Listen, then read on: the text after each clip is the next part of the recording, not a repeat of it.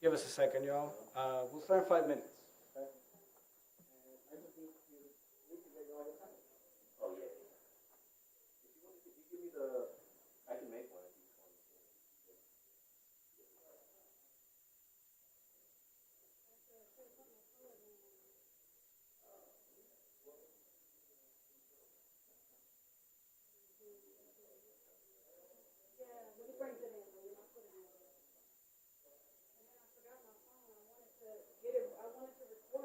Oh yeah. Oh.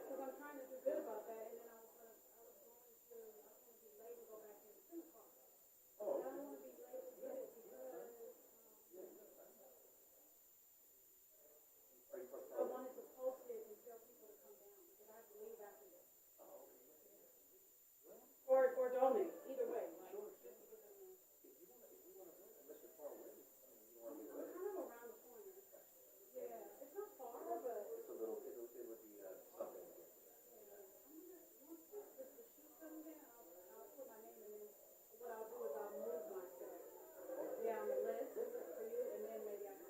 Okay. I might. Mine is.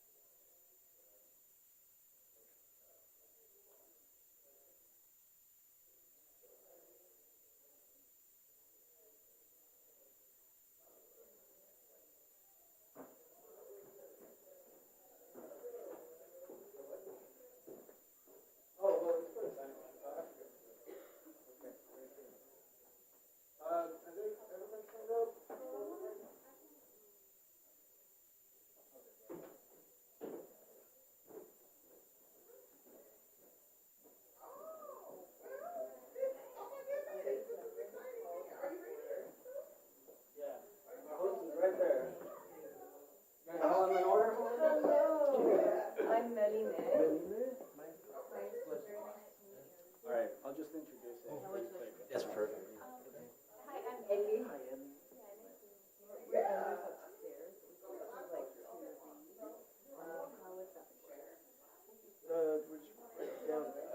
Do you want to, I mean, there's already a few names, so if you want to stay here for a bit until we call you up, and then you can go back upstairs.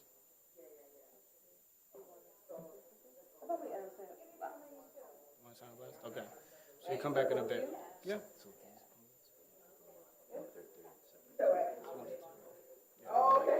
Yeah, Mike is right there. So you could let folks know, like, to sign up with you, if, like, more come in. Yeah, no, I'll introduce it now. Yeah. All right.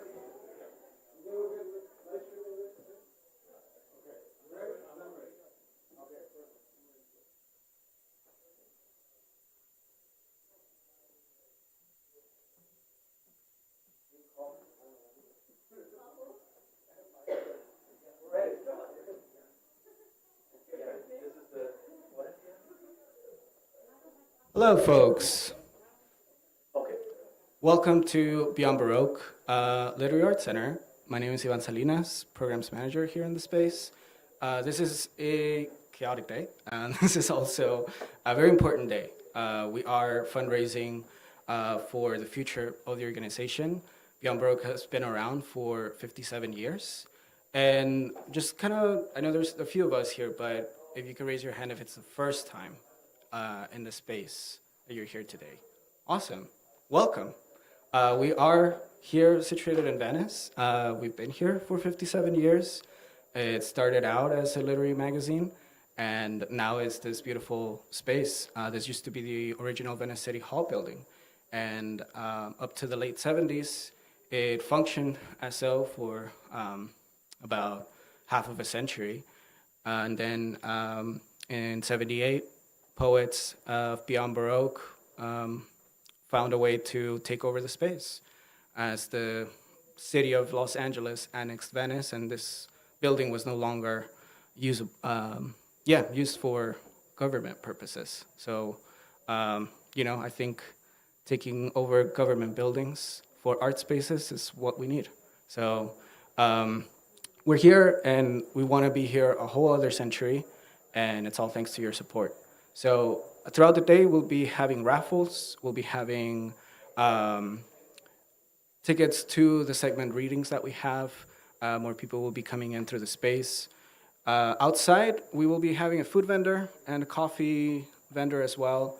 If you all want to have a snack in between readings, we have about 10 presses situated in the space, all LA based, and they're all very different, offering different kinds of books, very experimental to traditional anthologies. So please check them out.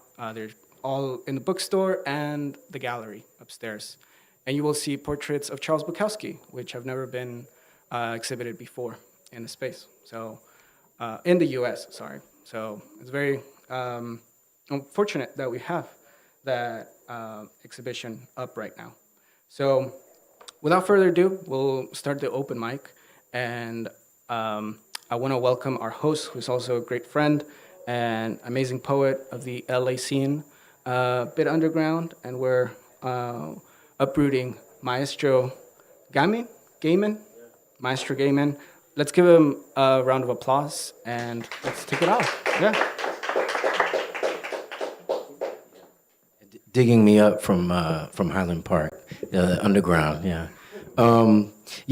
Hi everybody. My name is Maestro. I am a good friend of Ivan. I'd like to thank him for inviting me to introduce these great poets that are going to be reading for us today. And also I'd like to thank Beyond Baroque, and it's feels special to be a part of this fundraiser and help out to continue the legacy with the literary scene on the West Side and worldwide with the work that they do here. So we can get started. We have the open mic. Everyone signed up. I assume everyone's ready to go with their name on the list. We have some people trickling in. So first poet up, let's give a hand. Let me check in really quick. Stacy, did you want to go first? Did you want some time? You want some time? Yeah. Okay, Stacy might do something. She was thinking about running to get a phone, possibly.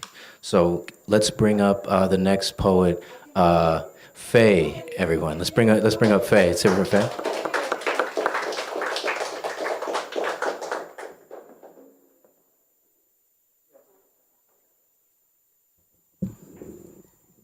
Hello, I'm Faye.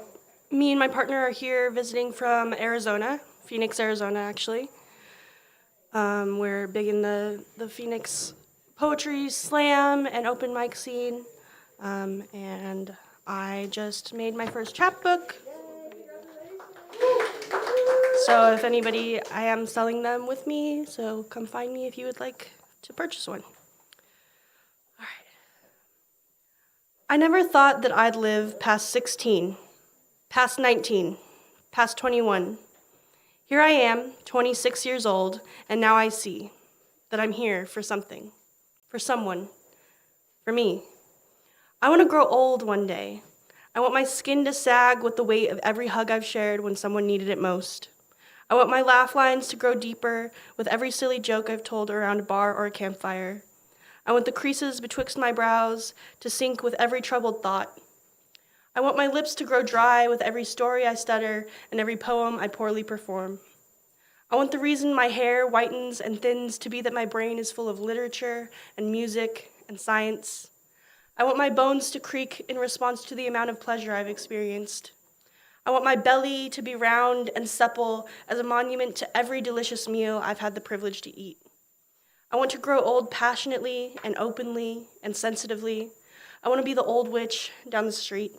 Not the one that terrifies the children, the one that children come to when home isn't safe.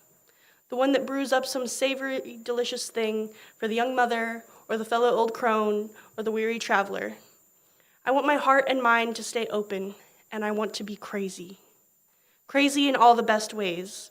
I want to savor every moment. I want to soak in my pain and yours and dry off in the warm sun rays of our connection, of our humanity. I want to build an empire of peace and love and banish the rest. I want to live. I want to live freely. I want to grow old and wise and soft and hard. I want to cry and scream and laugh and listen and sing and cook and dance all the way to my grave. This is divine femininity. This is grace. This is the way of worship and prose. Strike a fucking pose, Grandma. Teach me your ways, the ways of transcendence and love that only an ancient goddess would know. Let me grow old. Let me grow legendary. Let me leave behind a legacy of wonder and weirdness, and let me rejoin Mother Nature. Let my fat and wrinkles melt into the earth. Let my bones feed microscopic worlds. I'll live for fucking ever in the soil. Find me in the flowers, in the trees, in the rain, in the feral animals of the night, and in the stars. I will live past 26, past 50, past 100 years old. Thank you.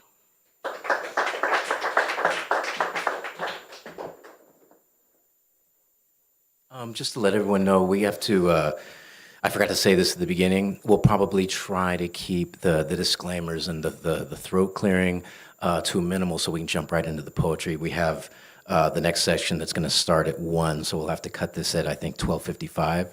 If it was up to me, I'd have everyone read 3 pieces and then have a second round. But just to keep it contained, we'll probably do it that way. Thank you. Let's bring up Valence. Valence, everybody.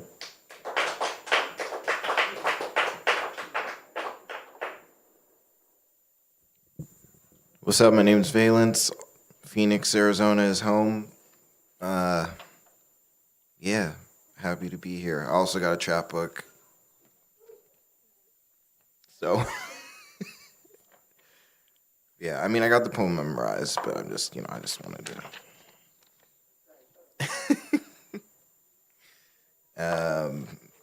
Poem's called Letter to Summer. I send letters in bottles across bodies of water, or folded up and flown over the peaks addressed to the summer. Summer is a starry-eyed space cadet. Called me stardust in the making. I wrote back, don't forget your belly laugh is my childhood toy chest. You taught me how to speak up gutsy. Back when I was gun-shy, glass-jawed, I was all fancy-free footwork and falling leaves. Breathe easy autumn evenings. I dreamt a love letter on the backside of a hand-developed photograph in a winter as beautiful as Robert Frost's epitaph. Since then, some car accidents. Thick black stitches and outpatient surgery. I now realize we are playing for keeps and I'm sleepless, but I still want hot coffee and good times for dreamers. The heart is fragile shelter, but I want it fresh, final, steady. Before we said I miss you, wish you smiled more. You sturdy banister, hard monitor, sidekick, I won't play you my blues forever. I won't always be there to rim shot your punchline, I know, because the nostalgias are in season and they only smell sweeter the older we get. There was a time when I wide-eyed stargazed with so many questions, all piano glissando and shimmering Christmas lights, spinning under willow trees, chasing the fireflies. Even now, with my nightmares like the ghosts of sweet nothings, I once met a woman with her mother's last heartbeat tattooed on her wrist, and I realized love can be life's tender mercy and keep us strong. Keep us head above water. Keep us heart pumping that raw ink calligraphy and painting our dreams on the twilight streets of anywhere. Life sometimes strikes me as Russian roulette. The way you die young or bear witness to death with the grace of a passerby and perfect stranger. Summer's gold cursive writes me every sunset summer. Don't remember me shipwrecked. Only sunrise breakfast. Light is the pendant that hangs from your neck. This your beauty begets a crowd, like an empty stadium still letting off heat. And I know I've been the distortion, making something heavy out of your sweetest melody for some time now, but no regrets. We are not just our smoke, flying skyward like a soul from the exit wound borne up by seraphs. We are not just our heavy hearts and solemn goodbyes. We are heart menders, open eyes bright as the moon. Let your gaze hold me like high tide. Sing me the blues. Thank you.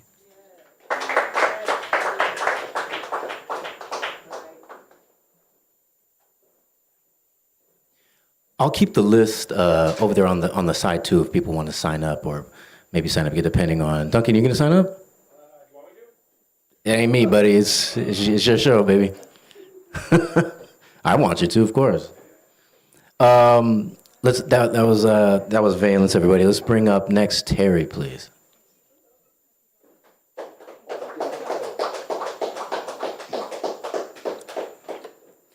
I don't have a title for what I've written lately, but I have a thesis statement. You won't meet anyone or any moment further than how much you've met yourself. So I want to share our dreams together here fully.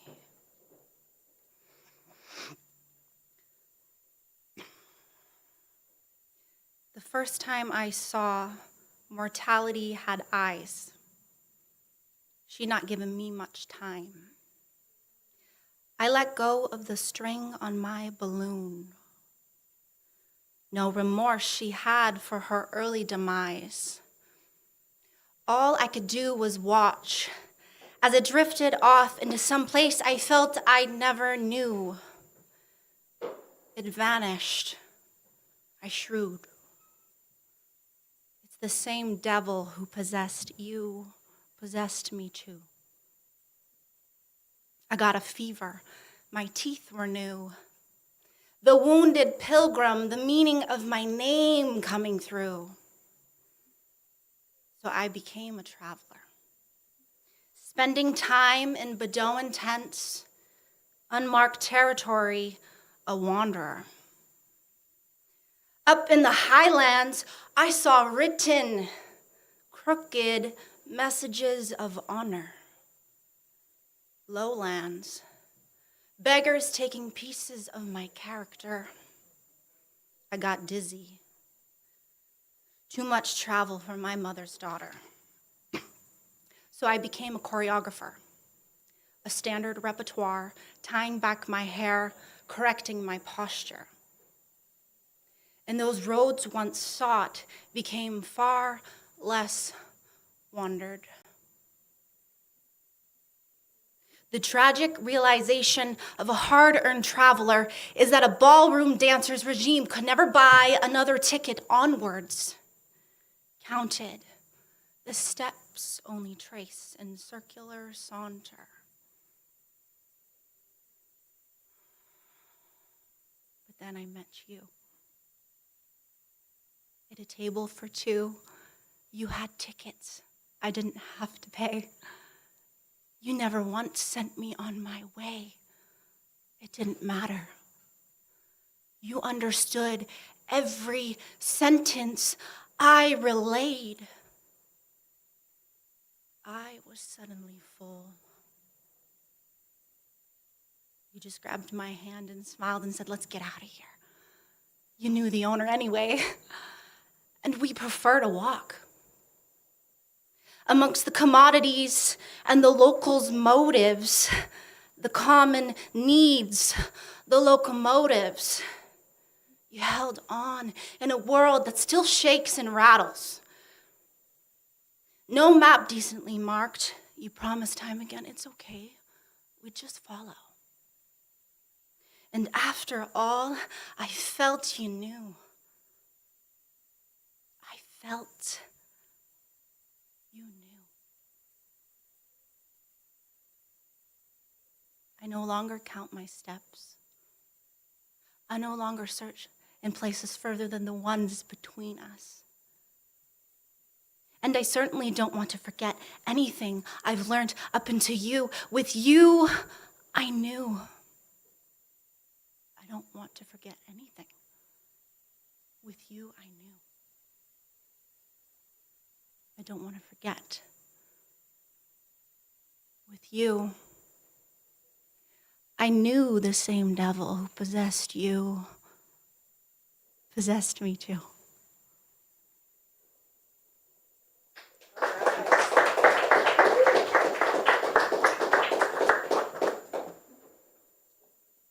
Just gonna put the list back here.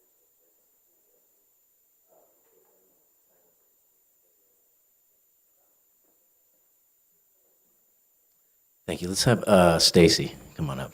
Let's go for Stacy, everybody.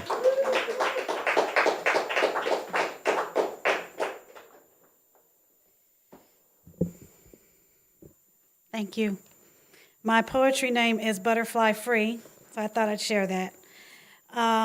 This piece that I'm going to read today is called The Brink. I can do what I said I can. Watch me. I must keep up with the Joneses. Isn't that what Insta says? If they have $1 million at 20, I should be able to make at least half by 19, right? Oh, I forgot. My mind and body are exhausted.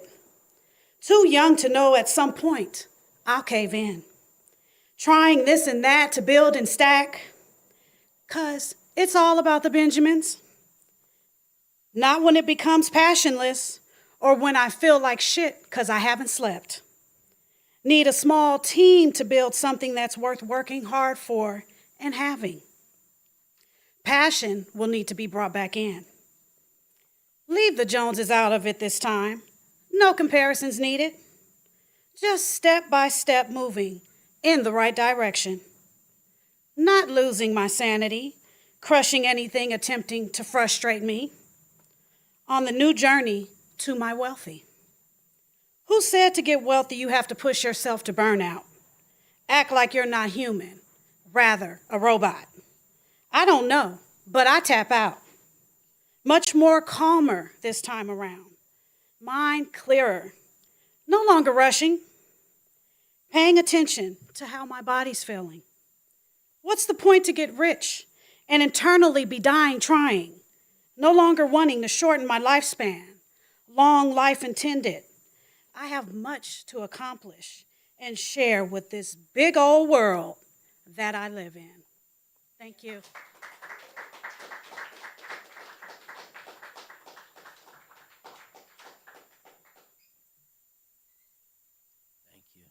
And forgive me, I want to say Sandy?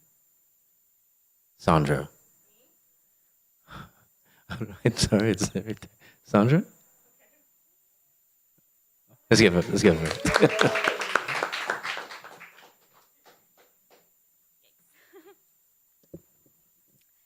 Okay, so I wrote this for Abigail Williams from The Crucible. The intention isn't to condemn anyone. It's simply to say that even progressive art can perpetuate biases when it lacks perspective. Okay. It's a whore's vengeance. That's the last thing he called you, a whore. But the whispers started long before loose, unchaste, words heavy with the hypocrisy of a community that thrived on secrets. They named you a whore before you had a voice, before you had any power. A verdict without mercy, branded on your skin like a scarlet letter. A name is never enough anymore. Girls now come with labels too. But what letter shall we give you? A for Abigail, adulteress, always to blame? Or should we leave the A to Hester print and give you C instead? Child, coerced, crucified by a shame that was never yours. You were a child, touched by a man who should have known better, then made to carry his guilt on your body, on your name. But what is a woman's name compared to a man's? In every century, a man's sins are folded into complexity. A woman's are etched onto her flesh. They turned her longing, your longing into sin, your grief into vengeance, your beauty into evidence. So of course you went to war. You were told that it was love. But what else could anyone expect when a child is forced to make decisions no child should have to face? A pawn in a morality play written by adult hypocrisy and fear. So you learned to wield the only power they left you. You weaponized what they already believed about girls like you. And when his house burned down, he called you whore, harlot, adulteress. The writer gave the men dignity to fall and rise again. Proctor sinned, wept, confessed, flawed, but forgiven. But you never got that chance. At least they let Tituba speak, even if they didn't listen. But Miller gave you desire, but no depth. Fire, but no soul. Intellect, but no space to reflect. And that is a tradition. Women as symbols before they are even human. But Miller did give you one thing, 6 extra years, probably from the 30 that he shaved off Proctor. Just enough to tempt, just enough to blame, just enough to make him noble and you a villain. Even Danforth had nuance, a tyrant, but for a god, a zealot blinded by righteousness. But hysteria didn't need collective failure, just one little girl's grudge. So he took away the one thing that could redeem you. Remember Act 2, Scene 2? I heard your words in that deleted scene. You called him good even when he called you a whore. If the system doesn't fail you, one man's ego definitely will. Miller didn't have to try hard. Society already feared girls like you, but instead of challenging that, he leaned into it. Because in a society where absolution is earned through atonement, somebody's got to die for everybody else's sin. Jesus fucking Christ knows. And so he turned the audience against you before you ever said the word, echoing the very system he claimed to critique, the erasure of interiority in women who disrupt order. The McCarthy era urge to punish the accuser harder than the accused. The quiet cultural rule, disrupt order, and you pay with your humanity. It's funny, he began to indict Senator McCarthy's anti-communist hearings, but instead he chose you to be the face of accusations and hysteria. To resist tyranny, he made a tyrant out of a little girl. So Miller, like Hamilton, Miranda's Hamilton, they wrote his way out. These men, they have these affairs, and then they write their way out. He wrote himself a trial, a reckoning, a redemption. Even if the story didn't hold up in divorce court, he saved his soul. Well, what about girls like you? Well, some survive through poetry. Ophelia, her beauty personified in a eulogy. Francesca, a beautiful speech turned elegy in hell. But what did he give you? A disappearance disguised as closure. They're both gone. They are. Those were the last words. Even your name left out, reduced to a mere pronoun.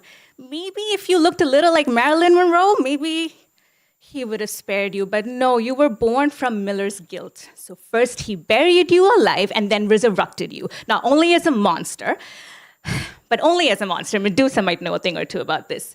But why was it so easy to hate you? Because they didn't just believe him, they wanted to.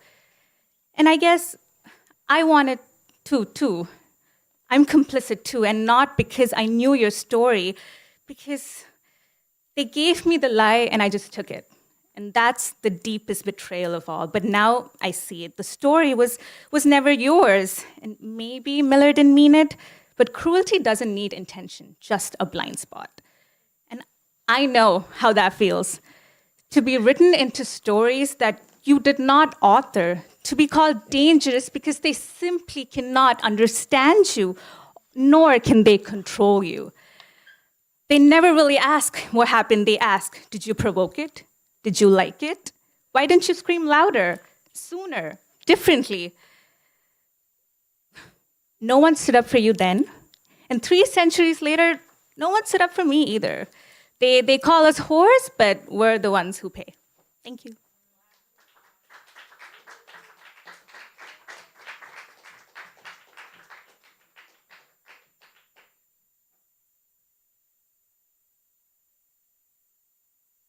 Is Mélinée available? Yeah, okay. Give it up for Mélinée, everybody.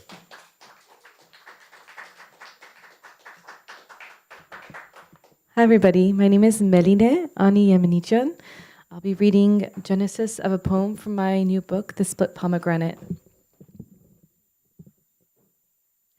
You, like the matron of a bordello, seduce me. You feel coins of gold in my mouth, left on chests by regulars who cultivate tete-a-tetes like the Bible swallows myths. Your hand is a stone that sends ripples along my arm, leading me down a candle-lit hallway. Keys on a ring clink together when you lock my room after I step inside. Stripped, I a woman, tattooed with roads of stretch marks and a cesarean scar like the portal of a valley sliced by a craggy river. I lie waiting on a lace spread. The boudoir is scented with rose and musk, the furniture draped in soiled silk. Sweat competes for a place on my skin against the albatross studded with emeralds clasped around my neck. The burden is penance for slipping away to the secret place where I can buck with abandon and at once become virginal. A neat, soft plot of green grass, ready to be strewn with seeds. The lock clicks, and my pulse flurries like a scribbling hand. A figure cracks the door and stumbles in. It is my friend who has become a ghost. Her long blonde hair is now cut short. Her eyes, like cracked lenses, project distorted reels of our long-lost sisterhood and what would have been if she wasn't so broken. Then she flickers away, a hologram. Through the door in a burst of light appears a string of ex-lovers, a psychiatrist, my husband pushing our children in a red wheelbarrow, grandmothers holding pomegranates, bullies, and my poetic ancestors, arm in arm. Then they gather around my bed and stare. And you, dark dahlia, part the crowd, slide yourself between my fingers, and bleed as I pluck your petals. Thank you.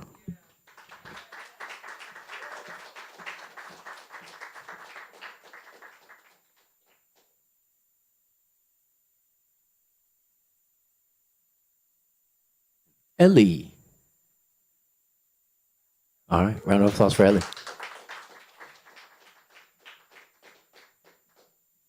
Hi, everybody. My name is Eli Lupe. I have a book called Chiona Chingona.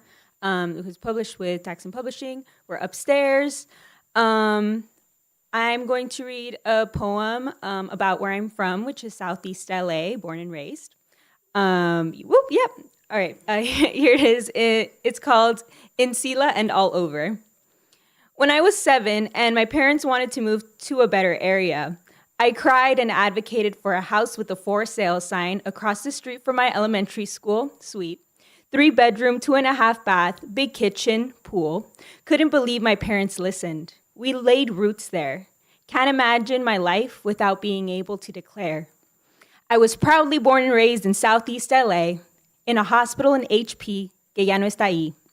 Grew up on the sparsely tree-lined streets of sunny Southgate, remained loyal to the subpar schools and crappy education, while others lied to get into Warren and Downey. Got conchas a la favorita, bolillos at Elizabeth's Bakery, went to El Circo at Salt Lake Park, shopped in La Pacific, Tweedy, Stonewood Mall, visited Minella in Maywood, Cudahy, then Bell, went through hell waiting for food for an hour in the aromatic Maywood King Taco, which is the best one, don't at me, best menu in the city.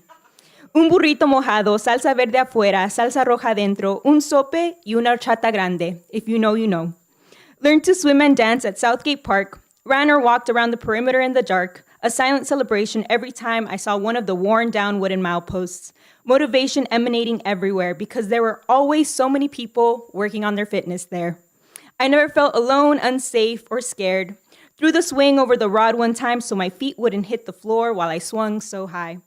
Tried my best to not get shocked when I went down the slides. Attempted tennis with my family. My sister kept the rackets. I never got better.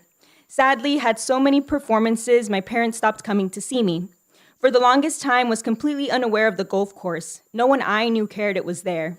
Rejoiced when the park finally got a renovation. Realized it was because of gentrification. Azalea was the epicenter, Walmart was the omen. Protest, logical reasoning, community complaints, dissenters, traffic and environmental concerns failed to convince those in power to not build a large commercial center.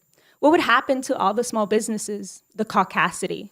I left for college and laughed at the promotional video for SG where it was transformed into a city I barely recognized. Pity, the message was clear. Sila was for sale. My heart ached from 3,000 miles away, knowing the place I held dear was going through a huge change, wondering about the damage they would pass off as progress, thinking the caucasity, the influence of caucasity, thinking about how privileged I am to have a house I have called home for over 2 decades. People acquire, own their little piece of LA, and work hard to keep hold. That I know only 2 units on the block have sold or moved out each time the neighbors went to the open house to see how much they were worth now. They'll let go the moment it's lucrative, convenient, necessary maybe. Even on our street, the little pieces in 20-ish years have more than doubled. Sweet. My sister and I beg my parents not to sell so that we can keep the home where we grew up and not give it up to the gentrifiers that have already taken so much of LA. The real estate agents text me thinking I'm my mom or dad, asking me to consider selling our home, their chance at a come up, a lawful crime. My response is the same each time. So you can contribute to the gentrification of SG? No, thank you. No reply. The caucasity. Each time I came back for break, more and more had changed. Other LA cities noticing the same things. Improvements equal displacements. I shouldn't have been surprised considering all the damage inside Echo Park, Lincoln Heights, Highland Park, Silver Lake. I visit these places and I'm in shock at the caucasity. The amount of white people I see, how out of place they and their shops look, their ambivalence, our pain for our cities, fallen disconcerted about the future of Southeast LA, anywhere they want to conquer, really. The caucasity. It enrages me the places Black and brown people have called home are being taken over by people who do not care to keep up the culture and legacy that was lovingly cultivated in the places they ravage, want to strip away. It enrages me even more this is not only happening in our barrios, LA, New York, the Bay, Chicago, other US countless cities, but now in Latin America also, the caucasity. It enrages me the most that destruction and displacement is not enough. They complain about the places they are guests in, making salsas less spicy. They can't tolerate them. Outpricing locals and natives out of their homes and neighborhoods, trying to gatekeep historic cities, the caucasity. These colonizers never failed to impress me with their thoughtless, selfish conquest of places they had no hand in making, condemning themselves, the caucasity. Thank you.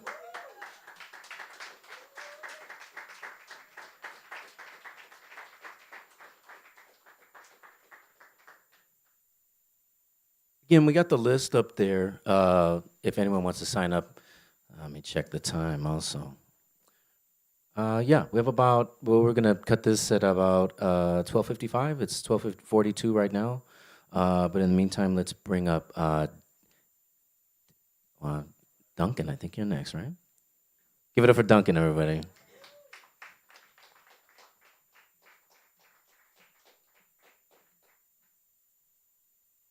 Hello. The only reason why I look like I was rushing out earlier is because I forget to eat whenever I come here. So just how it happens. My name is Duncan Cuervo. I don't have any books. I have some zines with me, actually. One of which is free. So if you want to talk about that, I'll be here after all day.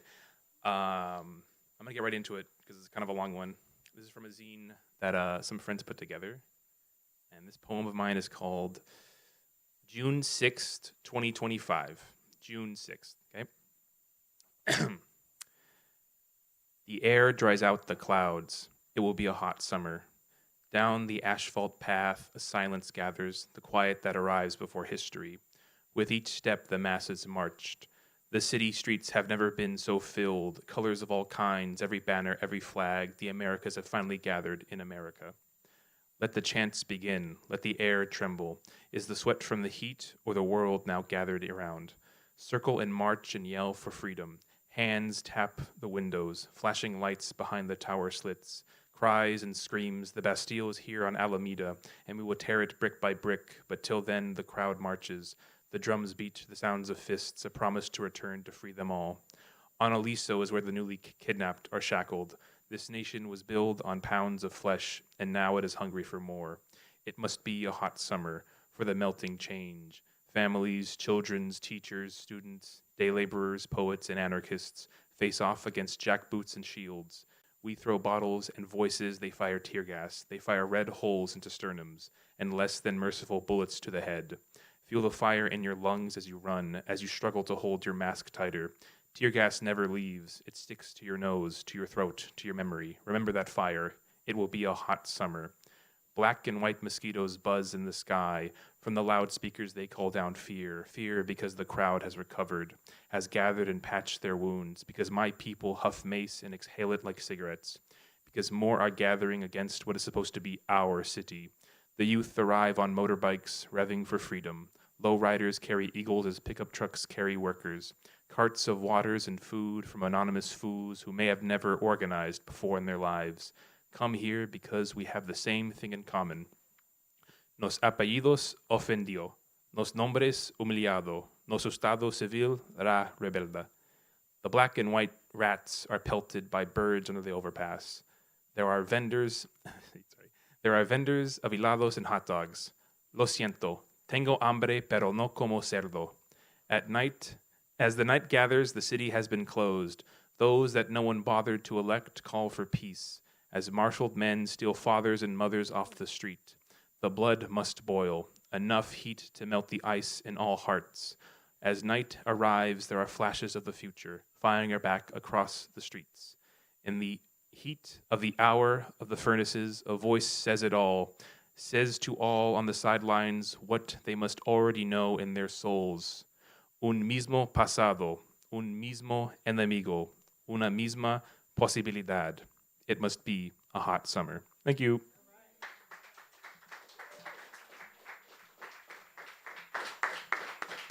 Was there anyone that didn't get a chance to sign up yet?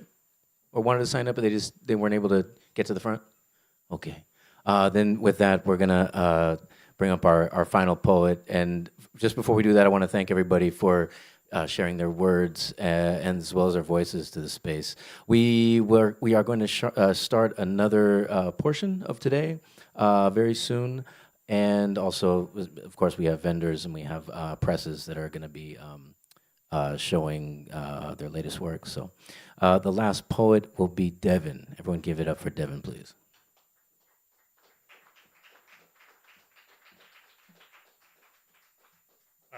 Thanks, everyone, and sort of a strange poem to end on for all of you. Where do you go after your second divorce? I sway at the altar in black sequins wink as drag Jesus's beard tickled my chin.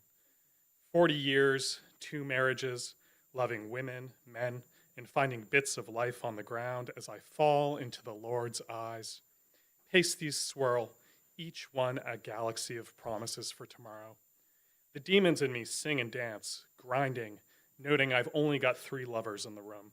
The rest wanted to avoid hearing poems, since they're all about death or love or listening to the wind in trees like Mary Oliver. Boring shit. Not about the sex parties where by 3 a.m. I can't remember the mouths I've seen with rubies inside. When I wake up on the floor, it seems from the echoes of touches and peeling laughs fading that we all got too busy being alive to remember how sour this beer will be. The sticky floors are a gift to our memory, just the quiet grip hiss tugging at feet saying, remember, forget, remember, forget.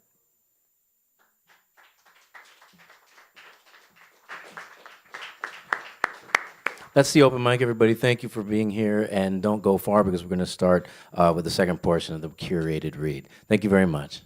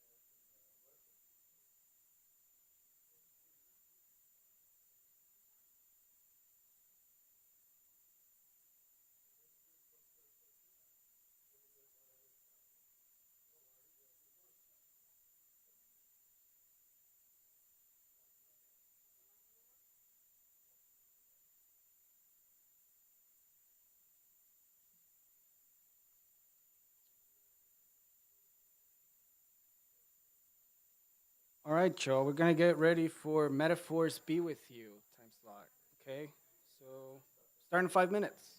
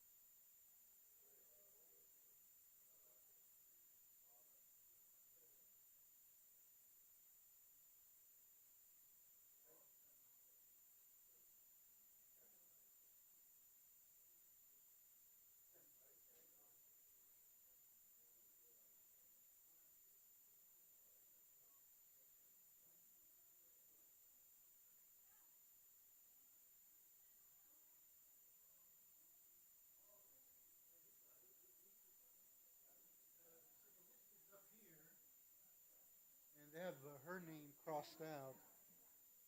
Elena Byrne. Elena Karina Byrne. This fool.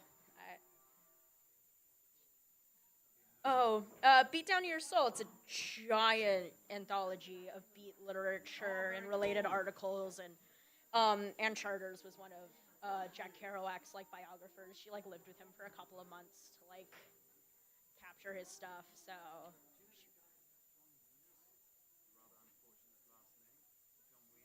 not at the top of my head.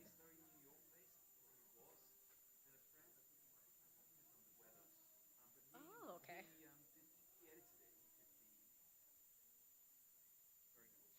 So this will be up here when you come up. Yeah. So it's Bree after you. Yeah, of course. Yeah.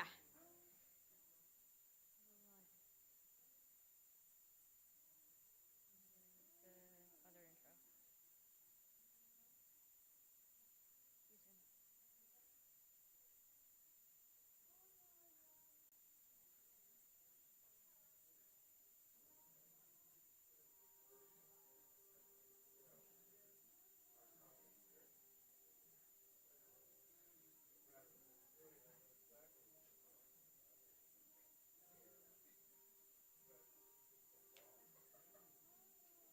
Oh.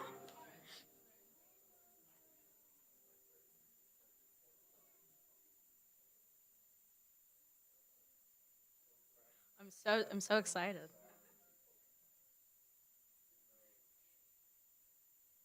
So we have one Pam in the lobby, Nick, Martin. I haven't seen Doug, Nikki. I'm here. Laura, and Bree. Okay, so we're missing a few people that need to check in with me.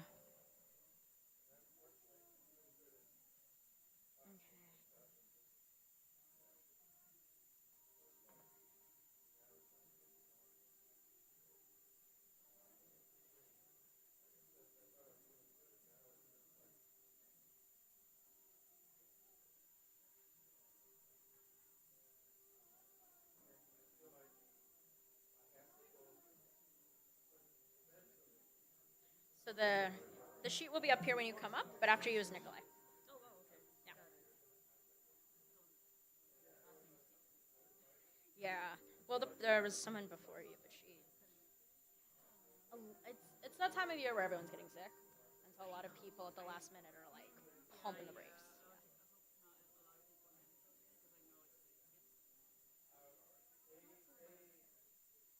No, I think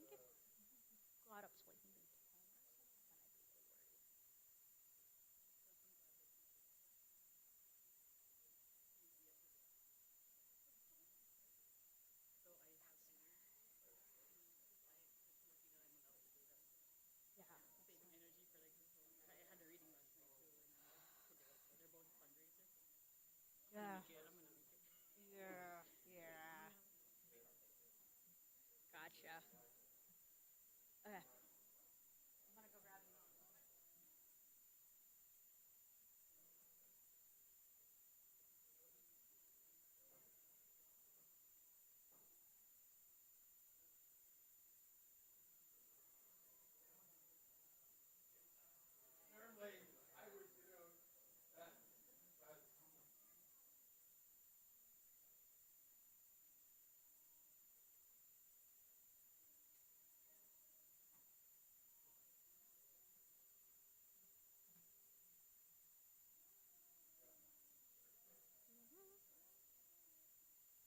Hello, everyone. Feel free to find a seat. We might have a few late arrivals, so if it's possible for you to shift 1 or 2 seats over, that just gives us a little extra space and doesn't create too much of a disruption in the reading. If you're on this side of the theater, you're pretty much fine. If you're on this side, if you're willing and able to shift over 1 or 2 seats, just in case we have a late arrival, we really appreciate it. And we hope to begin in just a moment or two, so take this opportunity to please silence your phones, double check, make sure that if there's anything at your feet, that you don't kick it over. Yvonne. Perfect. Okay, cool. Okay, wonderful. Thank you so much.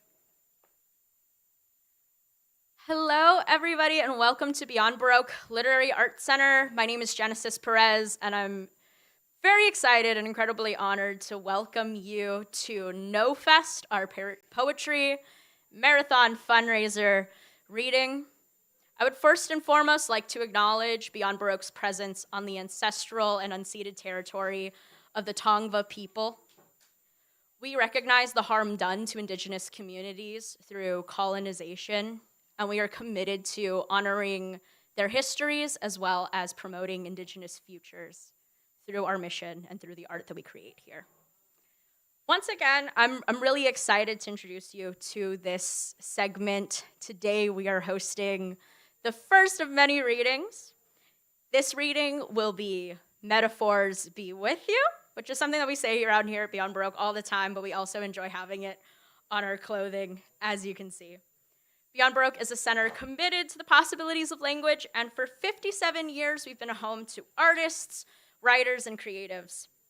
Today's fundraiser is essential to keeping our operations and to keeping this space alive. If you haven't already, please consider becoming a member. There are several levels, and we can help you at the bookstore when it comes to making that decision. We also accept donations of any size. Any little bit helps to keep us able to do this work. A big thank you from the Beyond Baroque team, our sponsors, and everyone who came out to support us on this rainy day, as well as the handful of people who are joining us virtually. We really, really just appreciate your eyes, your ears, and your presence in whichever way you're able to show up for us as an organization. A quick reminder to our poets, please keep your reading to 5 minutes. And we also have a reader list up here, so please announce your next reader. We will not be doing bios, but we do have programs in the lobby. So if there's anyone who really stands out to you who you'd like to have more information about, please ask one of the staff and we can help you direct you to that information. Now, I am thrilled to announce our first reader of this section. You may know him as the man in the booth, Eric Goldberg.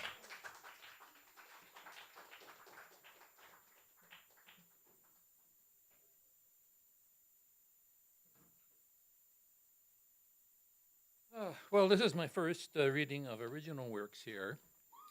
So let's get right into it here. This is a piece I wrote called Broken Early. It's about my childhood. My heart was broken early.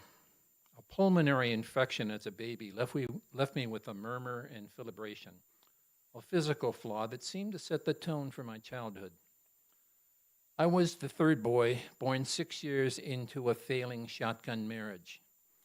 I have few personal memories of my father. He was always off with his social clubs or bed hopping in the Hollywood Hills. My older brothers were pranksters. They would use me to drop rude comments on people when we were out on Hollywood Boulevard. And when I finally busted them to our parents, I earned regular beatings from them for it. With few other kids to play with, I learned to read encyclopedias. Isolation defined my world. Next door lived the LaRusso family. Their dad owned a restaurant across from the Warner Brothers studio and spoke Italian at home. They had 2 girls near my age, but there was something wrong about hanging with them. Perhaps my hyper-athlete Swedish father didn't see eye to eye with the rotund Italian Mr. LaRusso.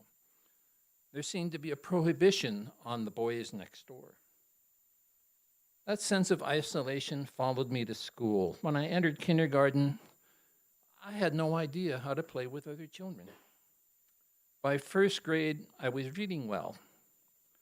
I found a copy of Mein Kampf in my brother's room, and not understanding what it was, I reported it to my teacher, Mrs. Gurewitz. Mrs. Gurewitz bore a number tattooed on her arm.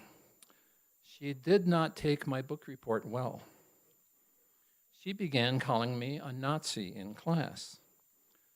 I was 6 years old, completely clueless about the historical horror I had stepped into, and I talked back to her attitude in response. She would put me in the closet, a punishment I'd willingly accept if she'd just stopped haranguing me. Some Jewish students took up her cause, lobbying to make me a pariah. When Mrs. Gurewitz told me not to speak, I felt so backed into a corner I would call her ugly and hated. Eventually, I grew tired and just remained silent, but contempt can be shown in other ways. The exclusion was palpable. Even when other kids tried to comfort me, I just felt feral. With human connections so fraught, I found my companions elsewhere. At our peak, we had 22 cats and 7 dogs. They were my playmates. Our home life was chaotic. My brothers were obsessed with gunpowder, making bottle rockets from sawed-off CO2 cartridges and matchtips, and even once building a birthday cake of black powder that burned my brother's face off. I preferred the animals. Behind our house was the Universal Studios backlot, wild with scrub brush and huge poison ivy bushes that left me with massive rashes. One of our kittens wandered off and got lost in the brush, cornered by a coyote. Somehow it survived for weeks. When we finally found it, it had that wildcat defiant look, ready to shred you at any moment, yet meowing mournfully from the bushes. I knew how it felt.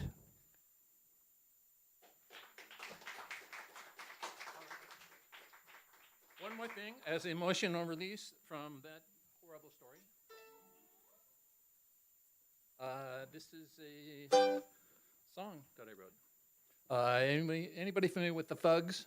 Yeah. All right, so this is in their tradition. Here we go. If you are fucked by fucking fuckers, if those fuckers are fucking you, just say fuck the fucking fuckers before the fuckers do fuck you. Well, the world is full of fuckers, fucking fuckers everywhere. Just say fuck the fucking fuckers, fucking fuckers, they don't care. So I say fuck the fucking fuckers, fuck those fuckers up the ass. Fucking fucks, fucking fuckers, fuck them all and make it last. But why should fucking fuckers get to fuck and fuck and fuck? So let's unfuck the fucking fuckers so they won't fuck us anymore. So unfuck the fucking fuckers like they did in Liza Strata. Please unfuck the fucking fuckers until they love us all instead. Thank you. Who's next here? Pam Conception?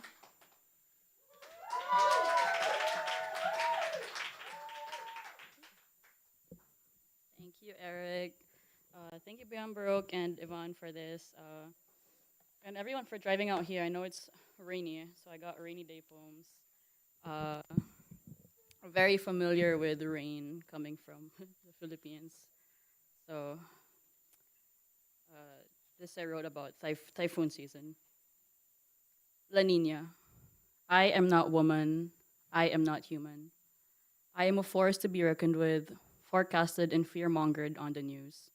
Named and numbered before Christmas, I clear out grocery shelves and bring out rosary spells. From remnants of equatorial heat, I form clouds in the tropical southeast.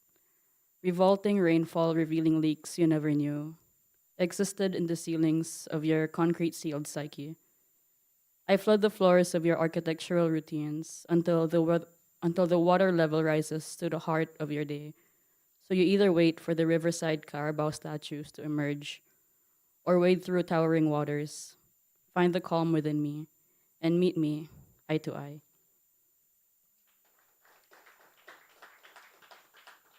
So growing up as a kid, we'd always pass by like this river on the way to my house, and if we see the Carabao statues by the river, it's not yet super flooded, but if it's past like the 8th Carabao or like the Carabao with a guy riding on it, it's flooded as hell. So that's our marker, and yeah, my house got flooded once before, so crazy times. My country is drowning, and all we can be is resilient. We're made to believe it's an act of God, but even nature is flooding our streets in protest against men who built these cities. La Nina is angry, her future is stolen, so she cries and cries and cries a typhoon of tears. And we're right in the eye of these successive storms. She lashes out in piercing demands of thunder, unleashing generational anger, blood pressure rising in low pressure areas.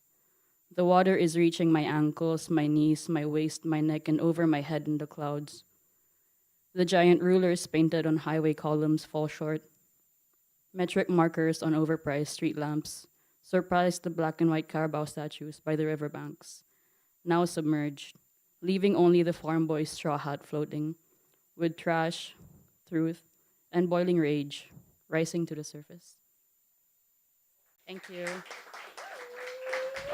Next poet, Nicolai Garcia.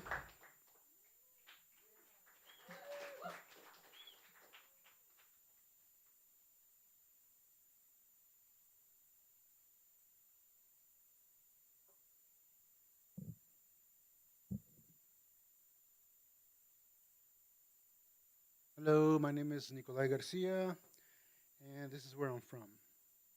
I don't smoke weed, I smoke palm trees.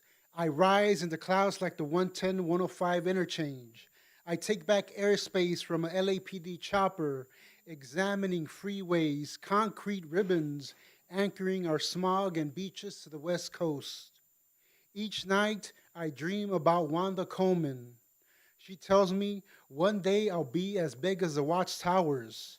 She says, point your finger in any direction, eventually you'll hit a freeway. Her laugh, a roar, I marvel at how Manchester Avenue creeps into Firestone Boulevard. I promise myself, when the freeways begin to crumble and the city drifts into the Pacific, I will stand watch. When the final palm tree goes up in flames, Wanda Coleman's roar will be the last thing I want to hear.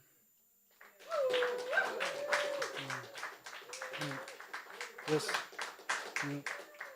As a kid from South Central, it was just an honor to read in the Wanda Coleman Theater. The only other thing I'll say is this book is available in the bookstore here, and the new one is available right outside in the Distill Arts booth. a short one. It's called Ode Punks. I never thought so hard on dying before, but then the insurance agents wouldn't stop calling about burial insurance. I kept telling them I was too punk rock to care and that my final expense would probably be more vinyl. 20 years ago, my rage was red and righteous. My hair was midnight blue. Youth was a neighbor. Death lived far away. With fire in my soul, without fear in my heart, and a punk playlist in my head, I took my anger to every protest. There was graffiti in every step I took. Vandalism loved me. Revolution was around the corner and I would live forever.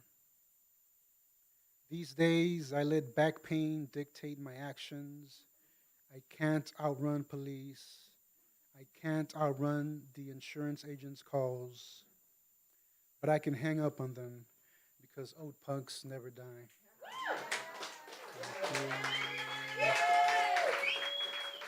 And our next reader, Martin Jago.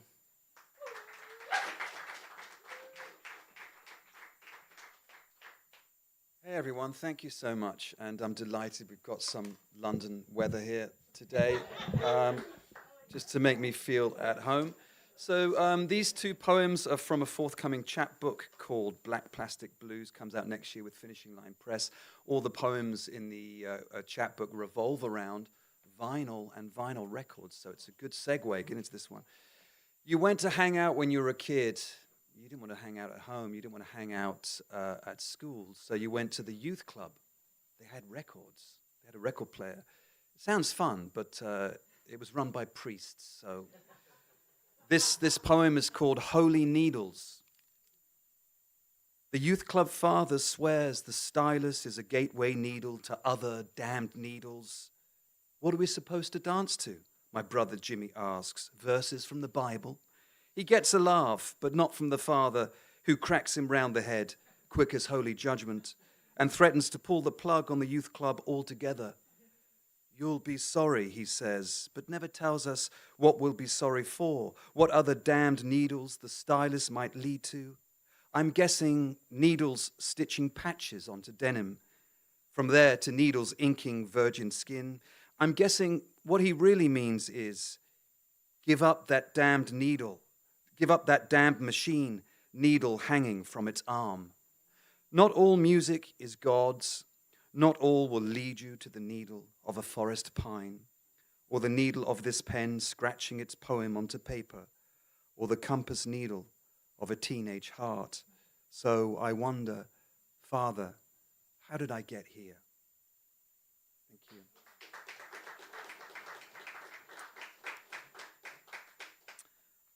The next poem for anyone under, well, we know what RPMs are, revolutions per minute. You know okay, we know. 33, 45, 78. Yeah. This poem's called RPMs. It's for someone called Jimmy, who's no longer here.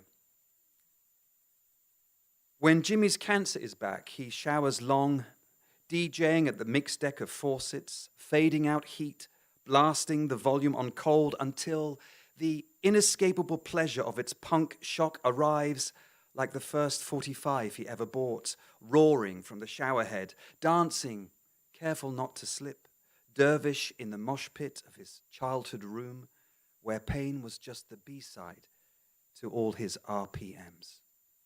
Thank you very much, everyone.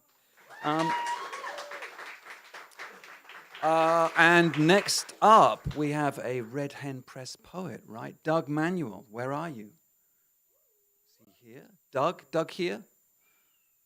In which case, we're going to Nikki. Is Nikki here?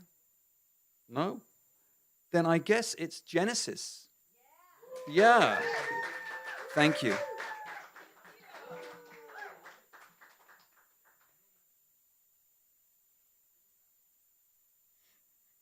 Does anyone want to shout one more? We know that one. That's my friend. Okay, cool. If I was back home, someone would be like, that's my prima. And I'd be like, okay. On the topic of which, I chose not to read a piece that I wrote, and instead I'm reading something by one of my favorite poets. I talk about her all the time. This piece is originally by Diane DePrima. She's a huge inspiration to me in my writing. She also read here several times, and she's friends with a couple of the older folks who still hang around here. And yeah, her writing's always inspired me, and by being here, by supporting Beyond Baroque, not only are you supporting that history, but you're supporting the next wave of writers and artists and people who, you know, might walk through these doors and find someone who they fall in love with and who makes them fall in love with writing or music or whatever art form that we're championing that night. And so this is easily one of my favorite poems ever. This is Rant by Diane DePrima.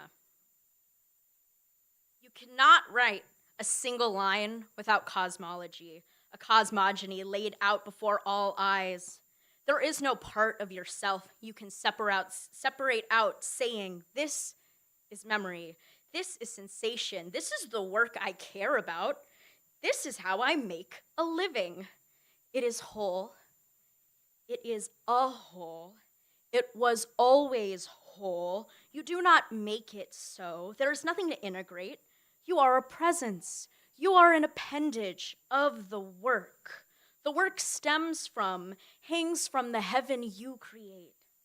Every man, every woman carries a firmament inside, and the stars in it are not the stars in the sky.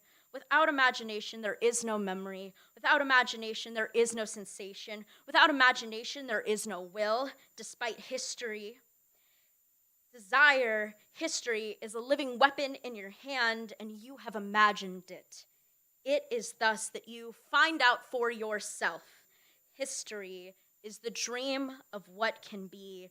It is the relationship between things in a continuum of imagination.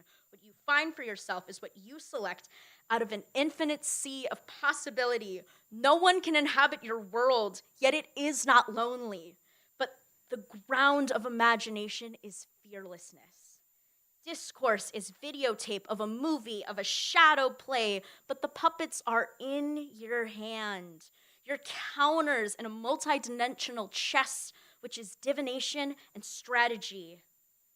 The war that matters is the war against the imagination. All other wars are subsumed in it. The ultimate famine is the starvation of the imagination. It is death, to be sure, but the undead seek to inhabit someone else's world. The ultimate claustrophobia is Sajaalism. The ultimate claustrophobia is it all adds up. Nothing adds up, and nothing stands in for anything else. The only war that matters is the war against the imagination. The only war that matters is the war against the imagination. The only war that matters is the war against the imagination. All other wars are subsumed in it. There is no way out of the spiritual battle. There is no way you can avoid taking sides. There is no way you cannot have a poetics, no matter what you do. Plumber, baker, teacher, you do it in the consciousness of making or not making your world. You have a poetics. You step into the world like a suit of ready-made clothes, or you etch in light. Your firmament spills out into the shape of your room, the shape of the poem, of your body, of your loves. A woman's life, a man's life is an allegory. Dig it. There is no way out of the spiritual battle. The war is the war against the imagination. You can't sign up as a conscientious objector. The war of the world hangs here right now in the balance. It is a war for the world to keep it a veil of soul-making. The taste in all our mouths is the taste of our power, and it is as bitter as death. Bring home yourself to yourself. Enter the garden. The guy at the gate with the flaming sword is yourself.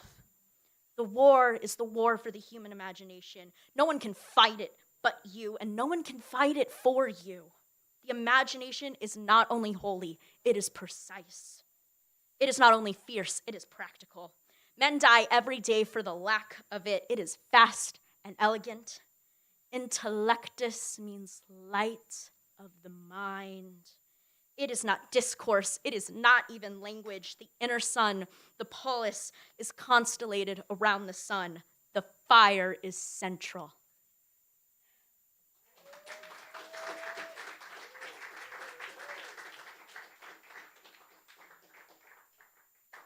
really intense getting to read that here. Thank you all again for being here, and I'm really excited to welcome Amy Rash.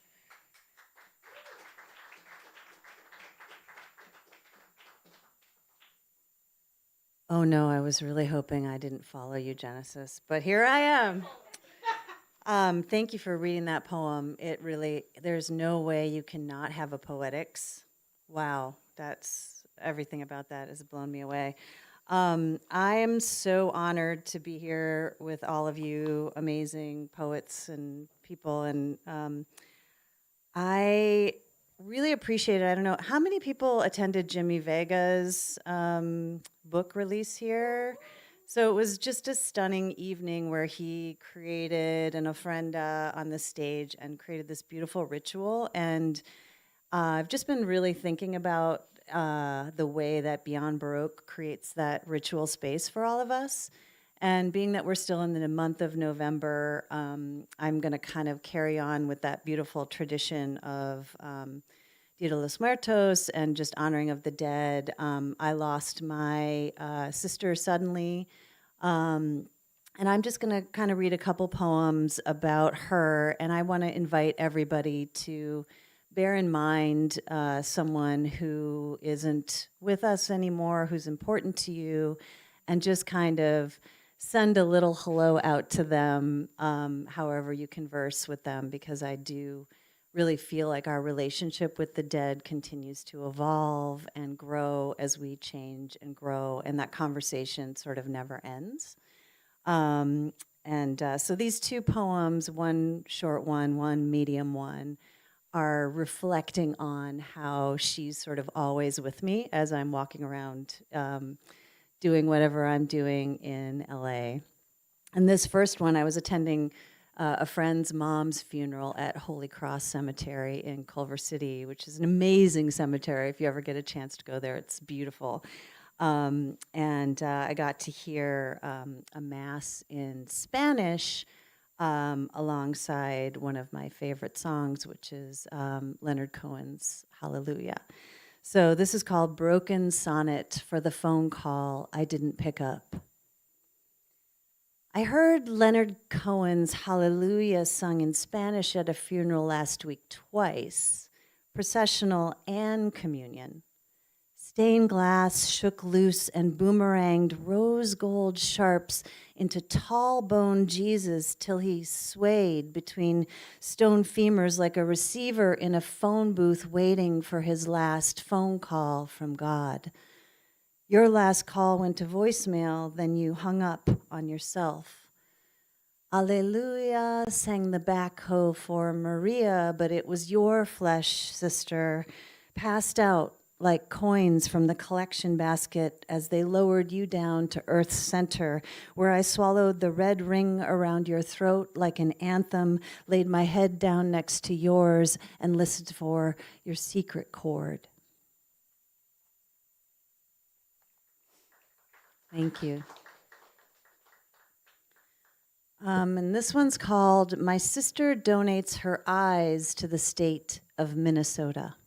And just for a little reference for anybody who doesn't remember the story of Tanya Harding and Nancy Kerrigan, figure skaters, and there was a famous rivalry, maybe some of you saw I, Tanya, where Tanya basically hired someone to take a baseball bat to her rival Nancy's knee the night before the U.S. Championships in Detroit in 1994. My sister was obsessed with this story. So my sister donates her eyes to the state of Minnesota. I stare too long into the eyes of strangers.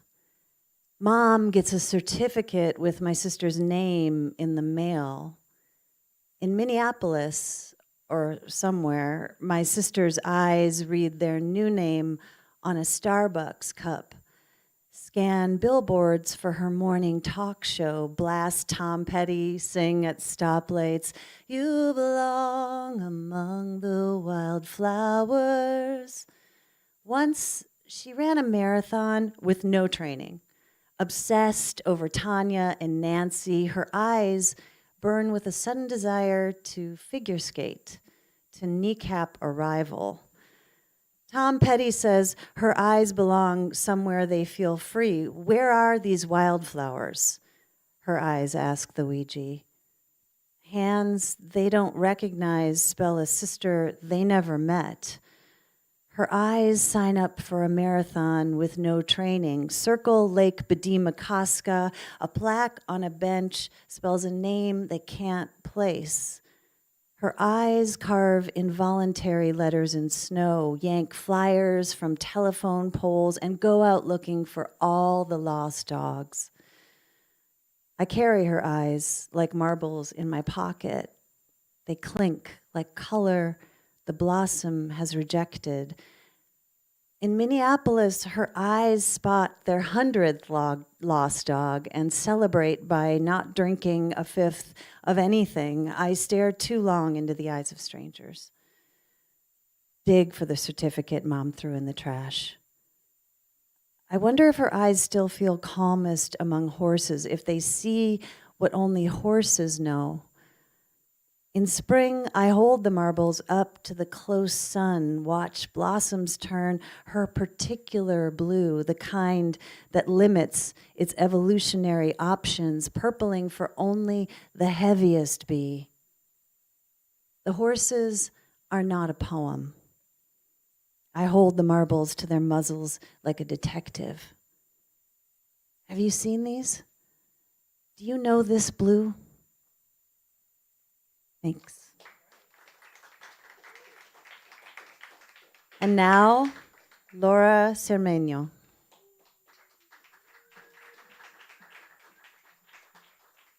Hello. Super honored to be here. I don't really know if I can move this much. I have 2 new works to share. My heart is breaking once again. I don't know how much more I can make them take me already.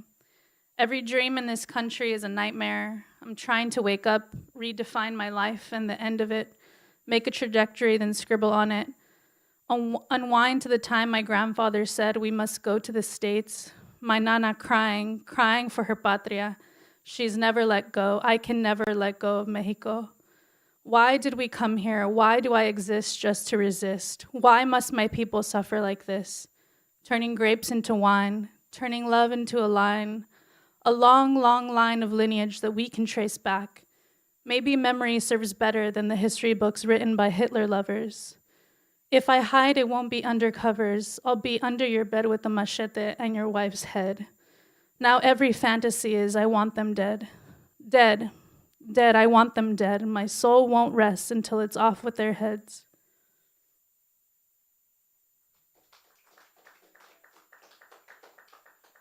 Metaphor for struggle. I can never feel at home again. I used to complain about the 13 times I moved apartments with my mom and my brother before I was 18 years old. But then God took nearly everything away in the Altadena fires early 2025. Spared some sacred keepsakes, my pets, my life, my child's life, and dared me to ever complain again. Now I weep for my shit and my shit city. Only disaster makes sense. Only a true Angelino could see it all burn, make sense of ashes, and have no choice but to rebuild again in the same pile of rubble.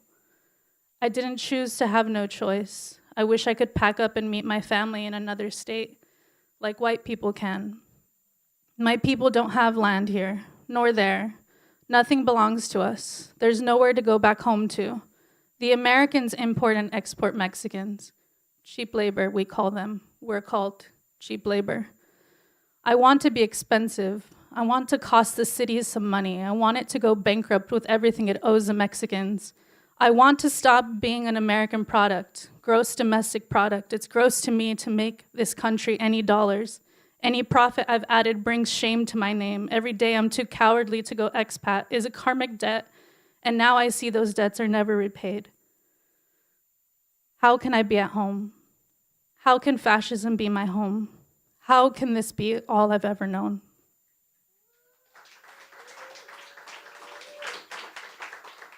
Welcoming the great Bree Stokes.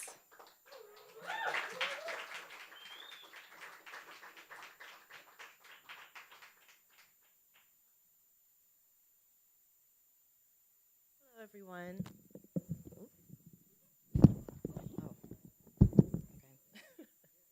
Hi, everybody. My name is Bree. I'm really excited to be here. Thank you, Beyond Baroque, for having me. Thank you, Yvonne, for inviting me in. I'm going to do two for y'all. This one is from a zine that I did last year. It's called Calcination. Today I awoke with an incision beneath my ribs, flesh opened by ancestors, ash trees howling in the blood of my gums, a morning song. Grief is a rupture in equations, collecting schisms of petrified wood to rearrange the sunrise.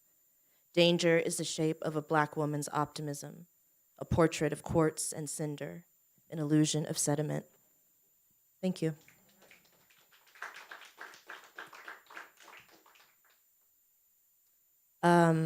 My last piece is about South Central Los Angeles and my neighbors, and it's called Casino.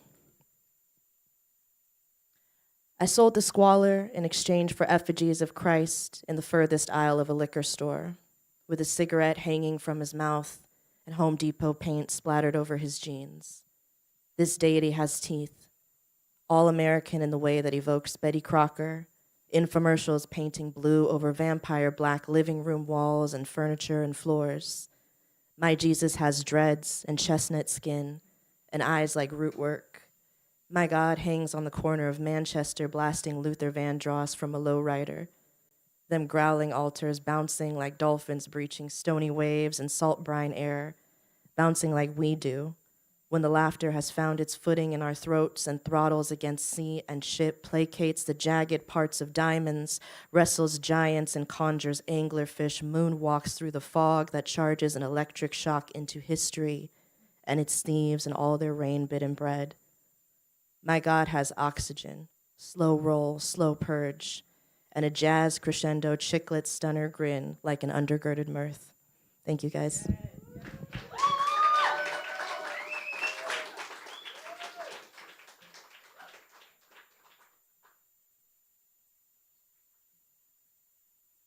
All right, let's give it up to all our poets from Metaphors Be With You section.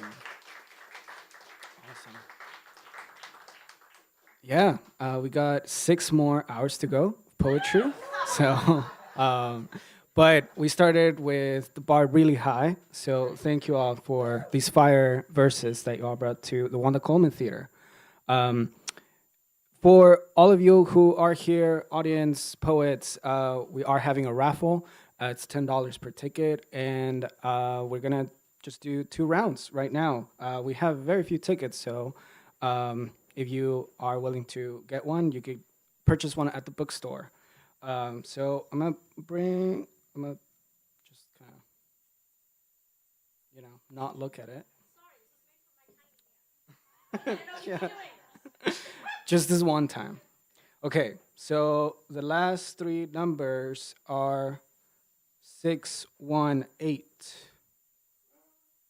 All right, we got a winner. We got a winner. Tom Laches, you get Photo Fit by Martin Jago.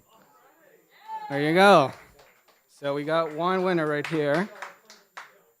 Yes. All right, I'll give it to you in a sec. Give me a sec. Okay, one more.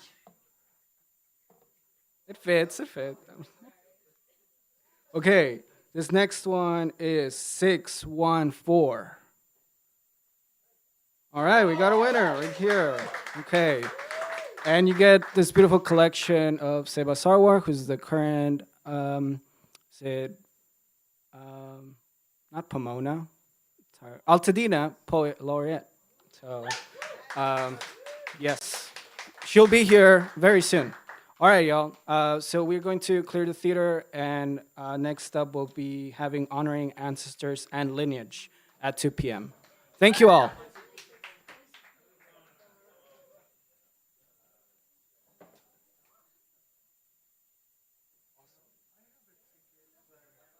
Oh, you got both, though. Yeah. Okay. 613. Okay. Yeah. No, thank you, though. Yeah. Okay. Wait. So you're introducing this one, right? Okay. So I've seen everybody. Oh, except Lynn. We don't have Lynn. So one note is Shonda might be late. Okay. So might be late. As you saw, like Bree was is taller, you know. So let's have the host help with that. And I mean, one thing. Oh yeah, it is stiff. So you know how to do it. Because I mean, yeah, like I want. Yeah, the simpler the better. So let's do the bottom one, right? Yeah. So just one move. Nah, let's not touch it. Yeah, yeah, no. So just yes. Yeah. So if you see anybody like maybe even like beat them to it just so that you could just and that's it. Thank you. Yeah. Okay. So we're good.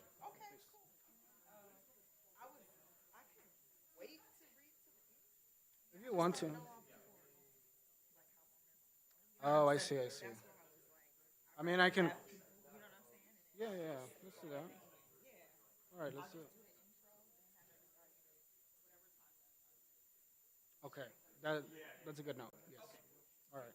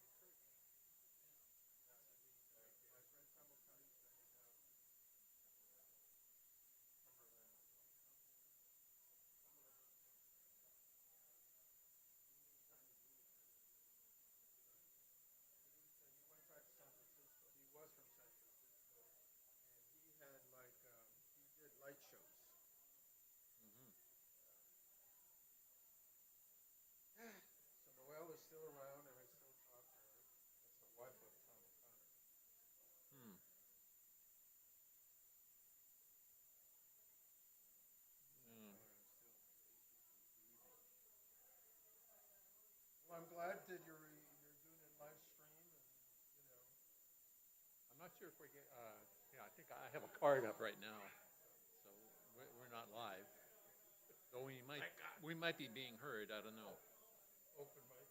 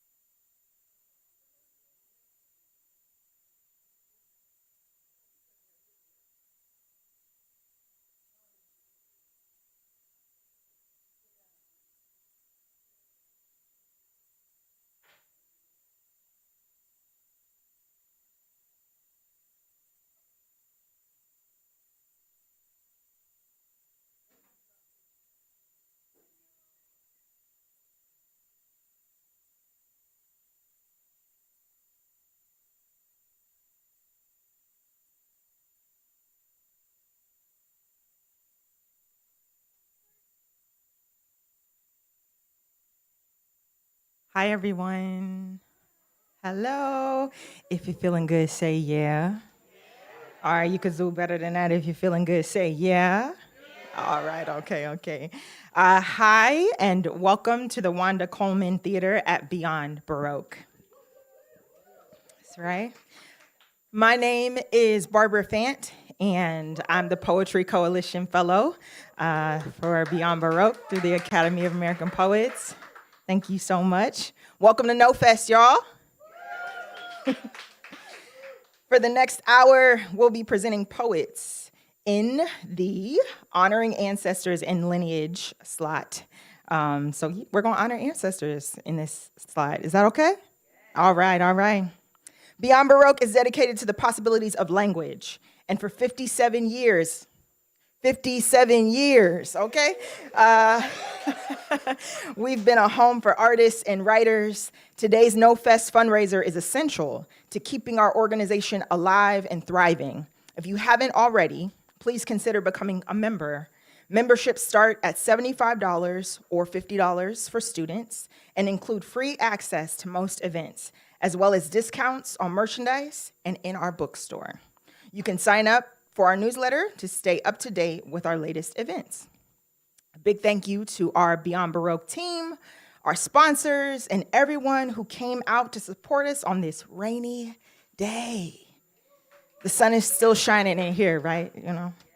A quick reminder that to our poets, please keep your readings to 5 minutes. Refer to the reader list that will be on stage. It will be here, and you can just call up the next poet on the list. All right, we're ready to get started. Awesome. Okay, so is Taz ready? Taz, are you ready? Do you need a second? Perfect. We can flip the order just a little bit if that's all right. Bridget, you ready?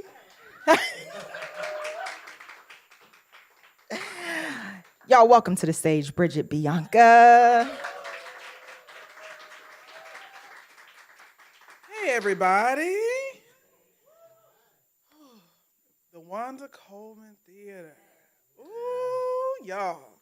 Okay, so I'm going to read a piece that's a collage poem, actually, to honor poets and just the people who I believe are our queen mothers, and it's from my book, Be Trouble.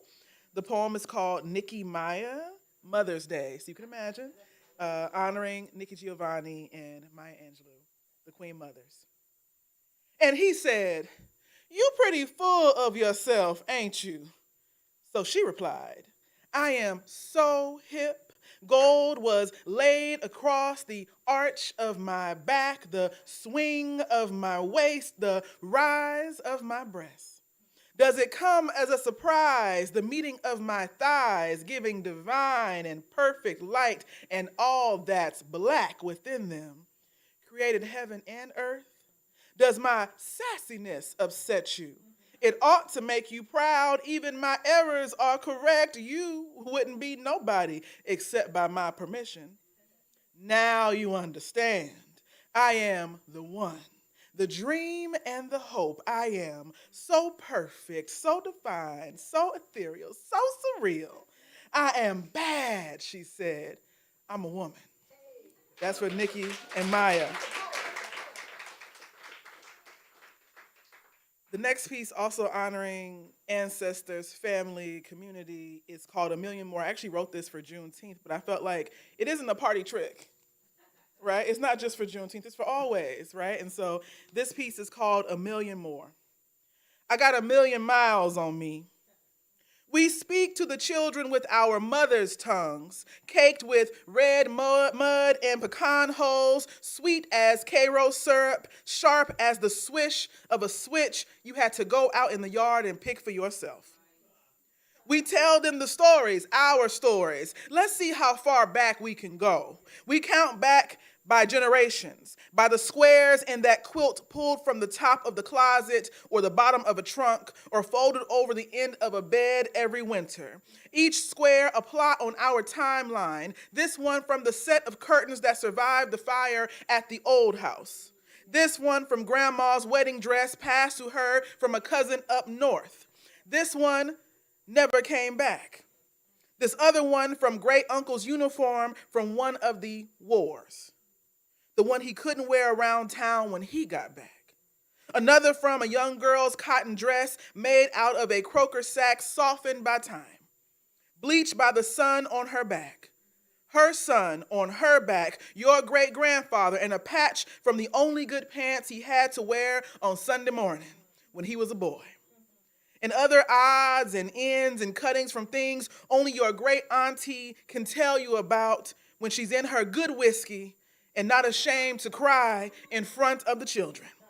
Happy or sad tears don't matter. Happy or sad years don't matter. We count backwards from 160 years, maybe a little less, maybe a little more if we're lucky. We count every story we've been told 1,000 times and in 1,000 different ways. Multiply that by double checking grandma's Bible for the names and birthdays scribbled into the inside. The people we never meet, but their stories we know by heart. Like Uncle John, who was a big man and once pushed a truck out of a ditch without anybody there to help him. And the white man whose truck it was didn't even tip his hat in thanks. Or Miss Ella, who was mean as a snake, but made the best tea cakes. And if you waved your hand and said, hey, to her every time you passed, maybe next time she'd give you one. Or Mary's husband, who left for work on the railroad one year. Some folks say he made it all the way to Oregon. But he never sent for Mary or his family, so maybe he got lost. Their daughter left soon as she got grown too, and to make sure she never got lost, everybody followed her east or west or north. And we all know what happened when we got there, here, home. We got 1,000,000 miles on us. We count our steps between here and there, between home and here, between there and home, between home and down home, until we wear a groove from the south to south central, a groove so deep if we close our eyes and snap our fingers, we can feel the groove in the sway of our hips. We wear a groove so deep we can trace it with our noses. With our heads held high, we use our noses, follow the smell of rain hitting earth while the sun is still high in the sky. The smell of greens and cornbread pinched between fingers to scoop into a waiting mouth like fufu and soup or stew. We wear a groove so deep enough to plant yams from one west coast to another west coast and spend our whole lives reaping the sweetest harvest. And the harvest, children, that's you. We speak to the children, tell them the stories, our stories, their stories. Look how we've been fighting to stay alive, and we wouldn't trade nothing. We worked and built this on our own, and it feels so good. So, darling, it's a celebration for you. Thank you. I'm excited because coming up next is my homie, my friend, Cynthia Briano.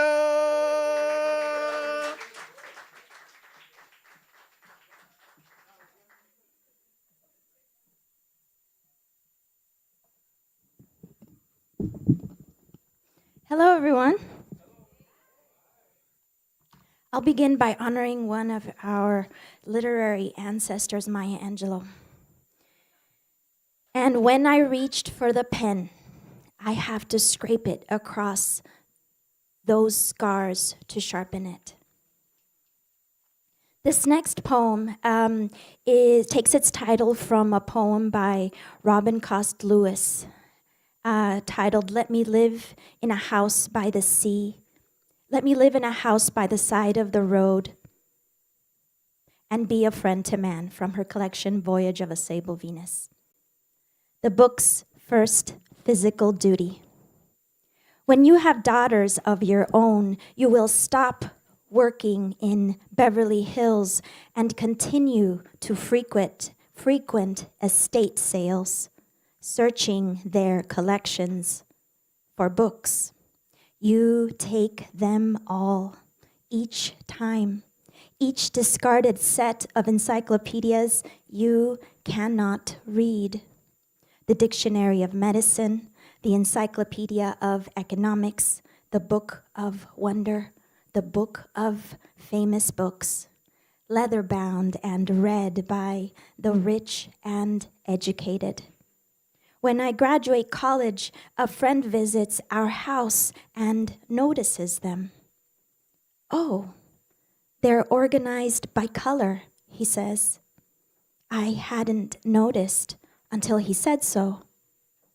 A book's first physical duty is to color coordinate ideas, is to match the color to the word, is to link its lips in proper hue, is to gradate its spine into its next of kin, is to tumble in piano resound, ivory until it plinks against the black corded leather of a century, is to resemble the smoking jacket of its scholar, is to harpoon its lettering with silver, is to interlude with the hand-laid brick of a house and its chimney, is to chameleon into the shimmer of the lamplight in gold, is to Mediterranean in the lapping of blue and blue and blue, is to blither the theory with a swatch,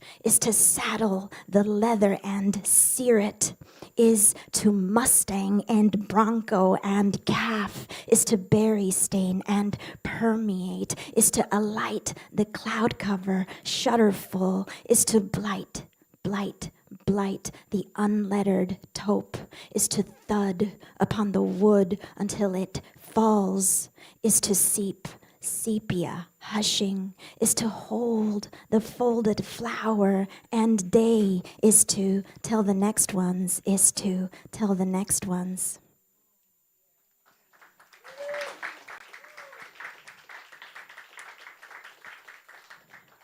The two pieces I chose today really are about honoring the poetic inheritance of my family. I had the privilege of growing up first generation here, surrounded by my uncles and aunts on my aunt's side. And so any gathering was really this, I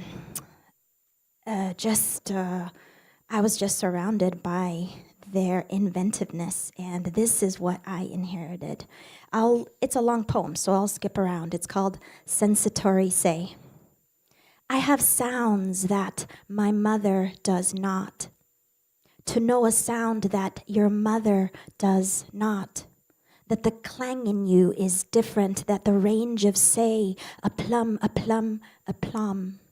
When she came here and now you speak a different, and her book instinct survived us, and now you hear improvisationary. I'll skip around. Roll the clatterback of memory, the cross sense of talk, the trees afternoon, the women laughing. You know what's on the grill, and you don't know what's funny.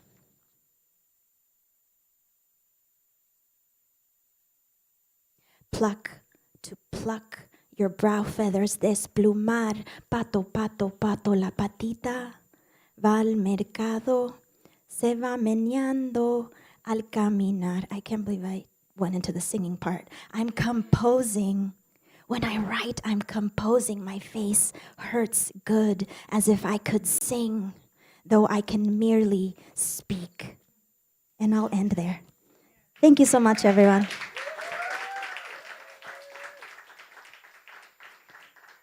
Up next, we have Shonda Buchanan. Woo!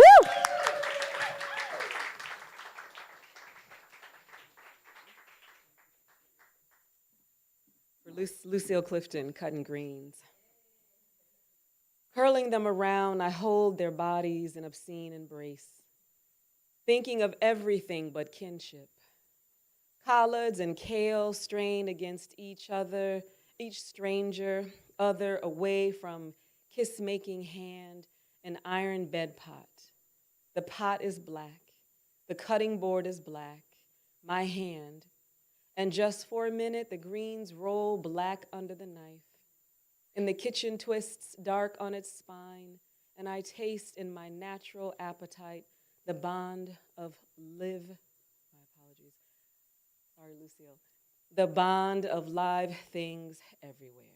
Hola. As I was reading the poem, what the flashback for me was how We're speaking ancestors. S. Pearl Sharp, do y'all know S. Pearl?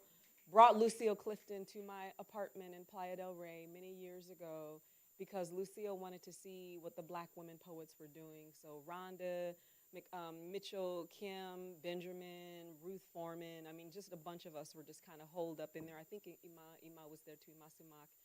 And it was amazing to have Lucille Clifton. We were like, you know, in our house. And so I'm just thinking about the heredity and the tradition of that, that moment. So I wanted to speak as Pearl, as one of our ancestors here. Missing her. So I wrote a book about Nina Simone. Speaking of ancestors. Love me, love me, love me. Say you do. Let me fly away with you. For my love is like the wind, and wild is the wind. Carnegie Hall. Tenderly, fingers on unforgiving white teeth, pressing raped black bone, Nina taps foot. Back ramrod straight, cloaked in cream gown as prisms of melody fill hollow parts of her country mouth, and she is again a child of the Middle South. Crossing ragged train tracks in porous sun, not playing Bach.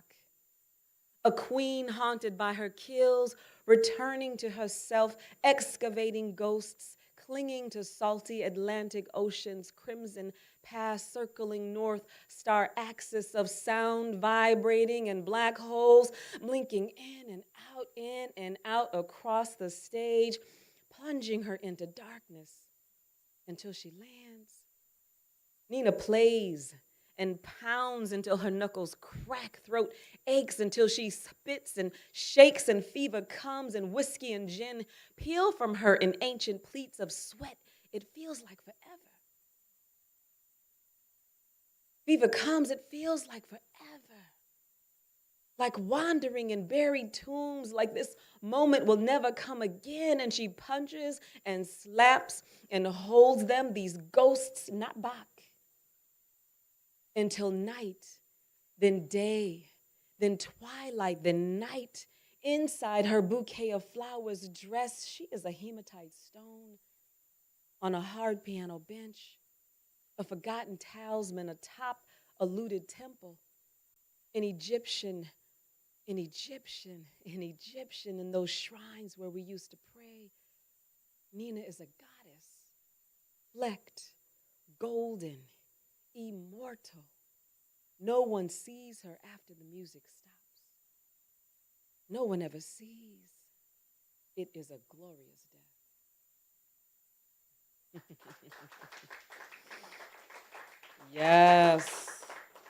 Can you imagine spending, 15, 20 years excavating someone's life, to pull it together in a book?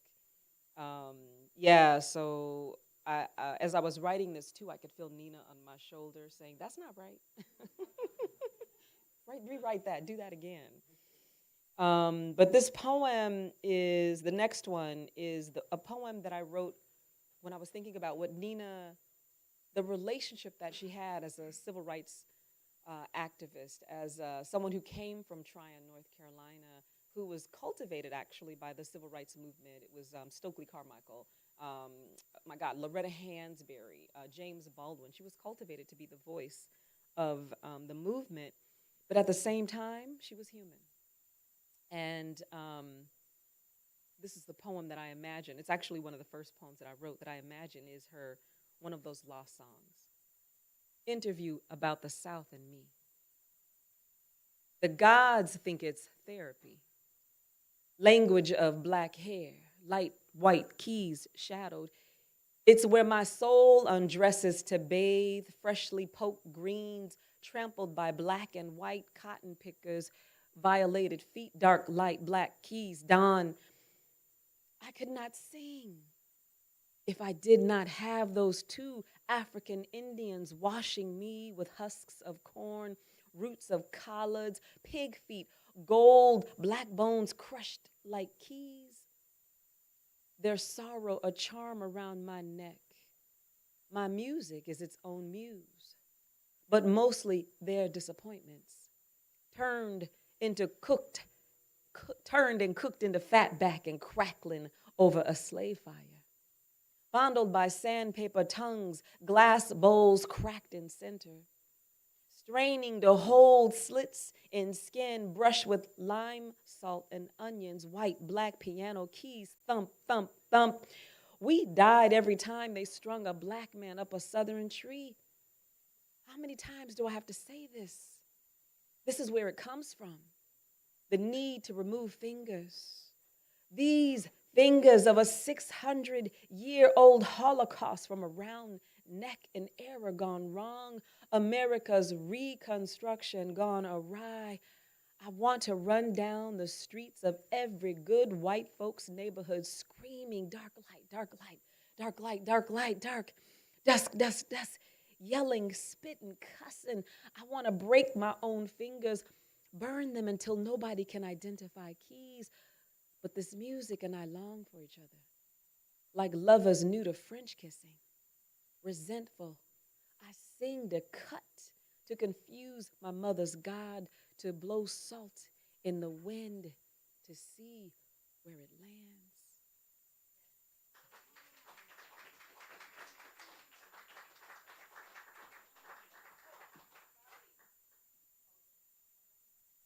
Thank you so much. Next up, Linda Crawford. Are you ready?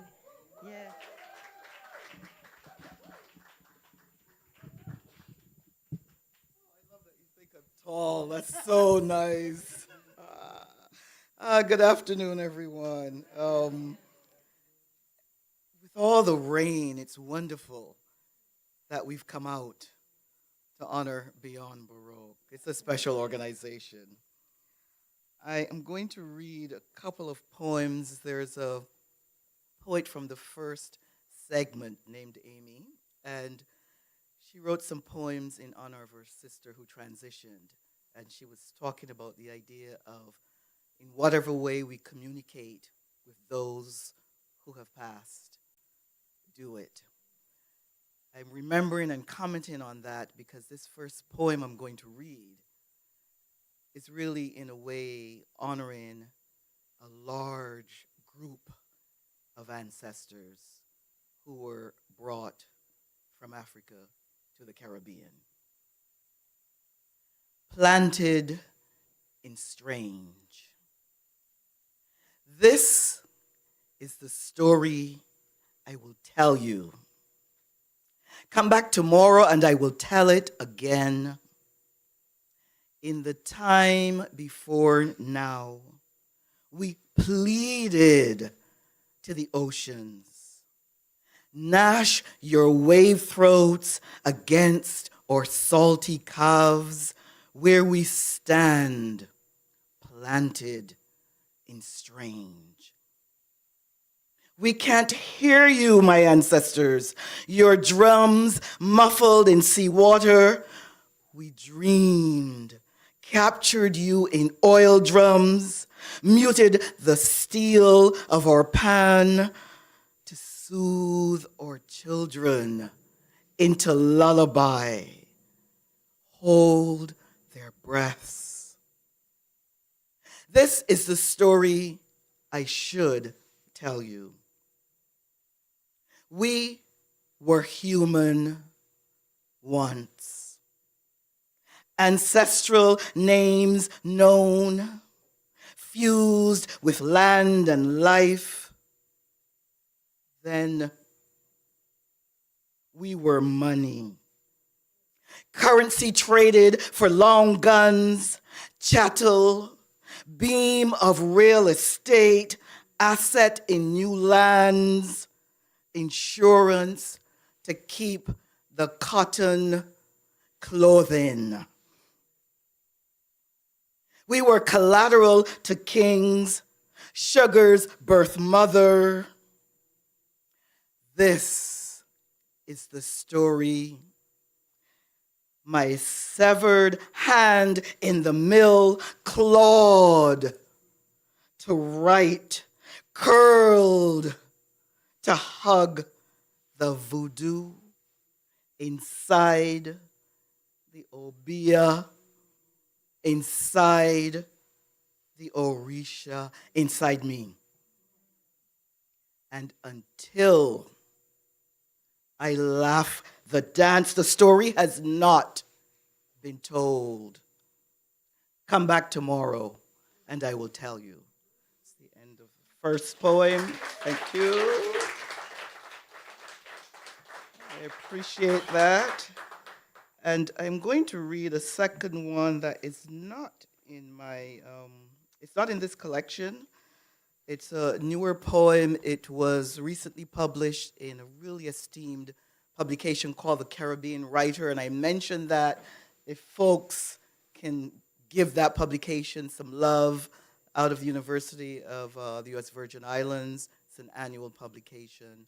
And this current theme was on the topic of just sort of possibilities and traditions.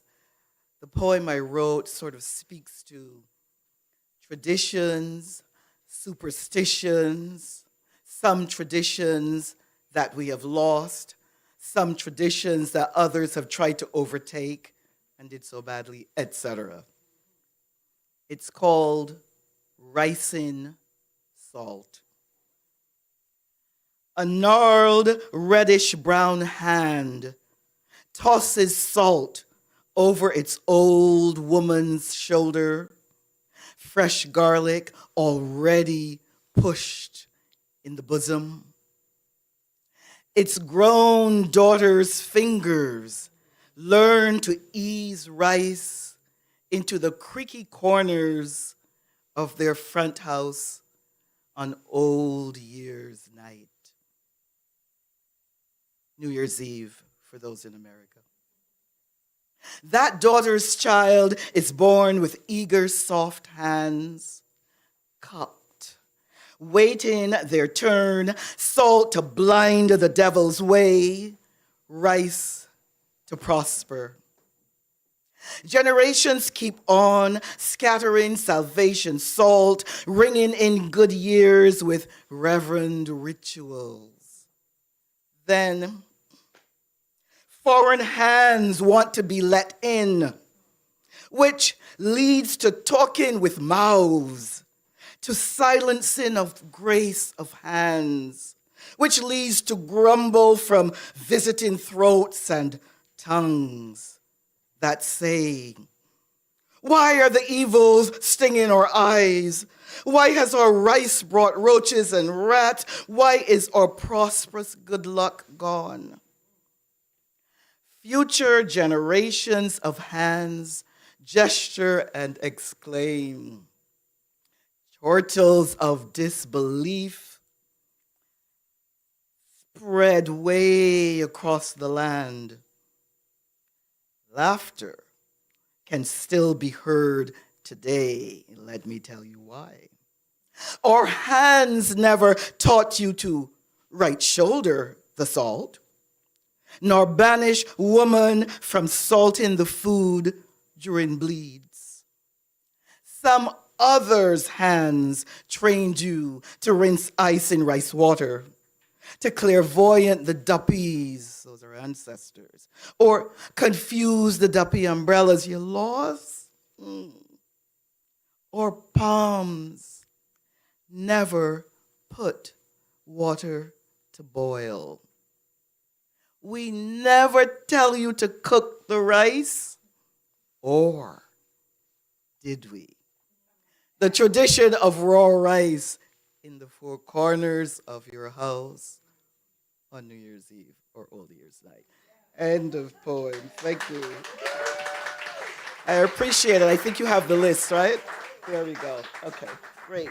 So up next, we've got Maestro Gammon. Yep. Fantastic.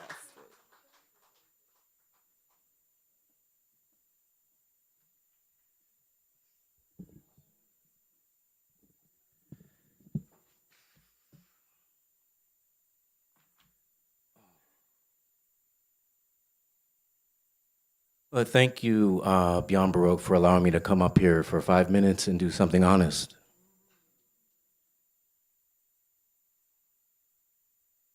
And for being able to share my words in front of some poets that I think are probably have the heaviest words on the west side of Los Angeles today.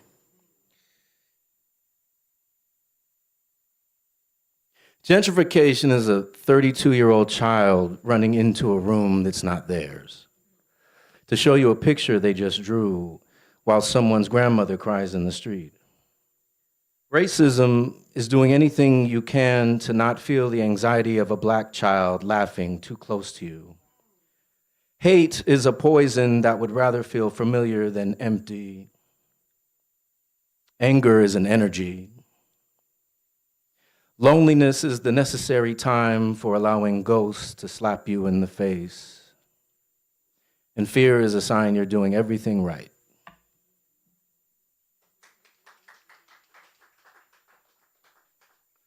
So in this time of tiny iron fists, this time of undeclared getting away with anything, this time of martial order kept with boot and rubber bullet, budgets are worse than bombs.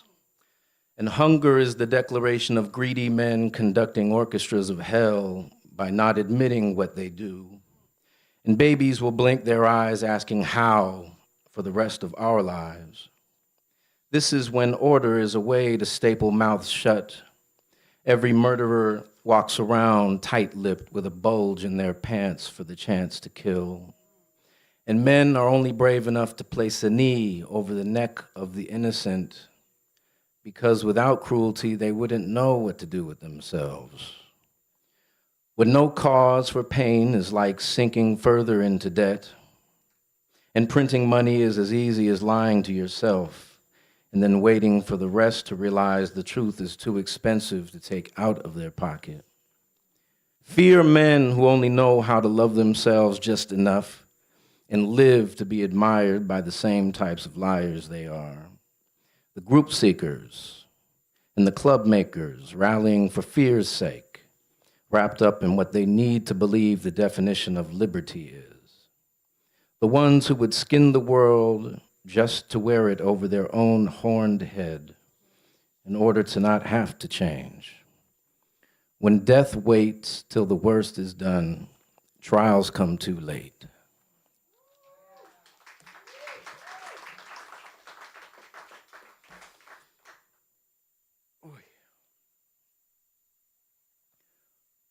Well, maybe we should have never allowed people whose decision to assume their beliefs should be everyone's beliefs, and who would enrage themselves when forced to justify why that should be when faced with hard facts or proofs that proves otherwise, how it removes others' right to exist, to be exempt from paying their fair share, further expanding their influence in a land that used that very taken for granted notion as a way to erase, massacre, deliberately disinform, or whitewash in order to be the center of all parts of the story for everyone in every timeline, while deleting them in real time through Jim Crow laws or over-policing or qualified immunity, making them exempt from justice, allowing them to investigate themselves under the guise of safety, and enforcing laws that only seem to protect them or that protect commerce over people, property over human life for a quick John Wayne fix, a white Christian cowboy complex that has no answer for why black life and brown life and gay life and that mental illnesses come from things that are alive and how things can't or shouldn't be considered when being arrested,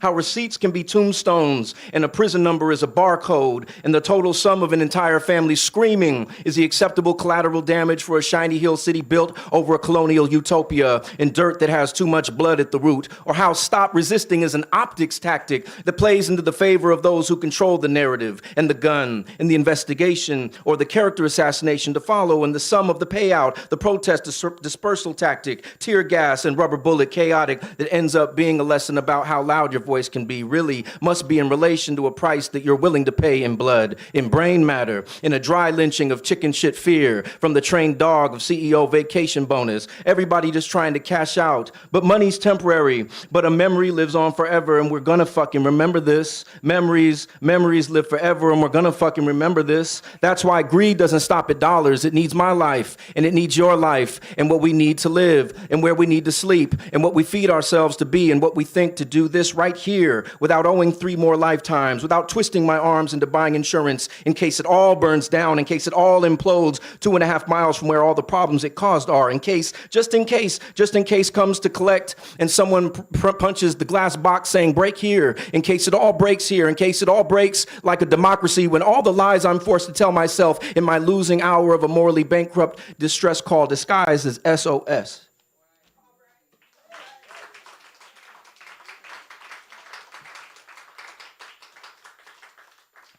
¿Cómo se dice? Al grano, que no me gusta hablar, directamente a la poesía.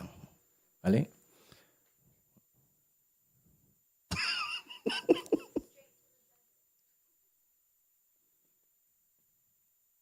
I'd like to just do one page of this last one. I'd just like to say that I'm tired of cruelty on purpose. I'm tired of existing as hard as I can in front of people paid to pretend that I'm something I'm not. I'm tired of debating when they just need to be wrong in order to be out loud. Thank you.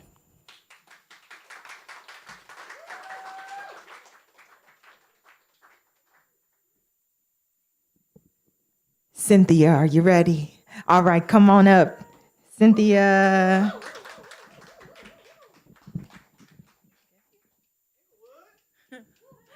Always here repping.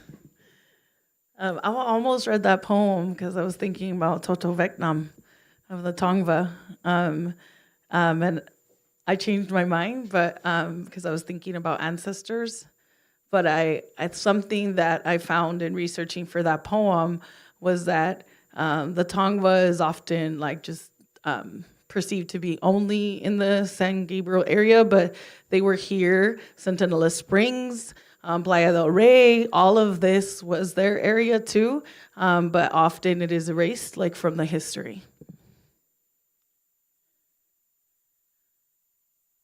I'm just gonna read my poem because my poems are kind of long. But I'll just contextualize for this. I'm a Central American indigenous from the region now known as El Salvador. Our president is Bukele. He is Salvadorian born, but Palestinian by ancestry. And he is a fascist and anti-Palestine, pro-Israel, and is adopting like white Christian nationalism, essentially, in our country. And so this is called nationalism, capitalism, colonialism, imperialism, after Brandine Alani McDowell, who is a native Hawaiian. These days, I wonder more about what it means to be Salvadorian, to measure ourselves by our birthplace. What is a birthplace? What is a birth nation? If no connection to land exists? What if I was born in Boyle Heights, but I've never lived there? Or what does it mean if colonialism and capitalism are the only reason I was born in Boyle Heights? Because forced migration, because war, because imperialism? What does it mean if I was not born in Buena Vista, Chalatenango, El Salvador, where the land whispers to me, where the rain's hiss is an ancestor's coo? No equation can measure love for my people. What does it mean if Bukele's grandfather was born in Bethlehem, West Bank, left in 1917? When Britain, white supremacists, promised Gaza to Zionists, Jewish as home. What does it mean if Bukele is Christian and pro-Israel, aka pro the genocide of his people, and his only God is capitalism? His God doesn't care about Palestine. His God doesn't care about my people. What does it mean if we don't question nations, nationalism? What does it mean to be colonized people? Isn't capitalism everything colonialism wanted it to be? What does it mean if I cannot hear my ancestors' language floating in the streets of Cuscatlan, if only the earth holds our tongue, if you are a Maya but they say you are extinct? What does it mean if you are a Maya in El Salvador or in Guatemala and Honduras and Yucatan? Are you a nation? Multiple nations? Or are you a migrating people who survived genocide deep in the mountains, birthed by this earth? I am here holding my imagination, visions of ancestors in this body, a body carrying the rape of my mothers. What does it mean if I was born in a country that paid for the murder of my people? If I was born in a country that trained my people to kill my people, that is still killing my people? Capitalism, the Sonoran Desert, Bukele. How can I measure myself against any birthplace when the earth is borderless, when my people are migration for 10,000 years, when our true mother holds me right now? Thank you. Arthur Kazakian, so happy to be going before you. Ready to hear you.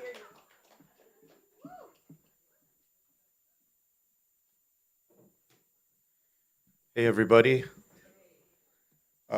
Grateful to be here to read with such amazing poets. I've been thinking about my ancestors, and it's troubling because my ancestors were persecuted and executed.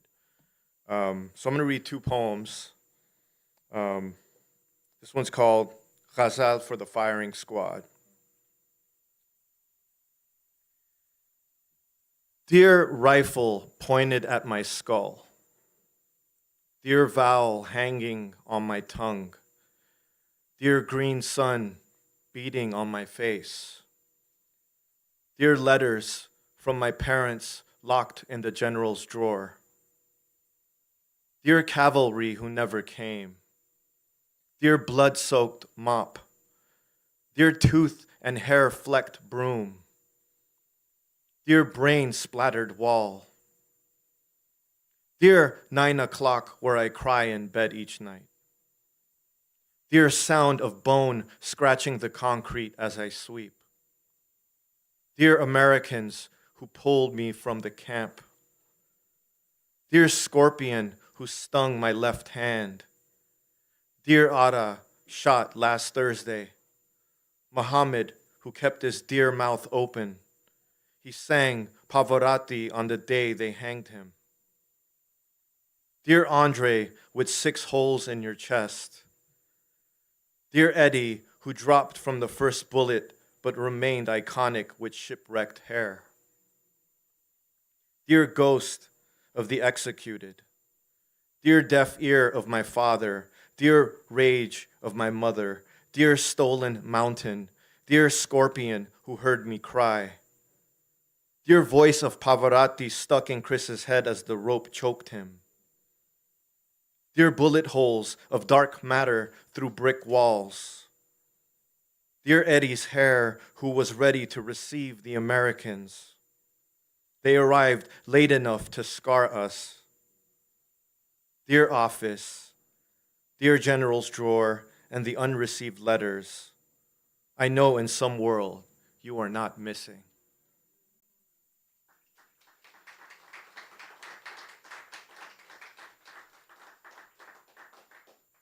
I I swear I'm a happy person. I just write like. All right. All right. So this is this one's about my people, but the diaspora. It's called Transaction Diaspora, and it's really about how capitalism has infiltrated my people. My people are fooled by money. We speak in receipts. What can I do for you? God of pocket change, God we swear by, God who spits on angels. Dynamite feathers.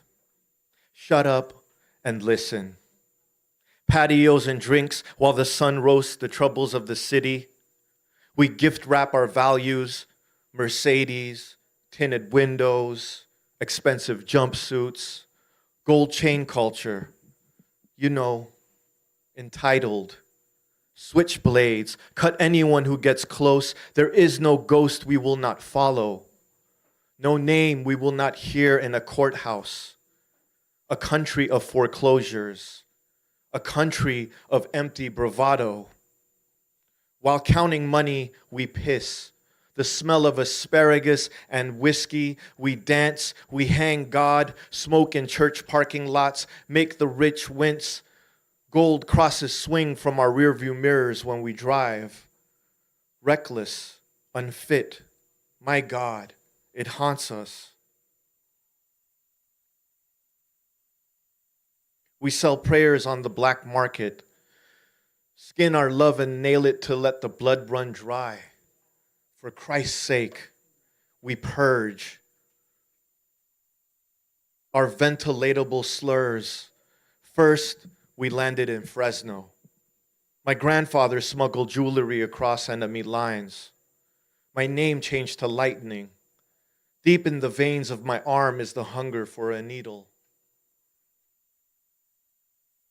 We smoke with the intent of a ghost watching us, hoodwinked, bargained, allocated, taken, invisibilized. We are trees who dream of a life with thunder. Our windows always seem as if someone crawled through them. Too smart, too unwanted, too liquor store. In Fresno, we checked white on the box when the judge read the numbers in our file. We fall between handshakes, slip 100 into the sleeve of his black cloak. My mother whispers the name of her dead while counting our savings. I am coiled with a counterfeit God. What can you do for me? Thank you.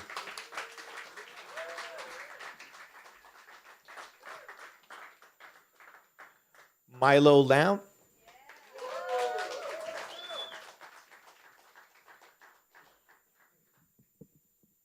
Cool. Thank you so much, everyone. And thank you to Yvonne and Beyond Baroque for having me. I'm very touched. And I've been having a lot of dreams about my ancestors lately, which I didn't connect to this reading, but I guess that's what's going on. And especially my grandpa and my dad, who have died for a few years now. And it's rare that I dream about them so frequently. So that's a little strange. So I think in some ways, the fact that they're here, it's a way that I think they're gonna, like, I feel like they're alive now. So what I'm gonna do is what I would do if they were still alive, which is to read poems that seemingly have nothing to do with them, because that's what I would do anyway. And I'd have seemingly have no relation to their lives. And they're like, why did you read this? Or who are you? Are you related to us? But I look at these poems and there are images that appear that I didn't think have anything to do with them, but it's so clear to me in my head. So I'll read them. And I just felt like reading some love poems today. The first poem is called Milo and Leanne in the Copse. Some nights I imagine the world is ending so I can fuck you like there's no tomorrow. These sheets can never be washed. The stains of us seep into the mattress. This mattress is a carcass of a monstrous mutated moose. We've hollowed out like a gourd to make our shrine of survival.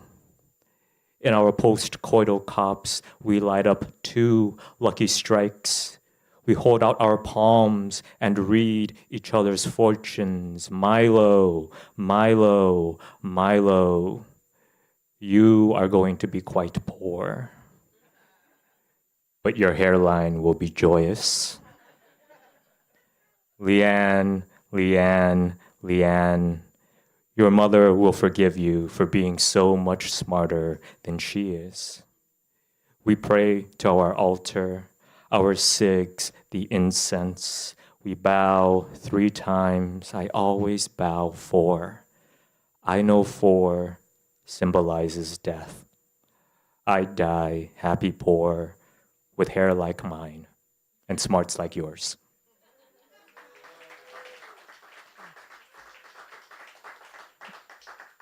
All right, and this poem is called Milo and Leanne the Morning After. This morning, we wake up from dead slumber, post-fuck cigarettes, still a little fucked up. Alcohol and sex, marble blood-red sheets, I sip leftover whiskey. You love my ghost more than me. Carcass of yesterday, sticky sweet, I still feast on, hungry, drunk beast. In our post-coital cavern, we brew 2 cups of death wish coffee. We hold out our palms and read each other's fortunes. Leanne, Leanne, Leanne, Leanne. Call your mother. Tell her about me. And today will be the last day I see you. Milo, Milo, Milo, Milo. The world has passed you by, and I've loved all versions of you. We finish coffees and whiskeys, make our dead walk to your car, wave 3 times, I always wave 4. I know 4 is death. You drive off happy and worried. Your, our, my world has ended.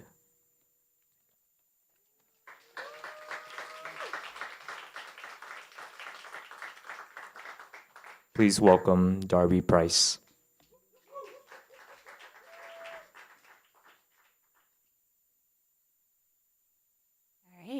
First of all, thank you, everybody, for being here. Thanks for helping us celebrate Beyond Baroque, which is such an amazing organization that does so much good in this community in LA. And yeah, it's a real pleasure to be here. I'm going to read a couple of poems, a couple from my book, but I wanted to start with this one that isn't in the book. It is for my great-grandmother who raised 6 children after her husband was killed, during the Great Depression. So the only thing you need to know is that a killdeer's nest is called a scrape. In the scrape, in a kitchen in the country, a woman sets down her mug. Nothing else on the counter but questions. Nothing in the air but the silence of 6 children trying not to worry her. At her husband's grave, she laid a fistful of asters beneath his name and touched her fingers to her chest. She thinks about so little now, she isn't sure it's grief. She's thinking what to do when, in the yard outside, a killdeer starts to cry. The woman watches as she drags a wing akimbo. She knows that somewhere in the tall grass, the chicks have learned that silence is a shield. How love means drawing the vicious world toward you. The woman picks up her mug, listens for the creak of tiny feet on the wooden floor upstairs.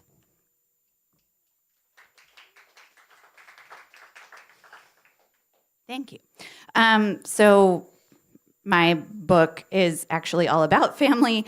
A big thing about that is my family is pretty complicated, and it's a lot about the matrilineal side of my family.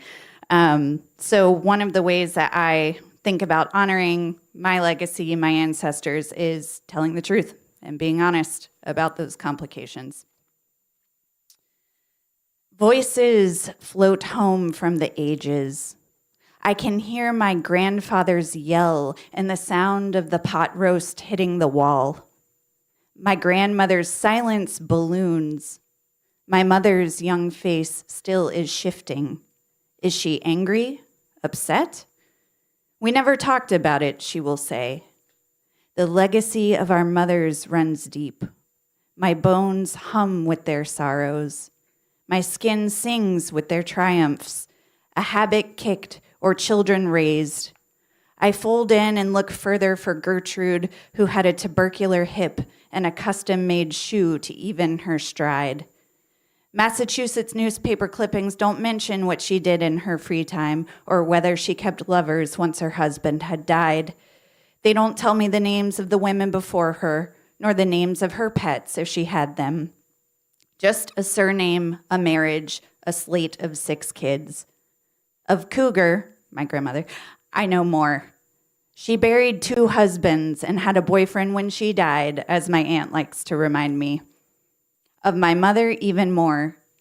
She was, for a time, a synchronized swimmer. She once owned a raccoon named Sharon and an armadillo who dug at the linoleum. Her father was disappointed when she wasn't a boy. She approached my father first, knocked on his door with a fresh cup of coffee. Her daring, her courage, her flirtation, I hold these 2 in my palms. I am, after all, of her line. The blood that rang in her reverberates through me.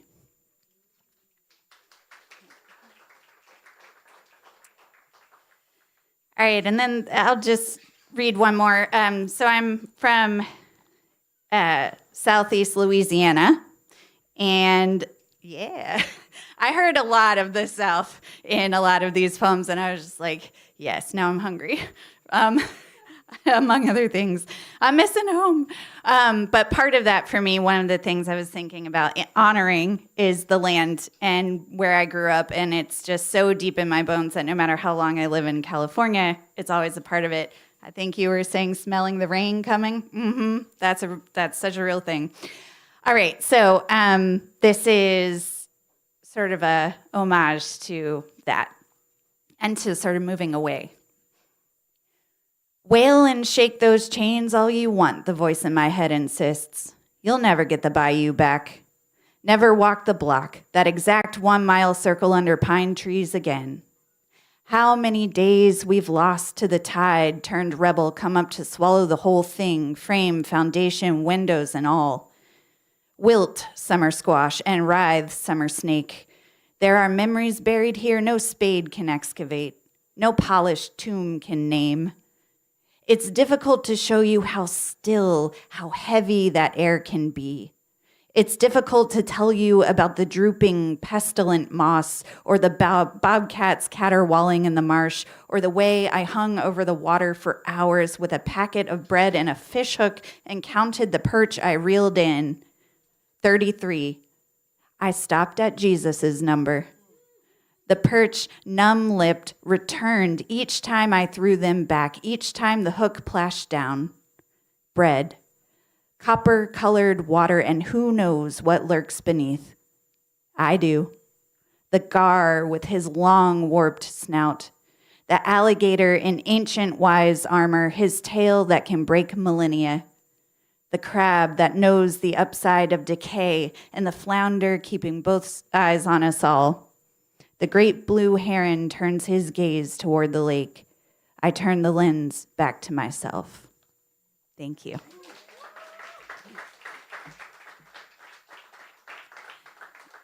All right, and last but surely not least, Byra Fant. Thank you. I'm actually going to introduce Taz. Are you ready? Y'all give it up for Taz coming to the mic.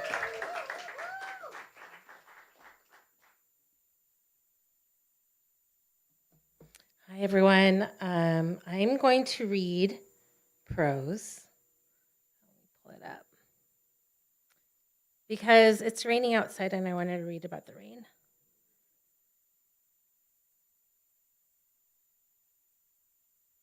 Rain in Los Angeles this season appears like it has a Hollywood PR agency representing it. Out from obscurity, and then it is all anyone can discuss because it is everywhere and all the time. The coastal desert way it rains is different.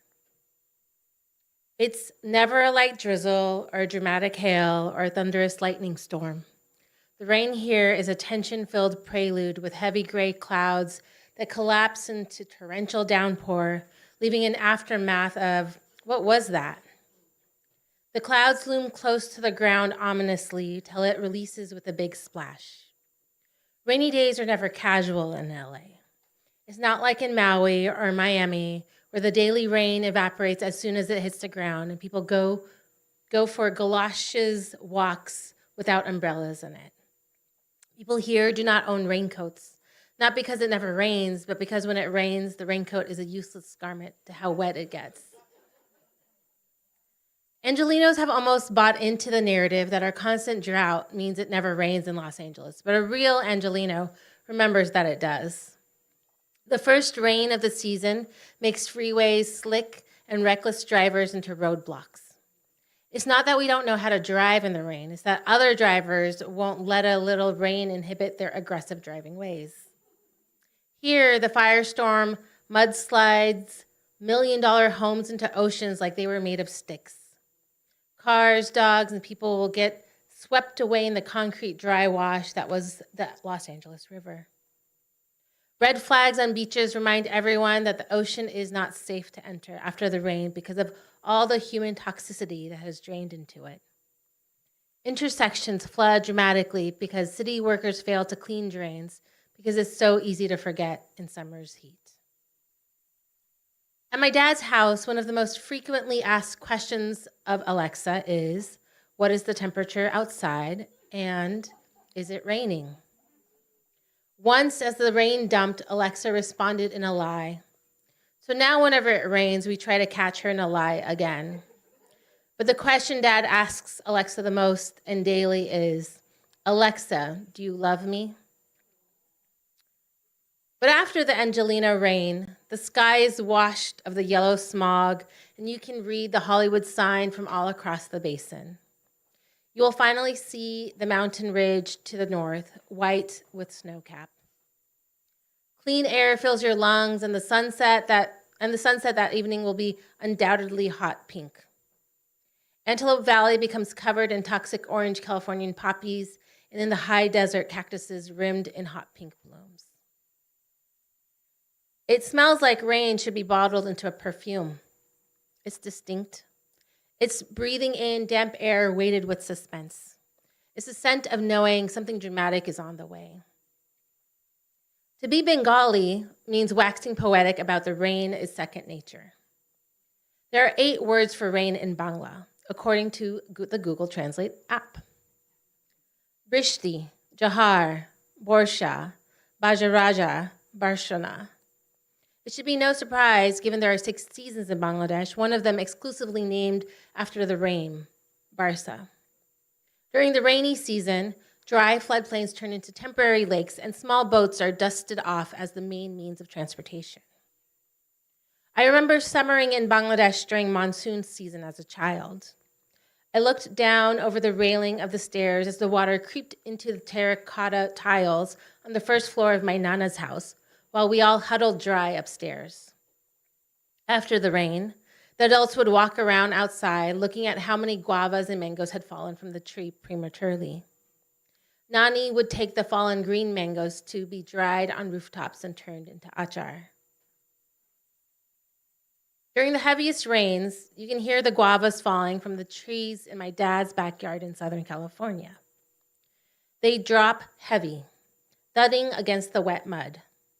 They will lay scattered on the grass, littered with leaves and debris. Within a couple days, the pungent stench of ripening fruits will go from sweet to putrid. Dad will try to pick them up quickly, putting them in plastic bags to distribute to friends as fast as he can.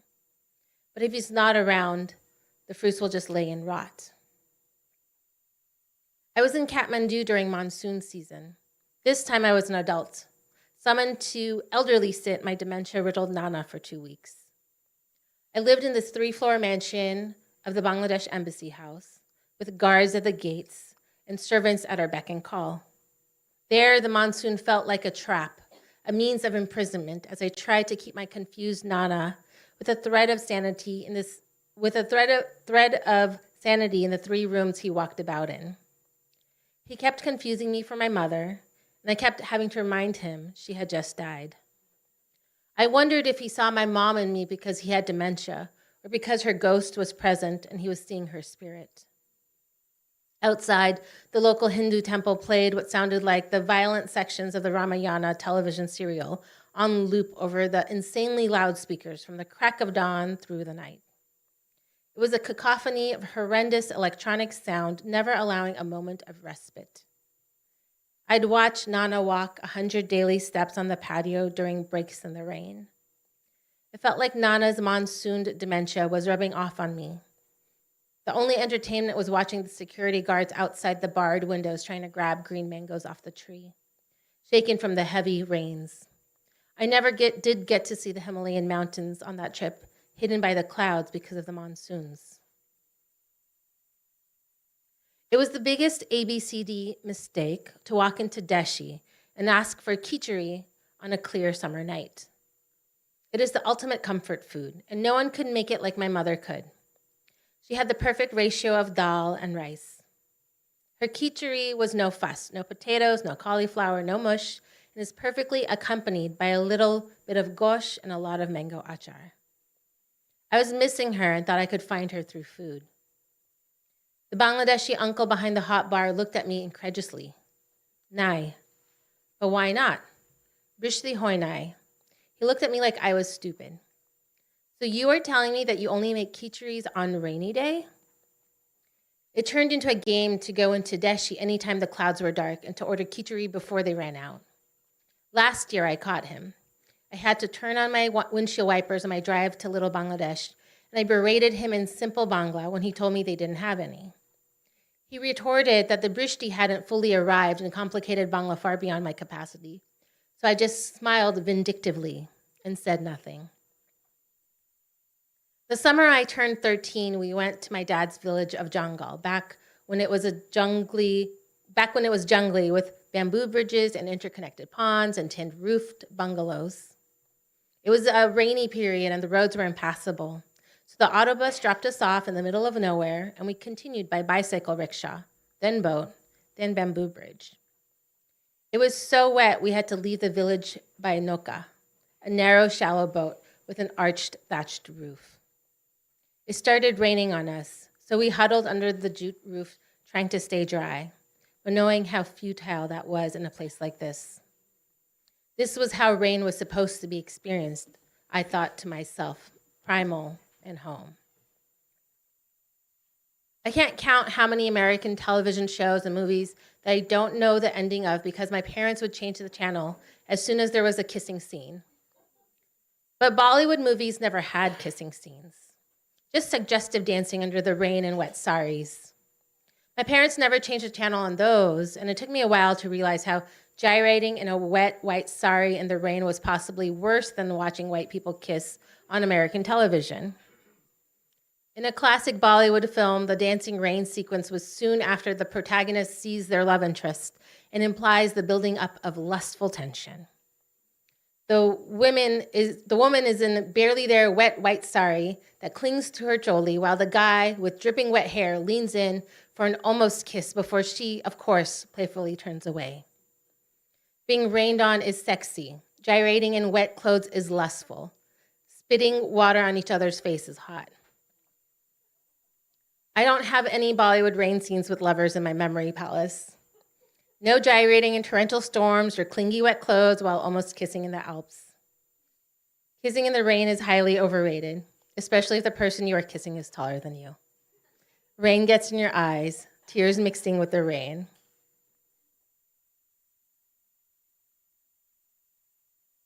When it doesn't rain, you forget that all the romance that the rain holds. And then it rains, and the romance in life is torrential. Thank you. I would welcome Barbara back up. Can we give it up for everyone who touched the mic today? Thank you so much. And we have so many more poets to go later on. So stay with us. So we're going to close this segment out, but not without announcing our raffle winners. So we pre-selected them with the interest of time. Okay. 652 6615. Is that anybody's number? 6. Okay. We got to get you a ticket. 652 6615. Yes. All right. You get the second edition of Bridget Bianca's Be Trouble. You are very welcome.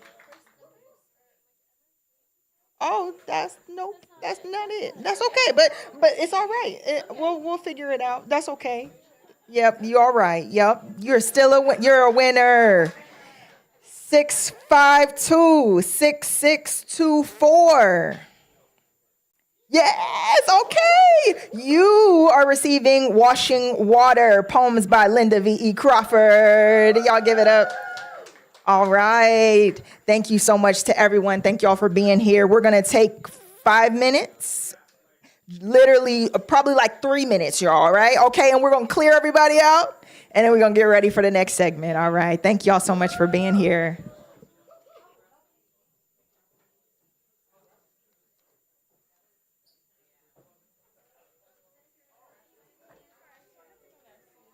Wonderful.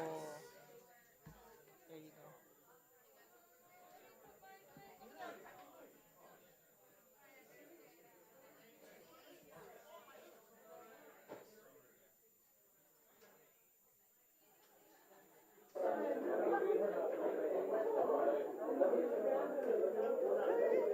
Oh my goodness, thank you. Come on, cover. I love that. Hey, it's raining. Not when you got Beyonce though. Okay, that's that. I'm gonna move this one so that I don't.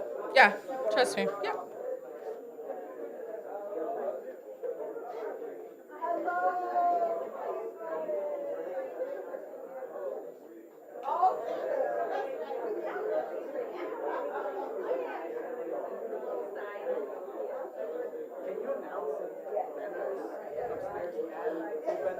There are food vendors outside and vendors upstairs. Please make sure to check out everyone this afternoon.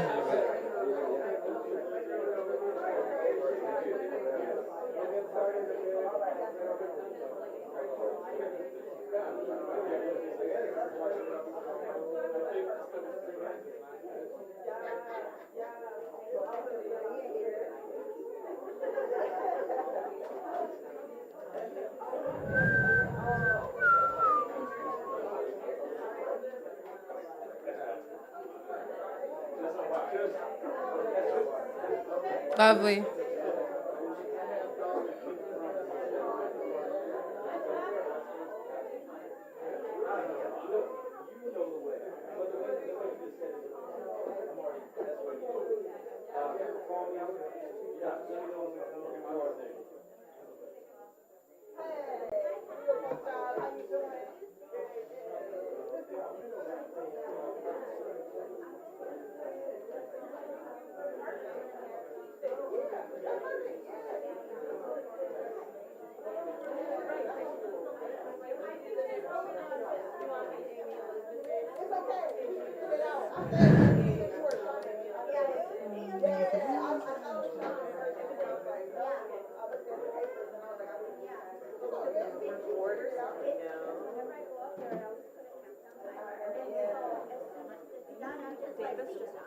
To do Elizabeth, yeah. Absolutely. You're bidding. Yeah, of course.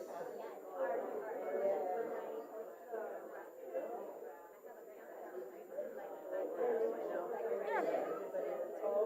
You'll be second. Okay.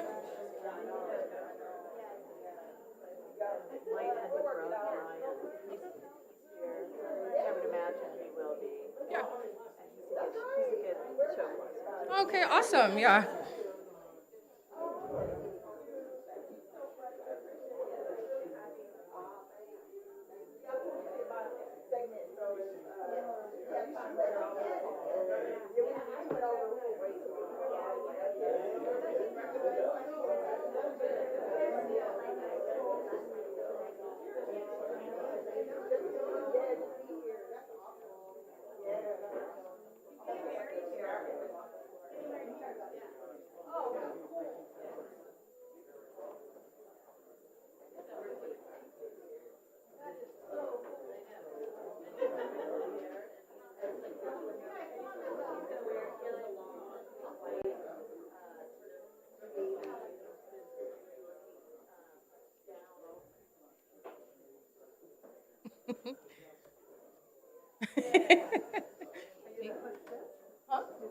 Yes, I'm the hostess for Ode to Humanity.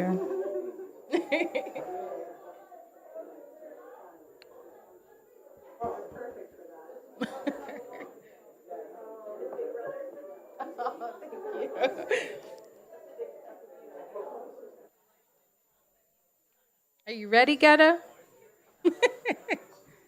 Getting ready? I said, are you getting ready? You're gonna be reading soon. Yeah.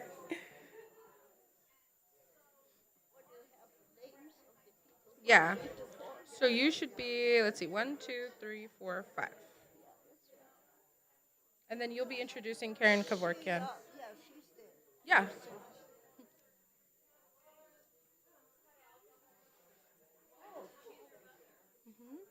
Frank Lutz.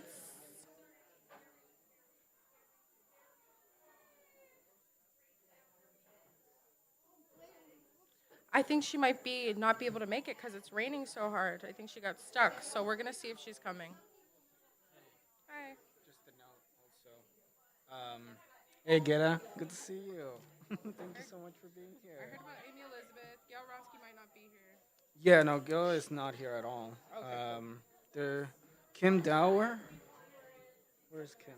Well, what the fuck? Why is Kim Dower not here?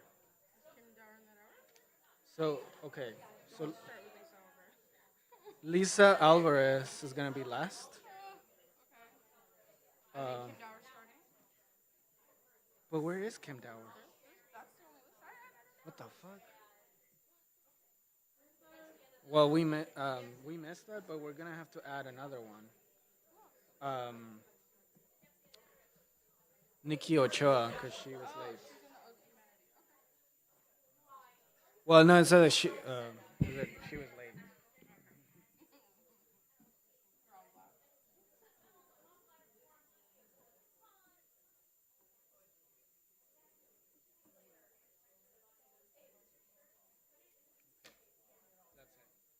All right, folks, if you could take a seat, we're gonna get started. Okay, as soon as I close the door. All right. So Michelle, does Michelle know she's going first?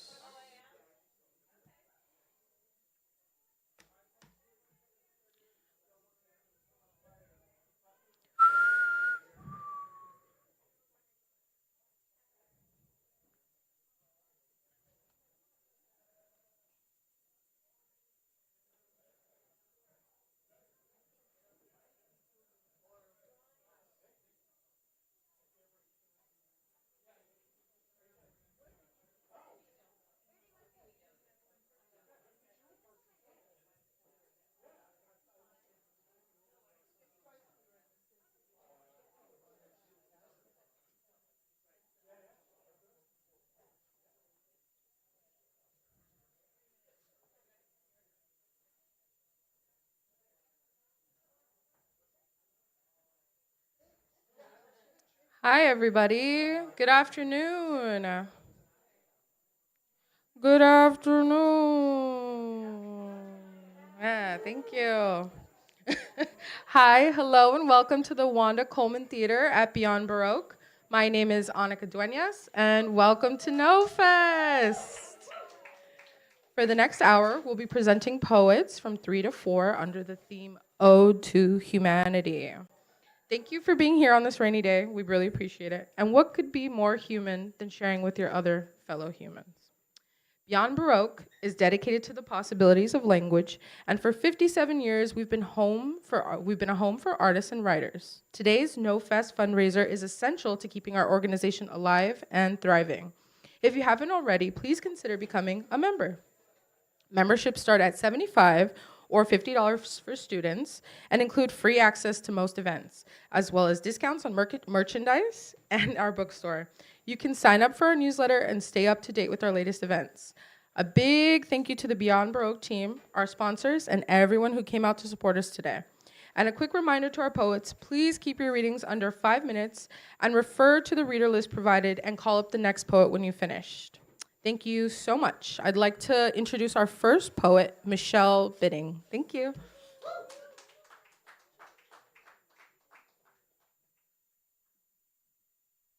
Hi, everybody. To be here. I'm going to read one poem because I was trying to figure out what to read, and I got invited to hear Patti Smith tonight downtown, and I believe she has read here, and she's a poet. That's the last I checked. Yeah, and so some years ago, there was this film that Steven Sebring did called Dream of Life, and I went to see it, and I wrote this poem, and then recently I kind of did some work on it and revised it, so I'm going to read it to you. And it's got, my husband did this wonderful kind of, he put a picture of Patty on it, so that's fun. Okay. Dream of Life. On the street outside the Aero Theater, 2 women are puzzled under late summer stars, dumbstruck in their L'Oreal lips and pink pastel sweaters by the unconventional allure of the godmother of punk. Where is the beauty? They wonder about her mannish mug, the unrazored chin and dingy teeth, the fuzzy pits, her way of stomping the stage in black anvil boots, the faded peace sign tee soaked in an ocean of rocker sweat. What is it about her? Blindfolded, arms raised, clapping at the hellfire heavens while the audience belts her soaring refrain, Gloria, Gloria. Like some ecstatic shaman, her chin sprouts whiskers of white spittle. She spews Rimbaud, Ginsberg, Baudelaire, a long silver cross slung like a dagger across her chest as the airborne audience howls and stomps its collective feet, wings of scraggly hair flipping open and shut like the Decameron around her urgent, transfixed face. Singer or saint? These ladies want to know, like me, as they fumble for keys and yak away, as cars buzz past and the red marquee fizzles out. They want to know, but there are no answers, only the rush of 2 cinematic hours and being baptized in the showered gold of a factory girl from Jersey who moved to New York City, opened her cowboy mouth, cave, and felt it ripen, felt it burst like a grape in the cosmopolitan sun. Don't you wish you wrote those edgy, wild songs? Trashed the Chelsea Hotel with Sam Shepard, CBGBs, and going platinum only to take the money and run to raise 2 kids in the suburbs of Detroit? Who wouldn't want to reemerge in your 50s, reinvent yourself, and rock and roll the world stage from Seattle to Berlin? And when not chanting with masses, you're inhaling a microphone or fondling the pebbly contents of an ancient Persian urn filled with Mapplethorpe's ashes, or being interviewed for some 10 years in the making bitchin' documentary. Yes, You are tracking Blake's ghost through the cemeteries, parks, and urinals of Paris. Every place his bony, misunderstood ass is known to have squatted and scribbled something beautiful while taking an unremarkable, everyday, entirely human crap.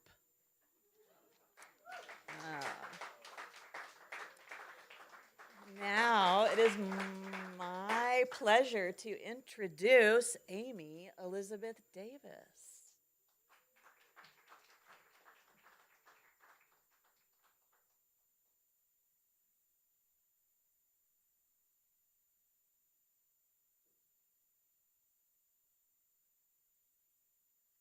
Thank you, Michelle.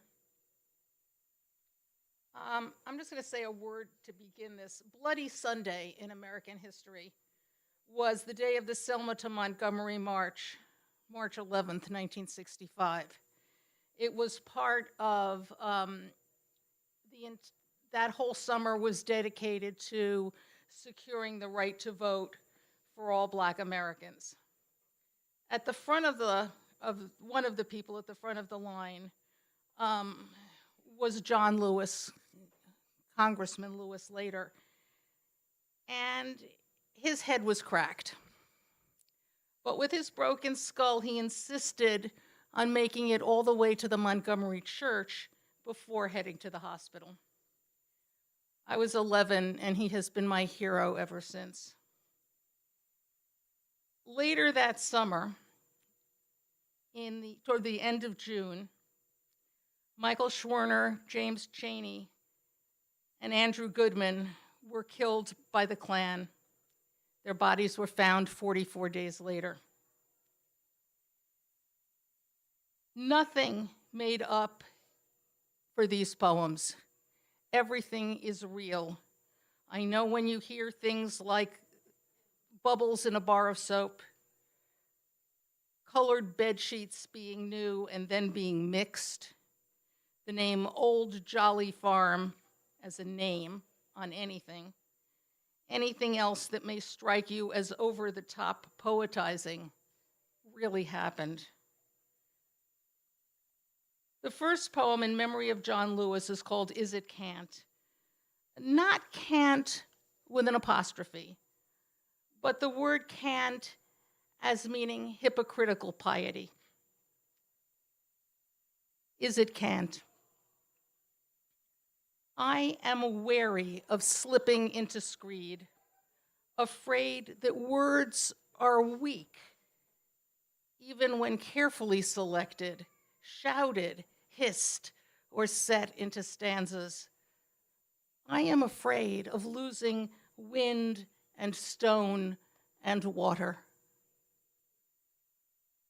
Yet sometimes cant is called for. But if called for, is it cant? John Lewis's Crossing the Bridge in Selma evinced lyric. His folding his older bones onto the floor of the Capitol was no less a song. Let me tell you a story.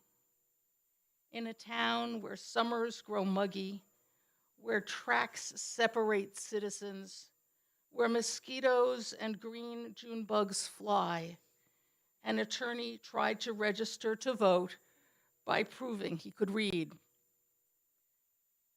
So the registrar asked about the Constitution. He answered. So the registrar asked, how many bubbles exist in a bar of soap? This is called As Company, Trails End In. It really was called Trails End. And this is a little later that summer. This poem is in memory of James Chaney, Andrew Goodwin, Michael Schwerner, and all the other slain heroes of the civil rights movement. We'd never seen colored bed sheets. My mother said, go ahead, mix them. I chose 3, slept with lemon, tangerine, and raspberry, swirled ices in a summer meadow. The brook ran quiet. Picking our way upstream, stones dry, treads of moss not slippery. We looked only for branches that hung low. In that season of drought, the curve of the stone dam beside the double A-frame dried the path below it. Well empty, we carried drinking water from a nearby inn, swam in its pool, and sat with a martyr's parents hiding from reporters. Having come for water, we stayed as company. Despite dry ground, it was the summer of blueberries. On the 5th of July, the 4-year-old from down the gravel road skipped into our living room to tell us the sky had filled with lights the night before. They were every single color. Bouncing, she waved her arms and sounded small explosions. Braids flying loose, she tumbled from her piled-up pillows to the floor. It was the summer I bought Bob Dylan LPs and blue jeans at the IGA in town, comic books at the drugstore, and pedaled early Sunday mornings with my father to the one-store village up the mountain for orange juice and the Sunday New York Times. Pressing the unwieldy paper tight atop the basket, holding it against the wind, I sped back down with one or no hands breaking. We waited for news from Mississippi, land of white sheets worn by night riders in automobiles. Only the children hoped. A father, knowing he had lost his son, sat with the boy whose father had come for water. Nathan Schwerner, face carved by grief, explained confusing moves in chess. July ran down and sunsets came earlier. Rain appeared, made furs smell stronger. The spill behind the wall of stone became a swimming hole that filled once more to run down the narrow bed of Haystack Branch. We learned to sleep with brook now tumbling loudly over dam, remembered how to look for stable footfalls on our way upstream. In the steep banks, spreading roots slowly pushed through mud, pulled in moisture, picked up forgotten tasks of crumbling rock and pushing smaller pieces into moving water that eroded, smoothed, and polished every pebble as it rolled. August, after 44 days, from a red clay dam in Mississippi, from old Jolly Farm, 3 bodies, the black man's whipped by chains, made their way to headstoned rest.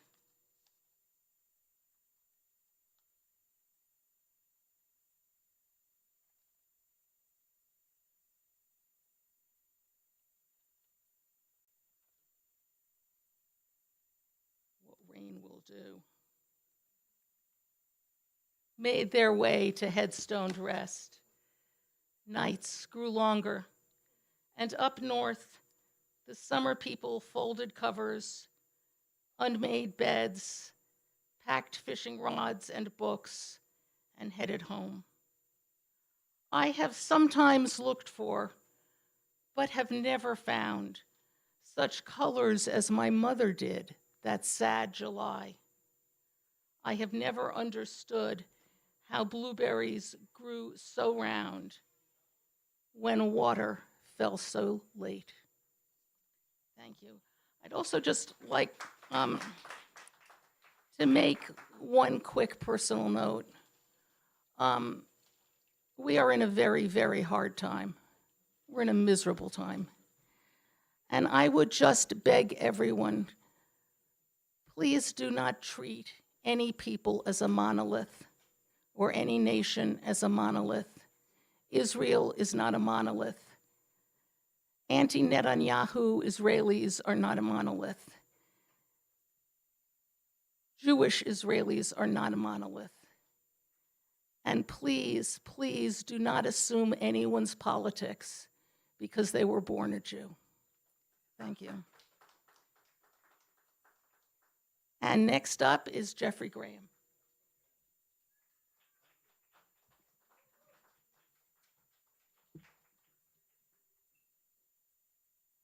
Okay, so good to see everyone. I have 3 poems. The first 2 I've written the first 2, and then I will close with a seminal poem by the Welsh poet Dylan Thomas. So the first poem is my attempt with the theme of Ode to Humanity to capture the magic of being a child and the beauty of being a human being. It's called What Better Way? What better way to keep warm than in the arms of one's lover, gently grasping, holding a newborn soul from another miracle lasting, bustling at the morn's market with stroller, folks all about laughing, delight to observe eyes of her mother in whose light baby's basking. Walking, she swerves, then picks up without bother, barreling ahead a new task. Each second learning instinct and wonder. Countless questions for the asking. How unknowns give verve, searching yonder, towards brand new discoveries casting. Sheltering from storms with parents taking cover, heading home to hearths, fires gasping. Life tends to curve, too elusive to monitor, as we wish memories to last. To stress the good sharing as we gather. To forge another poem, a song, and a chorus of laughter. What better way? Thank you. So the next poem is an ode to my father, Richard Graham. I wrote this during a visit to the original Venice in Italy, and the title is A Tell, Thinking of Dad on a Vaporato. It was just like it was yesterday. Thinking of Dad on a Vaporato. Cobalt blue, tears shaped in canal reflections. The dulcet hues strangely bring your angularity to mind and sudden bursts of stagecraft anger. Other connections hold too.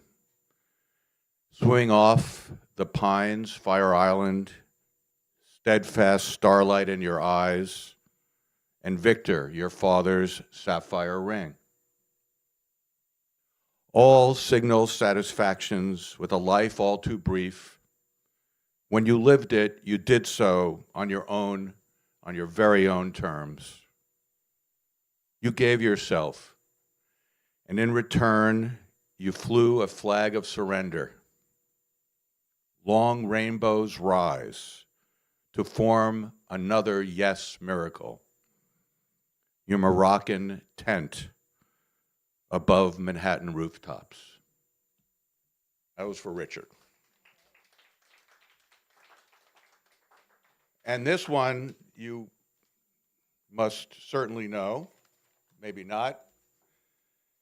Dylan Thomas, the Welsh poet, was said to have written this in contemplation of his father's deathbed. It seems to be good reading for a rainy day and good for the fighting spirit. Do not go gentle into that good night is a villanelle. It's an ode in the form of a villanelle. Do not go gentle into that good night. Old age shall burn and rave at close of day. Rage, rage against the dying of the light. Though wise men at their end know dark is right, because their words had forked no lightning, they do not go gentle into that good night. Good men, the last wave by, crying how bright their frail deeds might have danced in a green bay. Rage, rage against the dying of the light. Wild men who caught and sang the sun in flight and learned too late. They grieved it on its way. Do not go gentle into that good night. Grave men near death who see with blinding sight. Blind eyes could blaze like meteors and be gay. Rage, rage against the dying of the light. And you, my Father, there on the sad height, curse, bless me now with your fierce tears, I pray. Do not go gentle into that good night. Rage, rage against the dying of the light.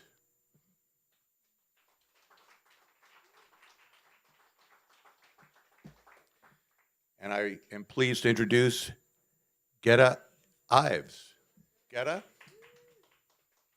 here you go. Let's hear it for you.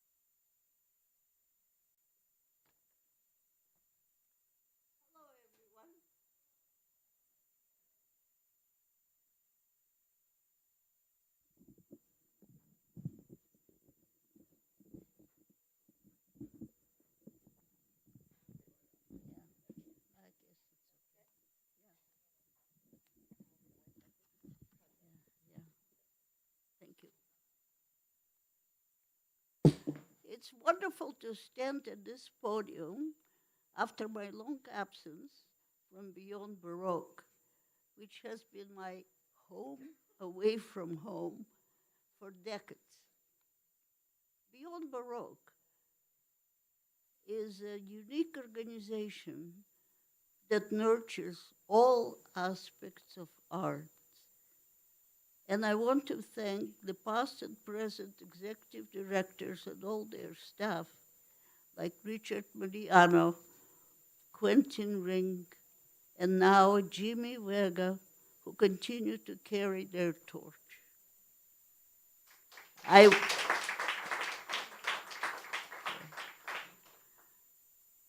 also want to thank all of you for coming to support this great place. I'm going to read two short poems. One is a recent one, the other is an oldie.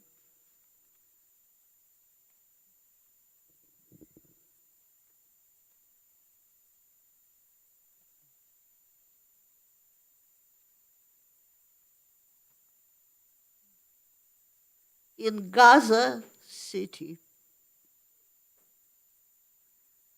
As a journalist, he was now looking at the brutal devastation in the city of his birth, where he lived through his school years. No more buildings, just huge piles of rubble, stones on both sides of a narrow path. Shadows of death hung in the air. He steps up on a hill of stones. Suddenly, through a crevice, he sees yellow petals of a flower stretching out to the hot rays of sun high above. He bends closer to the flower and thinks. Death and life, the hideous and the beautiful, do coexist.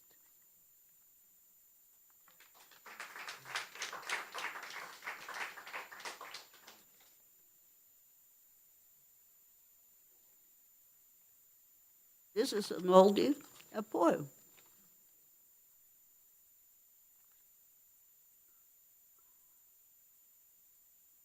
A poem in Chinese is called Temple of Words. A temple high on a mountain of chosen colors, hues, forms, looking up to heavens. A temple to shelter, to comfort, to heal. A sacred place of rest where a soul can pray with holy words. A serene world I enter with reverence. Thank you.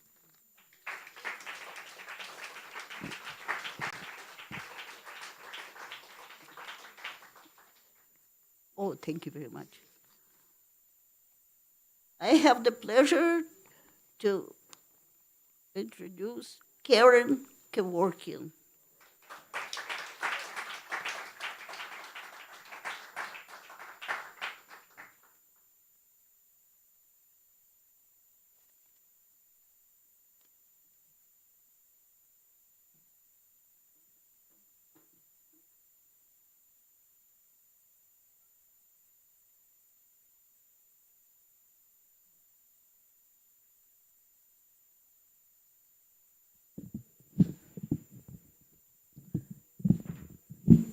Hello, hello, hello.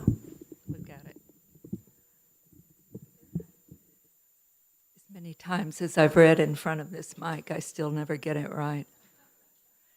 Happy to be here. I love Beyond Baroque the way everyone else here does. Presumably everyone else does. Woohoo! I'm going to read two poems. One is a longer one, and one is quite short. And the longer one is from my first book, and I chose it because because I live in Los Angeles, like you all. I very seldom write poems about rain, so it seemed this was my rain poem.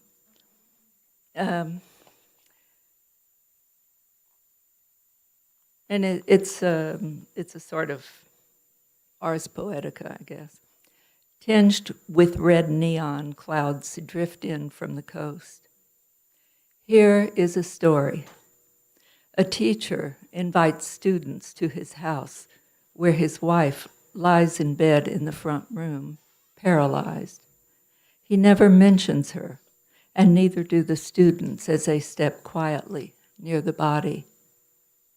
Following a dusty yellow path downhill past a water tank and its obsidian surface, a rat-rattling barn, and all the high pale grass with its dry rasp that may be lizard or wind, yet all walk faster. To the creek where small trees are moss-grimed, where lichen scabs bark, where brown water flows cold over gold stones, where the horsetail green anachronism clouds the opposite bank, where they cross on fat white rocks, come to the fallen redwood.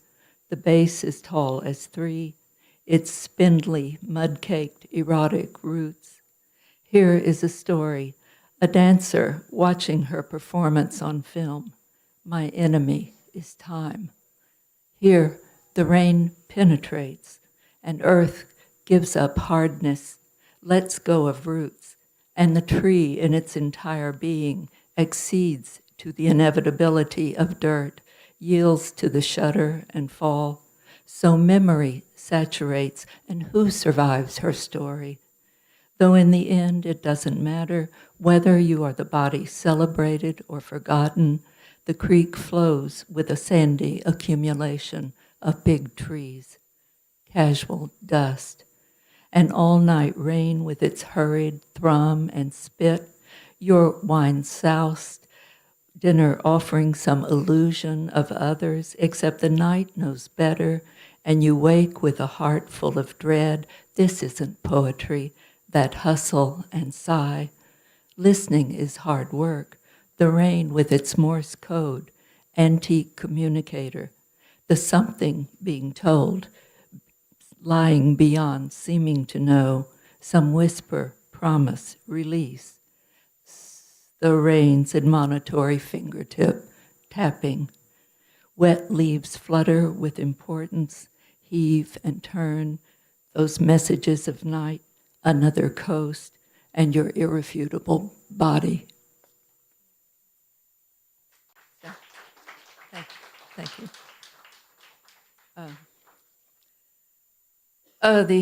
The other poem is from my most recent book. I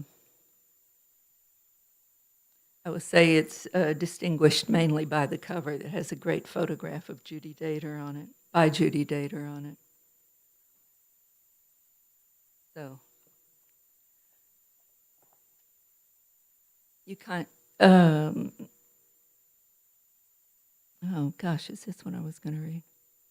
Yeah, I guess so. Almost everything happens at the threshold. Each stem barely holds up its head of bunched florets, crisped pink-green to bronze without metal's weight, relics of a gone city whose language undecoded. Last night, the rain with no warning. Today, trucks weekly, stop, go, stop, lifting curbside bins pregnant with stems, limbs, and cuttings. Great pinchers roughly upend and shake into a truck small. Reliable these visits, lacking rain's temperament. Like other visits, you quit expecting, then had to ask, what to do, where to go, what will you eat? Thank you.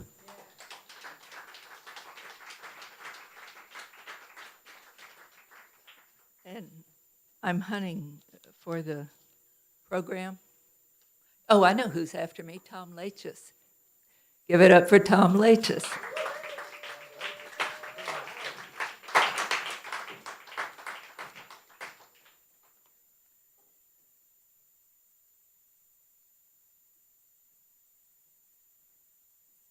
Thank you to Beyond Baroque for having me today and for creating an excuse to have you all here as well. I would just remind you that the entire purpose of the thing is to raise loads of money for Beyond Baroque. So first, enjoy the poetry and then reach for your checkbooks. The first poem refers to the Emperor Caligula, who was a Roman emperor that makes Donald Trump look like a pretty stable guy. I'll let you look him up on Wikipedia afterwards. So some of you have your cell phones out and look him up now. Figure out just how bad a guy this was. Oh my goodness.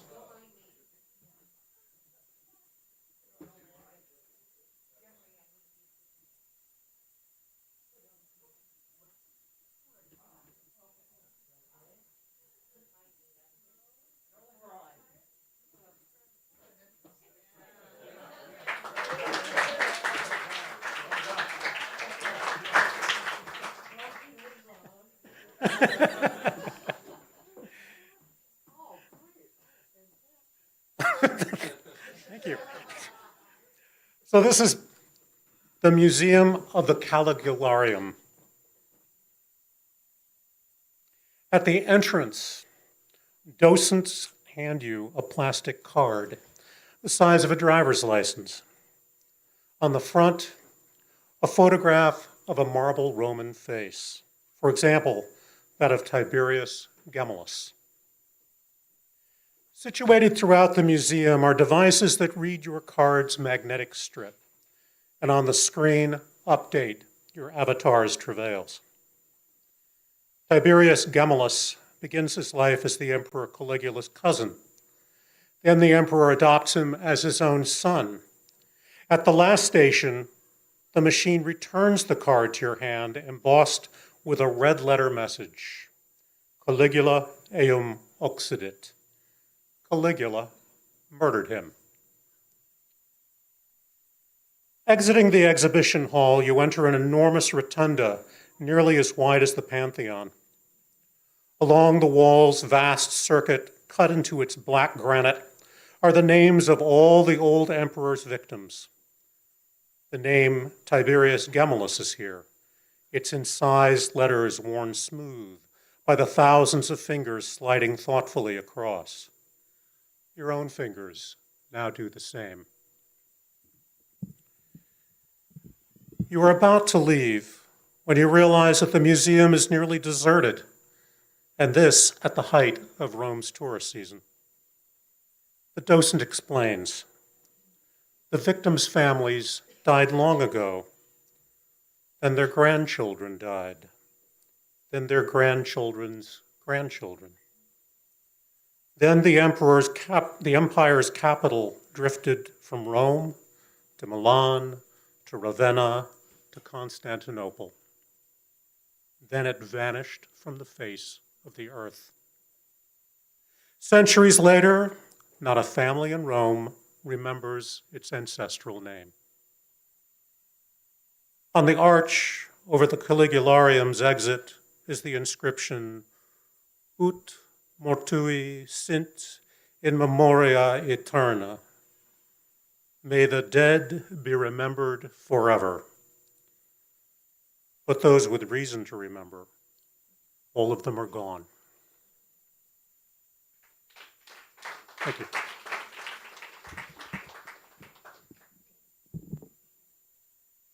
This is called American Grotto. There is no holy American grotto. Our magic is too big for small spaces. We will not crawl 10 miles to a shelf cut into living rock where a woman once wept for a boy murdered by a long-dead empire. Our caves are for park rangers and mining engineers.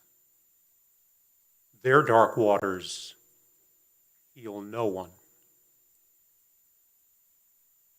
Ours is a nation under God, a nation of bonanza farms and interstates and produce departments that occupy all the acres from the front of the store to the back. In all our great awakenings, we reach for sunlit open space. If we really want to see a cave, one with stalagmites and stalactites, we buy tickets and follow the guide along roped walkways through cool mineral rooms. Then the guide turns off the lights. And we've always believed in the dark. We've been in closets, alone as children, under blankets and in elevators during blackouts. We've hidden our eyes behind two cupped hands while other children concealed themselves.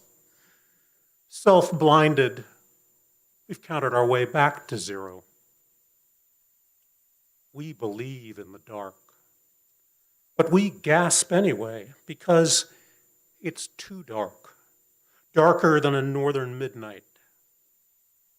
We could get out if we had to. There's a rope line back to the surface. Still, a fluttering panic deposits a coppery aftertaste in our mouths.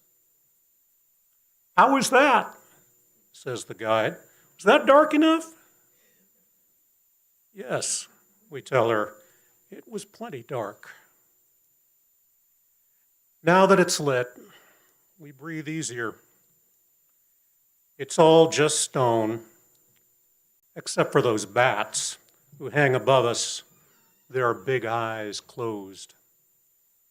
Once the sun sets, it's their country.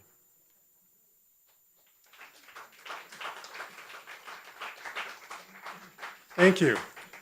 And now, Frank Lutz.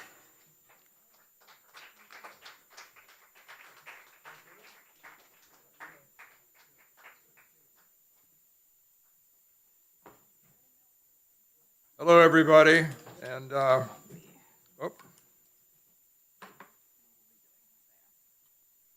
Jose Asegar, okay. My name is Frank Lutz, and I'm the husband of Linda J. Albertano. How many people knew Linda J. Albertano? Great.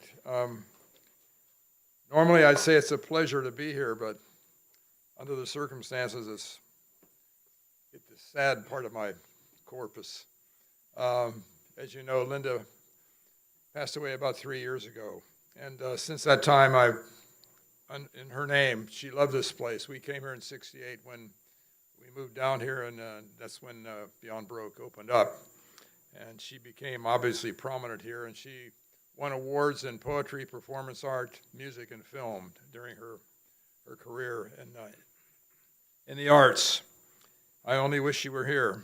I'm going to read, since she passed away, I've written 4 books about her and her poetry and her life, and with a little bit of my poetry in them. And of the 4 books, 1, 2, and 4 are specifically about poetry. And she loved my poetry, and I didn't know that until halfway in our tenure together, because I didn't show her my poetry. I'd been writing it, traveling all around the world and writing poetry, and I went to 3 universities in Europe, and I wrote a lot of poetry when I was there, and one of the poems is going to be something that happened to me then. But I'm going to first read a poem by Linda called When Abelard Met Heloise. Abelard met Heloise. Everybody knows that story, right? True story, 12th century. And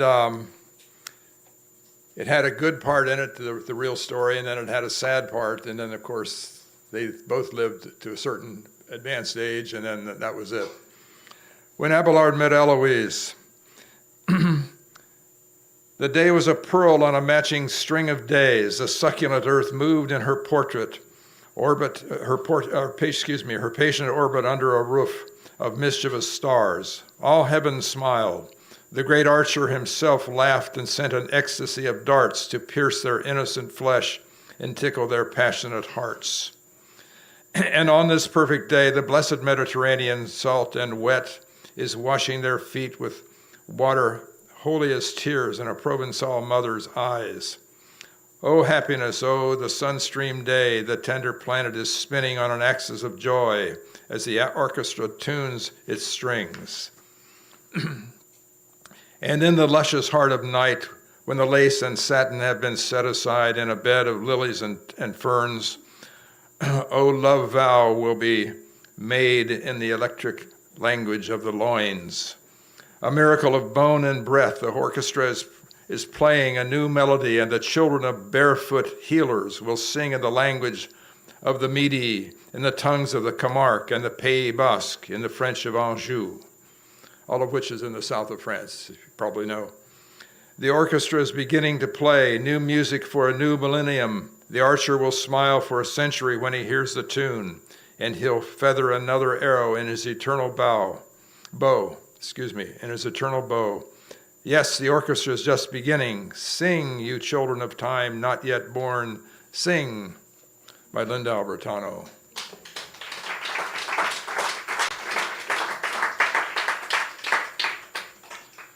Linda, by the way, is on the Venice Poets Wall, is one of the six poets put there. And years ago, Linda was given the honor of being one of the few women poets in the LA basin who was ever called a poetry diva, and she received a plaque from the city of LA, a beautiful plaque. And after she passed away, the Getty had approached me about her archives, but where she really wanted them at Beyond Baroque. And so Beyond Baroque has her archives, and they're here, and some of them get displayed from time to time. My poem is called Perugian Souls. How many people have heard of Perugia, Italy? Perugia, Italy, okay. I went to school in Perugia, Italy. It's 2 hours north of Rome. I went to 3 universities in Europe and 3 in this country. Graduated UCLA, top of my class. So did Linda. We both graduated at the top of our class. at UCLA. But this one I wrote when I was in Italy, and since I've been young, I've been having what is known as psychic experiences. And later on, that developed into what's called remote viewing. I've actually been tested by persons who work for the military and with the police about my psychic viewing. And also, it's mysterious how it happens. It's never been frightening to me. It's just something I assumed. How many people have had telepathic incidents with mental telepathy with somebody? You were going to call them, or you were hoping they'd call you or something, and all of a sudden the phone rings and it's your friend. How many have had that experience? Yeah, a lot of people have. So a lot of us have this telepathic experience in our lives, and it's with us. But remote viewing and also something called clairvoyance, which is French, which means clear seeing. I sometimes see things that that are happening, but I see them in movement in real life. Who knows why this happens, but I know that I have it. In Perugia, it's an ancient city, was started over 3,500 years ago by a tribe of people who were living in Mesopotamia and Anatolia, what is now South Turkey. And they came to Perugia because they wanted to be in a mountain town where they could make it a fortress, and they could look for invading tribes. And so they settled in Perugia, north of Rome, on a mountaintop. And over a century, they built a huge stone fortress around the top of that mountain, and the city was inside it. But they also built a parapet or a walkway or a roadway around the outskirts of the town at the top of the walls, so that they could so they could run wagons or soldiers or whatever on that. And you can read about this in the history of Perugia. But this is before I read anything about Perugia. I just got there, and I was going to be in school there, but I was so fascinated with it. I had had the experience of sailing around the world earlier as an oceanographic student. I was in oceanography for 2 years. And that opens up your mind a lot, and you start to realize things about yourself because you're isolated so much from the sailing, for days and days at sea. Well, when I got to Perugia, the same thing started happening. And I would sit there, I would go out at 2 o'clock or 3 o'clock in the morning and sit on one of these parapets. And what happens to me is I start to go into a very mild sort of suspended mentality, sort of like a trance, and I don't have any control over it, and I don't try to control it. Well, this night, there's several nights like this in Perugia, so I wrote several poems about this kind of stuff. But I was out there one night, and this poem occurred to me after I finally came to, I think it was about 10 minutes later. But I could see when I get in these trances, I can see things that happened. And it's not like an imagination, it's like you're there. You're feeling it. It's like clairvoyance. You feel like you're right there. Perugian souls. So many souls have walked the streets of this old town at nights, and all the holes within her walls have eyes that watch the sights. Now I alone surround myself with dark and misty air. The ancient stones beneath my feet are marked by who was there. The city sleeps, the stars keep watch, and I can feel the eyes watching me creep out in the dark as I listen for bygone sighs. The voices speak to me quite plain and leave me struck aghast. My feelings peak when I hear the tales of the grand Italian past. Excuse me. Great Caesar's men marched through these streets on their way to Gaul, and popes knew when this land was theirs to take and rule it all. Great art is here for one to see in every arch and street, but I hold most dear those long dead souls out in the night I meet. Thank you.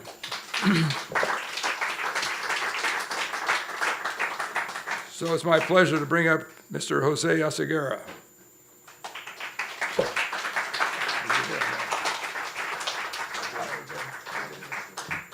Jose, give me 1 second. Emergency, y'all. Is anybody driving a gray Honda Accord parked in the arts lot? There's someone blocking in a car, and it's a gray Honda Accord. No one? Sure? Okay. All right. That was it. Okay. Let's give a round of applause to Jose Oseguera. That was a great introduction. Thank you. Yeah, great poem. A found poem, right? I want to thank, first of all, Beyond Baroque. They've opened their doors, their arms to me, and allowed me to share my writing here. I love the photography that they have up right now. They're like not only a space for poetry, but a space for art in general. And I want to dedicate this poem to Charles Bukowski, being, an LA writer like myself, and also just one of my favorite writers of all time. So with that said, I'd like to share this piece called Duplicates of This Photo May Be Ordered at Any Time. Exhibit A, Petition for Dissolution. She always wanted to visit Bruges, but we settled for an 8-hour bus ride to San Francisco. She hoped a new pair of lace panties with a hole in the crotch would summon our unicorn. The trip led to our first and only threesome with a divorce lawyer who took her time dissecting the insect of our marriage. As she flipped through the pages, I could smell the sebum of her hair calling me from nights before when I buried my nose in her hindhead, the tickle of 1,000 antennae. We shrunk into a fetal position like conjoined bananas on the top bunk of her bed. I slid the vibrator ring onto my finger, wide enough to accommodate the girth of the average American penis, and placed it above her panties. She stifled her moans, and they seeped out the back of her head. Exhibit B, testimony. Even though her roommate was a buen vato, according to her tío, she didn't like the way he fell silent whenever they were alone in the kitchen. She also cleaned the tub after he showered, scrubbing away the constellation of red and green snot rockets the shower head missed. Aside from the bathroom, they also shared a wall. One she suspected filtered more than sound. Her presence slipped into his ritual, a rhythm she pretended not to feel. She shushed me when I laughed. She kept doing so at any sound originating from me, including when I shifted my weight on the bed or farted. This was the first time I ever elicited an orgasm from her, and there was no box on the forms to memorialize it. The pungent yet sweet signature of that achievement mingled with laws we promised to follow before an officiant under the courthouse's aileron. There was no space in the warmth of the Xerox sheets to fit the night her pupusas gave me food poisoning, or how she nursed me back to health in her brother's bed, kissing me only when I closed my mouth and pecked. "Why do you have to make your lips so smoochy?" she said, puckering hers like the sucker of a leech. "I don't know," I replied. "Maybe because that's the way I fucking kiss." Nowhere to attach a recording of how I denied 30 pieces of silver to deliver this one flesh to its doom, when I refused to take the lawyer's offer to get me half of the 15 grand she failed to disclose. We never managed to get pregnant, even by accident, especially during the 1-year period we didn't have sex, when she spent 6 months in El Salvador just visiting and returned with an HPV diagnosis stamped in her passport. I wore my silver wedding band on my left hand and giggled when girls I wish I had the courage to sleep with asked, "Are you married?" We did, however, fuck up my mom's credit. From the times I called her in Central America for hours at a time, the debt outlasted the marriage. She never told the lawyer how I got over the fact that she lied about being a smoker because everyone smokes in San Salvador, or how I discovered pictures of her in her computer of her ex grabbing her ass. Then there was that picture in light sensitive emulsion, her paled hand draped on his naked leg. Why was she touching him like that? Her brother's best friend, that Greek sculpture inner quadrant browned by the sun of Semana Santa, why him Why his gorgeous rotisserie chicken quadricep? But I guess there was no way to describe that I never cheated on her, technically. Or how the weight of another woman's breasts felt lighter in my hands, having crushed my own ribs, seeing her cry, "Please don't leave me," earlier that same night. Exhibit B, judgment.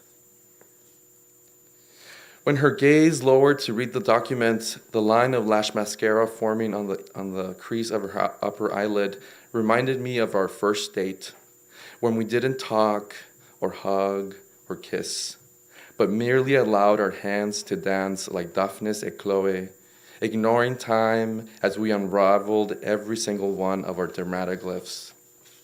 Or how she made me get miel at McDonald's for her pancakes and I brought her syrup. "No, dundo," she said, lips barbed with stingers, the kind of laughter she saved for when I landed on the sticky end of my broken Spanish. "I want bee honey, not miel de maple." The sweetness lost in transliteration. I handed her the pen, the latex-free grip ribbed for her pleasure. And as she signed, I finally saw her dream, how we could someday build a home in Santa Tecla, just for a moment, before it all became true. Thank you.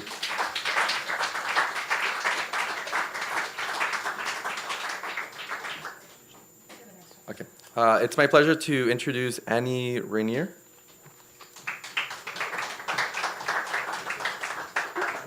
And I'm sorry, we have an update on the gray Honda Accord. It is now not a gray Honda Accord, it is a black Audi. Cornell alumni? Anyone? Oh, that's you. I think you're blocking someone.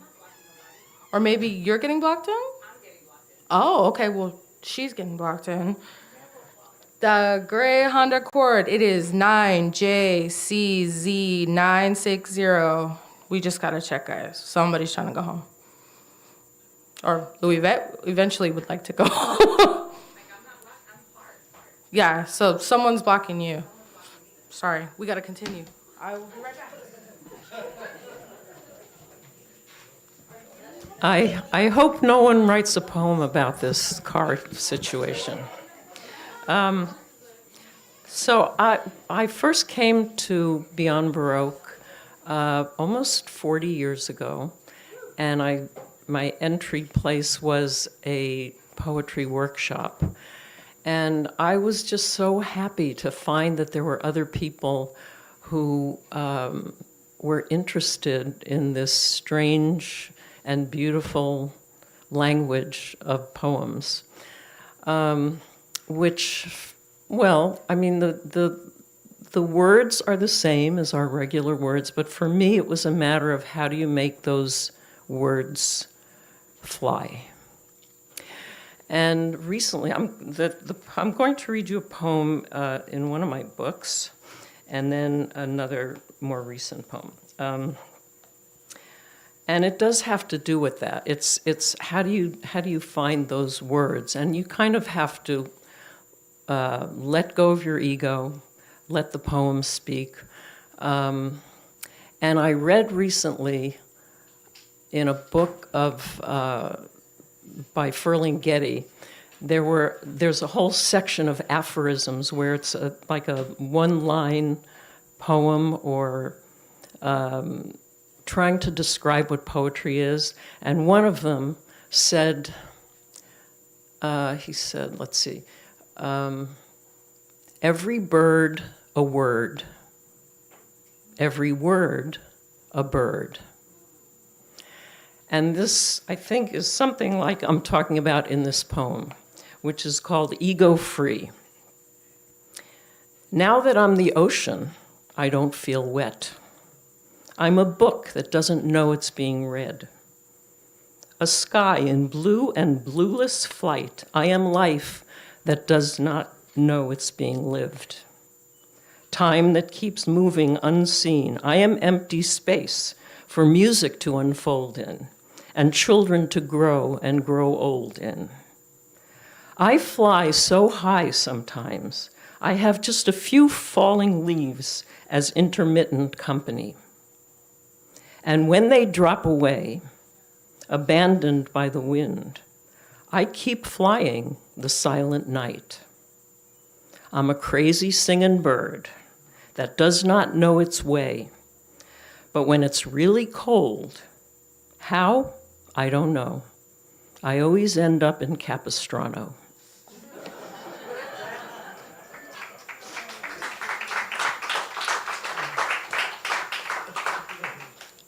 Let me make sure I have the other poem here. Okay. So this is a little less hopeful and a little more reflective of the nightmare we're living in. But maybe not, I don't know. It's called Where Are We on the Road to Salvation? Is this the end of the beginning or the beginning of the end? Are we in the middle? And if so, of what? And does it really matter? Wherever we are here, though where that is not exactly clear. And wherever we go from here is determined by where we once were, which will never again be here. Okay, but the sky is up and the ground is clearly down. But beneath that ground are 1 trillion light years of empty space, situated way up above and down below, another 1 billion trillion galaxies. Okay then, the sky is up and the sky is down. In every direction, forever expanding endlessly into places we'll never know and can never go.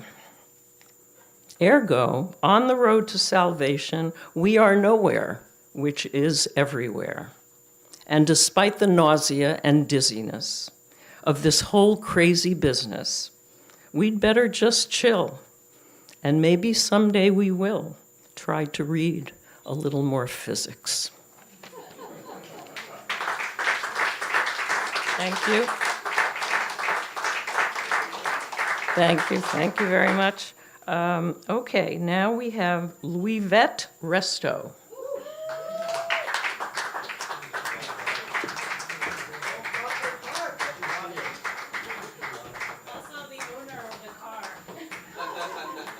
Also, apparently, the owner of the car in question.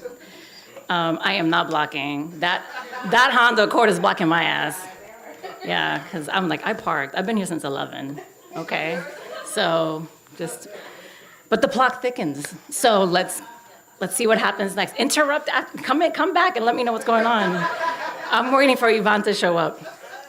To be like, oh, there's another car. Anyway, hello, everybody. This has been such a wild reading, sorry.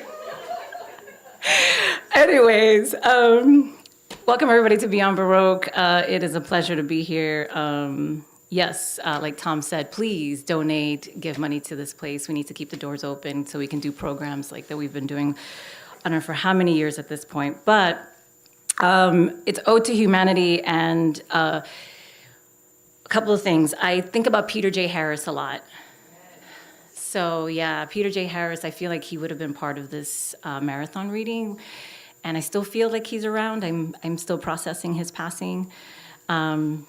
So I think about Peter a lot. And also when we think about humanity, I think of libraries. That is, I feel like, the home of so much, it houses so much humanity. So I'm going to read this poem thinking about humanity and also thinking about Peter, because he would write these amazing praise poems, if you don't know. So this is one that he inspired. It's called A Praise Poem for Bronx Libraries. In case y'all didn't realize, I'm from the Bronx originally, the way I reacted to when someone asked me, when you said like, oh, you're blocking someone, I'm like, no, I'm not. No, I'm not.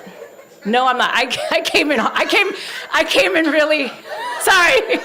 You were just doing your job, and I was like, no, go ahead, fight me. No, I'm not, right? So anyways, so I'm from the Bronx. This is called A Praise Poem for Bronx Libraries.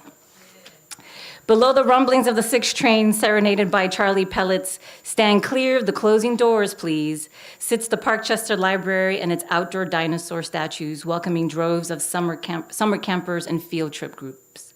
Praise the Parkchester Library where I learned how to make a crane from paper, origami, the first Japanese word uttered from Spanglish lips as I smooth its wings. Praise the Belmont Library and Enrico Fermi Cultural Center in Little Italy on Saturday afternoons, when my parents indulged my brujita years as I checked out books on witchcraft and ghosts, finishing my middle school incantations with a slice of pepperoni pizza and a Lazzaroni amaretti cookie plucked from a red tin box.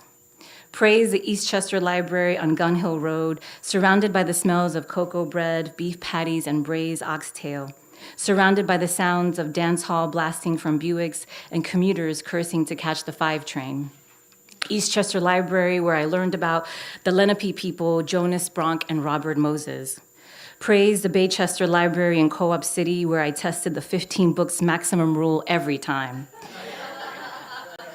As I got lost in the lives of Jessica and Elizabeth Wakefield, solved mysteries with Encyclopedia Brown, secretly wishing I could join the Babysitters Club.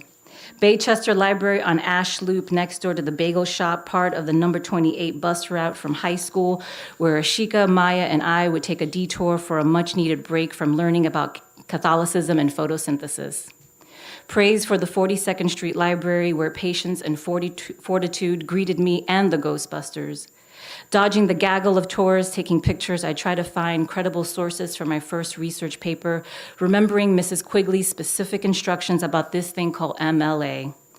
Praise for getting intentionally lost in their stacks, seeking refuge in storylines where mine remain unknown.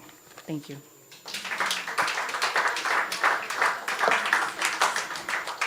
It is Ode to Humanity, so part of humanity is love. So I'm going to read this love poem that I just wrote. So it is called The Poet Explains the Rules of Football to Another Poet.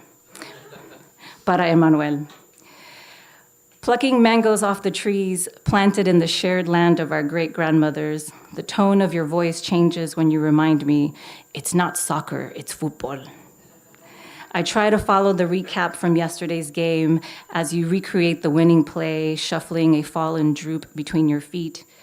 Your arm stretches to the farthest branch and snaps a chosen stone fruit with ease, as if knowing which one is the sweetest by intuition, versus bringing it close to the top of your lip like I do, inhaling its ripeness from the rind.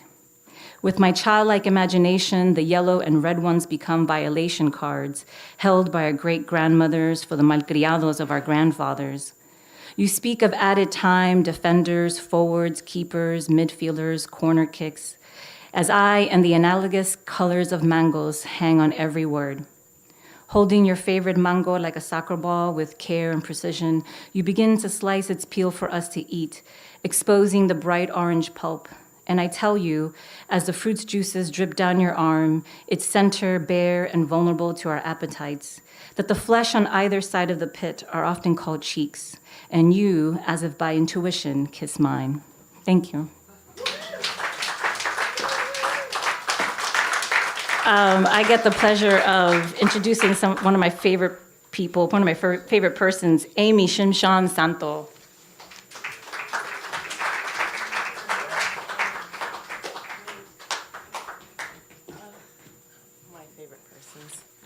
Bueno, pues he estado aquí el día entero y solamente el inglés, entonces yo no voy a leer en inglés. Não vou ler. Então, eu vou começar com em português. Eu venho de uma família que a gente fala, 4 idiomas. E tudo, cada dia, dentro de casa, é nossa realidade. Então, isso, idiomas tem algo a ver com a humanidade. Mãe. Mãe Terra, esculpe a próxima geração, semeando sementes em seu próprio corpo. Melão de vida na barriga quebra e faz inteira novamente. Seu verso está escrito nas páginas da humanidade. Ela publicou em cada um de nós.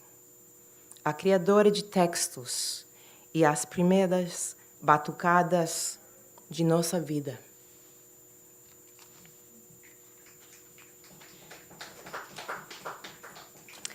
Este poema está en el español. Terrestre. Yo convivo junto con las hojas secas verde oliva, unidas en la tierra, debajo de una almeda de pinos. Nuestros nombres son reconocidos solamente por los seres queridos, no la máquina del olvido que gira cada alma dando vueltas, apuntándola lejos de sus raíces.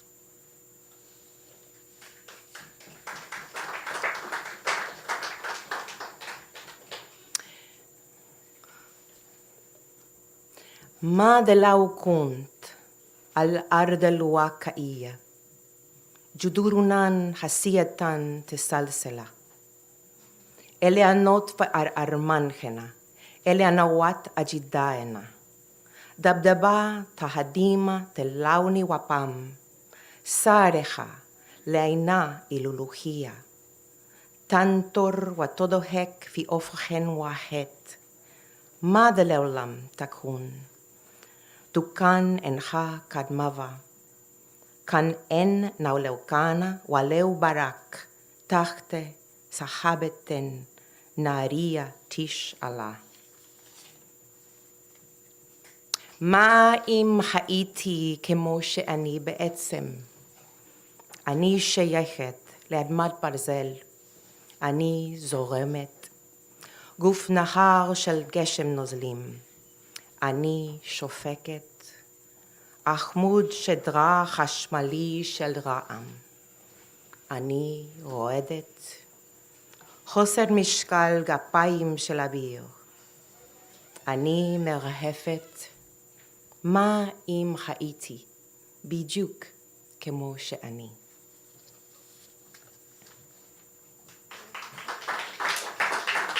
Y ahora quisiera presentar el próximo poeta, Brian Sonia Wallace.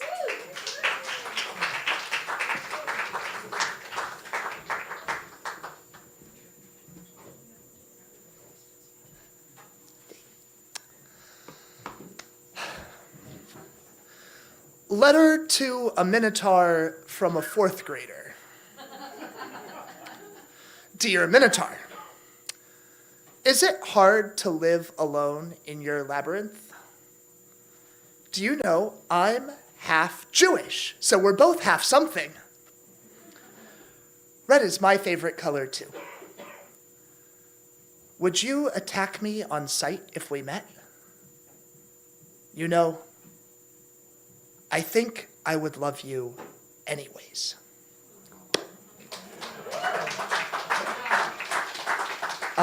Thank you to Beyond Baroque. Thank you to all of the poets here. It's great to see new faces and old faces and all of the community that this space brings together.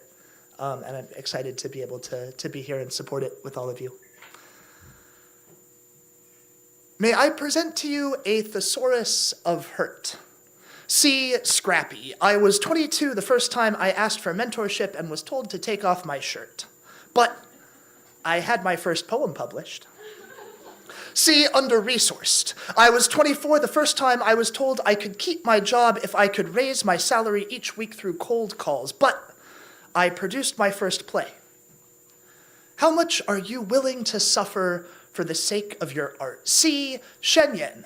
In Shenyang, they tell the performers their flawless dance will save or damn the audience's souls, that they are responsible for the salvation of the universe. Keep dancing. See, art can save your life. See, art is a cult. It's not forced labor if it's your religion. It's not forced labor if you're persecuted too.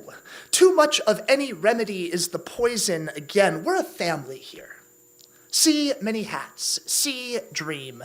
We sell one another a house of hurt, plant flowers to cover the cracks in the foundation. It sucked, but It helped my career. It sucked, but it made me a better artist. The screaming, the hand on the thigh, the newly discovered day before deadline. Even the most skilled dancer cannot fly. See flight. I was 25 when I quit my last full-time job and traded healthcare for never having another boss, which means having 100 bosses. See community. I was 30 when I thought, am I in the cult now? Am I in it so deep I can't see out? I am 36 and I am just learning I can fire my bosses. I am 36 and I am learning the world will not end if I stop dancing. See flight. See canary in a coal mine, the songbird that miners brought underground as they chipped the sun from fossils, releasing toxic gas. The bird more sensitive to poisoned air would gasp its dying and with its songs passing provide a warning. We cannot stay where the smallest of us cannot breathe. A canary has no board of directors. No HR department. No one's in the business of funding birdsong. Its stage is tree and sky. We pound the doors of justice and are told it's a nice idea, but there's no budget left for flight. See invoice due on receipt. See now, see now, see now. We are artists, scrappy, many-hatted dreamers. We know how to work a dime. Our hands crack, voices bleed. May I present to you a thesaurus of remedies. Power is power. Work is work. We speak the world we want to see into being. Insist on it. Demand better. No one else will. Do you hear that singing? From deep in the mine. Isn't it funny? It's when no one's forcing you to. That's when you want to dance. The etymology of ensemble is all at the same time. May I present to you a thesaurus of courage. Oh my God. And I think our last reader in the Ode to Humanity. Humanity's over after this next reader, so it's about time. Lisa Alvarez.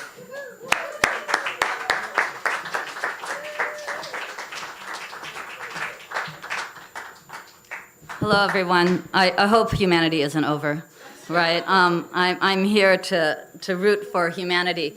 And I want to say it is always good to be in this room. It is so good to be in this room with people like you. And I just want to echo what folks have said to support this institution. A little goes a long way. I worked here once, a long time ago in the last century, so I know how they make a little goes a long way. And I just want to encourage you to give that a little or a lot during these times when we so need it. I'll be reading a prose poem to close, Ode to Humanity. I find hope these days in my students. And this is a prose poem that appeared in Journal of the Plague Years last spring. It's dedicated to my student Summer Sanchez Cornejo. It's called A Different Kind of Fire. The young woman went alone. The journey required a bus, then an hour-long train ride from what people call the Inland Empire to the city. The city. Then a short walk from Union Station to the oldest street in the city, founded by people who came from the same country her parents had come from. But when the city was founded, it was still that country. So they, the founders, most of them anyway, had not really come from anywhere but the land they were born in when El Pueblo de Nuestra Señora la Reina de Los Angeles was founded in 1781. The plaza was also the site of raids nearly a century earlier in 1931, the beginning of the forced expulsion of almost 2 million people. She had learned that and more in college.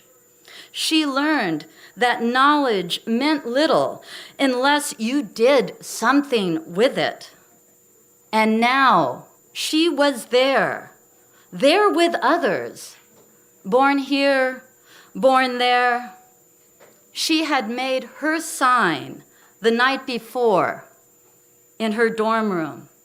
Ningún ser humano es ilegal en tierra robada. The crowd grew larger than the plaza and spread to the street.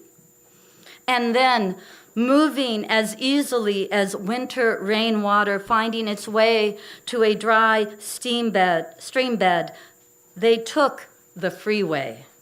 She looked up.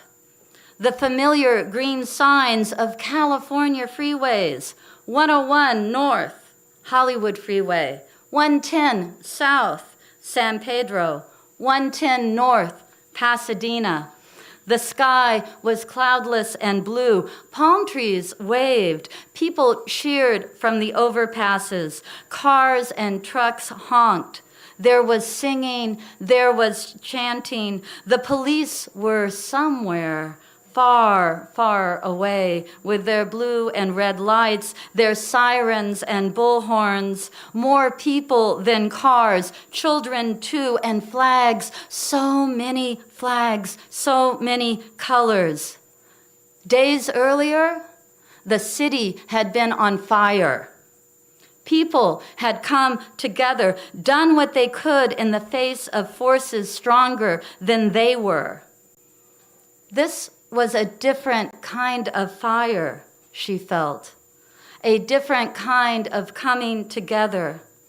Below her, she saw the ribbed concrete, the broken white lane lines. She discovered that while she had started out alone, she no longer was. Neither was she afraid. Thank you.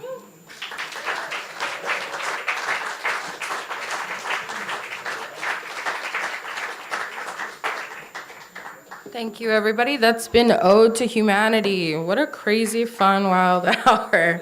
Okay, let's get this raffle going so you guys can go get a snack or something. Let's check it out. Our first winner is Cynthia Guardado? Cynthia Guardado? No Cynthia Guardado. Okay. Linda Crawford. No Linda Crawford. Mons Chavez? No. Fantastic, wonderful hour, folks. The number I'm looking at is 652-6621. Oh, dear God. Nobody? Nobody. Lovely. Nikolai G. He's outside? Okay, then I'll put that in there. Ooh, thank gosh. Okay.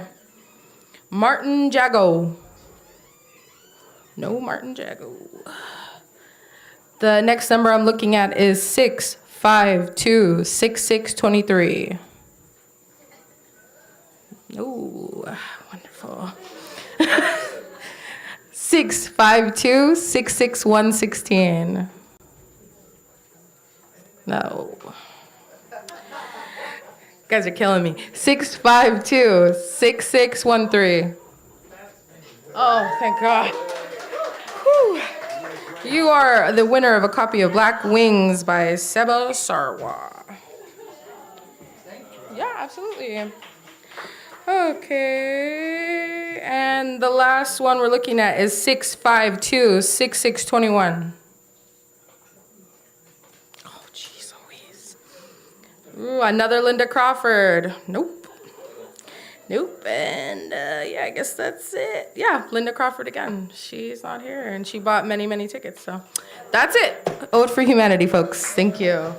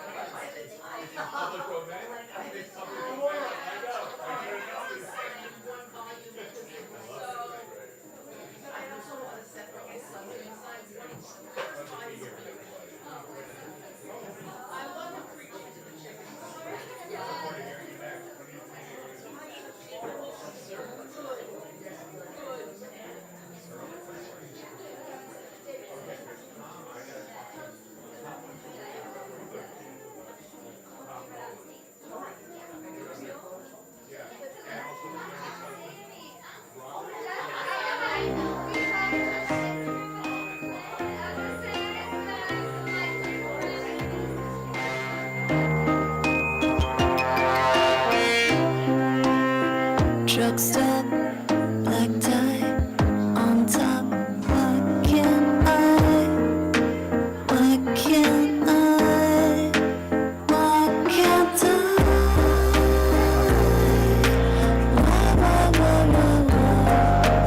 Why can't I be friends with a stripper? Why can't I?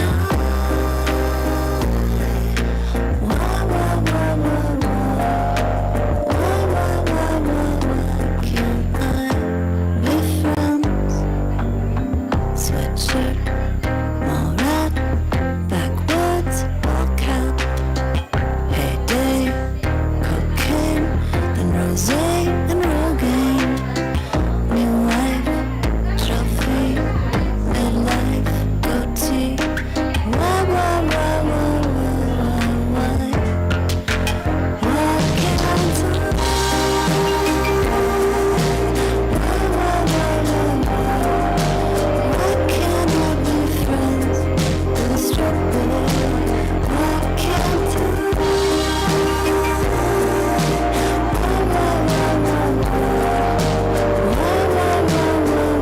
can't with a straight boy?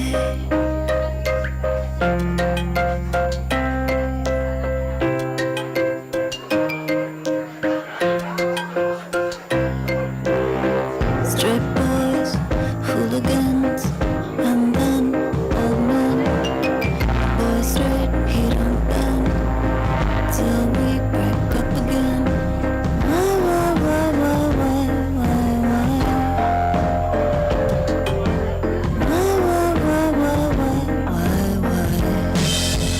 Why can't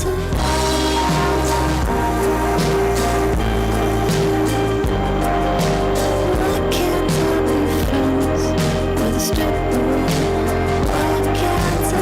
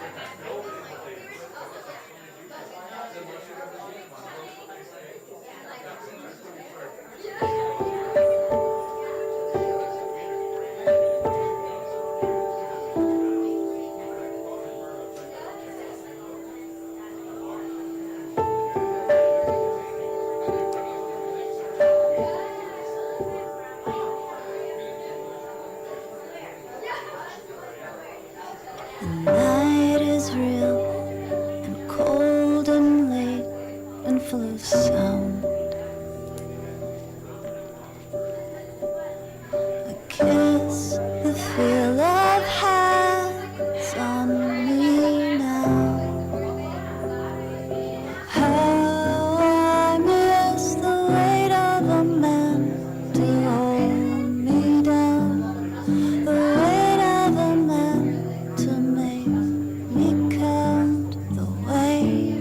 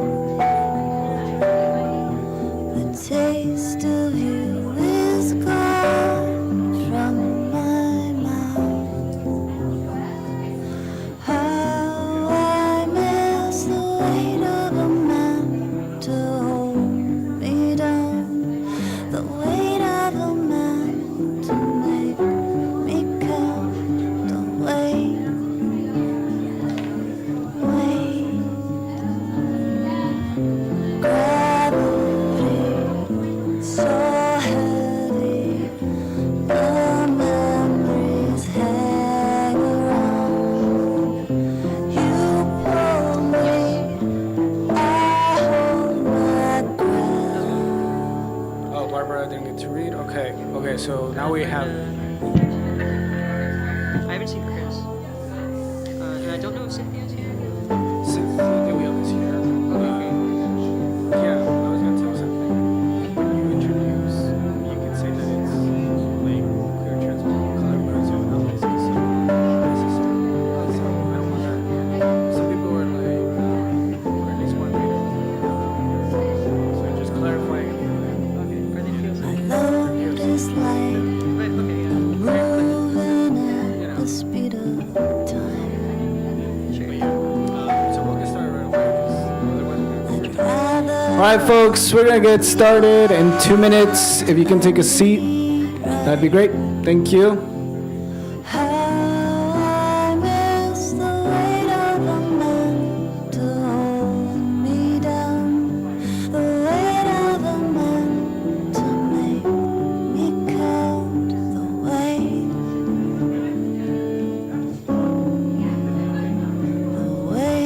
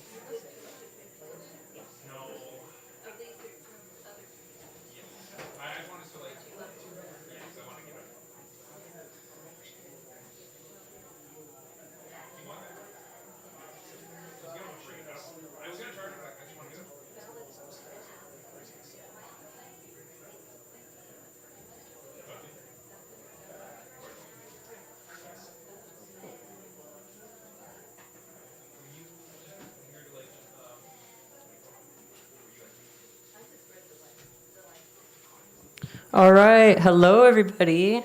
We're gonna go ahead and get started here. Welcome to the Wanda Coleman Theater and welcome to Beyond Baroque No Fest. Thank you everybody for being here. My name is Rhiannon Cielos Chavez, and for the next hour, we're gonna have poets, reading under the theme QTPOC, Power and Resistance, so queer, trans, people of color, and their allies. Here at Beyond Baroque, we've always worked to uplift society's most underrepresented voices, and today we wanted to dedicate a whole segment to people who deserve to have their voices heard, especially now more than ever. Beyond Baroque is dedicated to the possibilities of language, and for 57 years we've been a home for artists and writers of all kinds.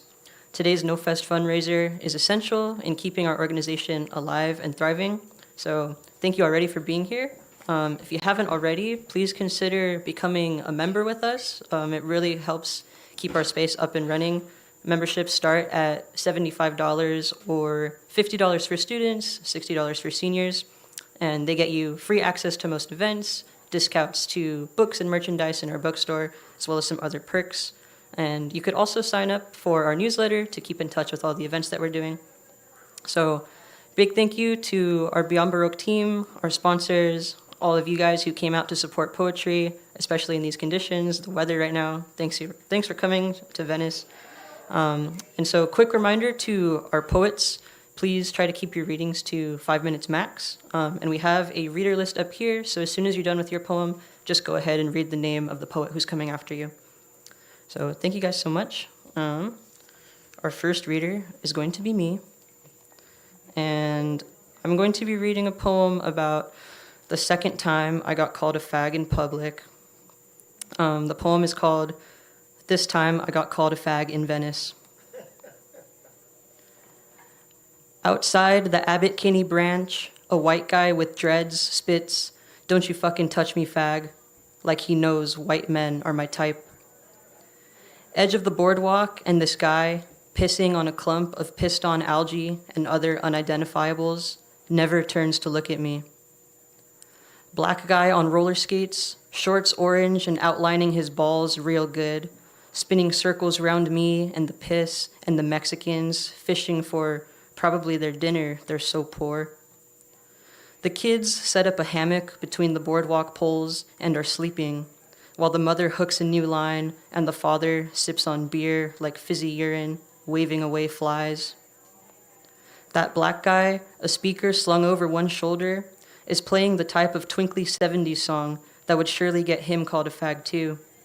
The type of song that only sounds good when you hear it for a couple seconds, all around you like the ocean and the smell of excrement, getting softer and farther until this black guy is now a black dot, and farther still until he doesn't even exist.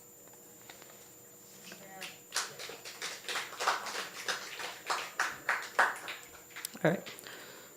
My second poem is called Fucking Pussy Too Afraid to Cry.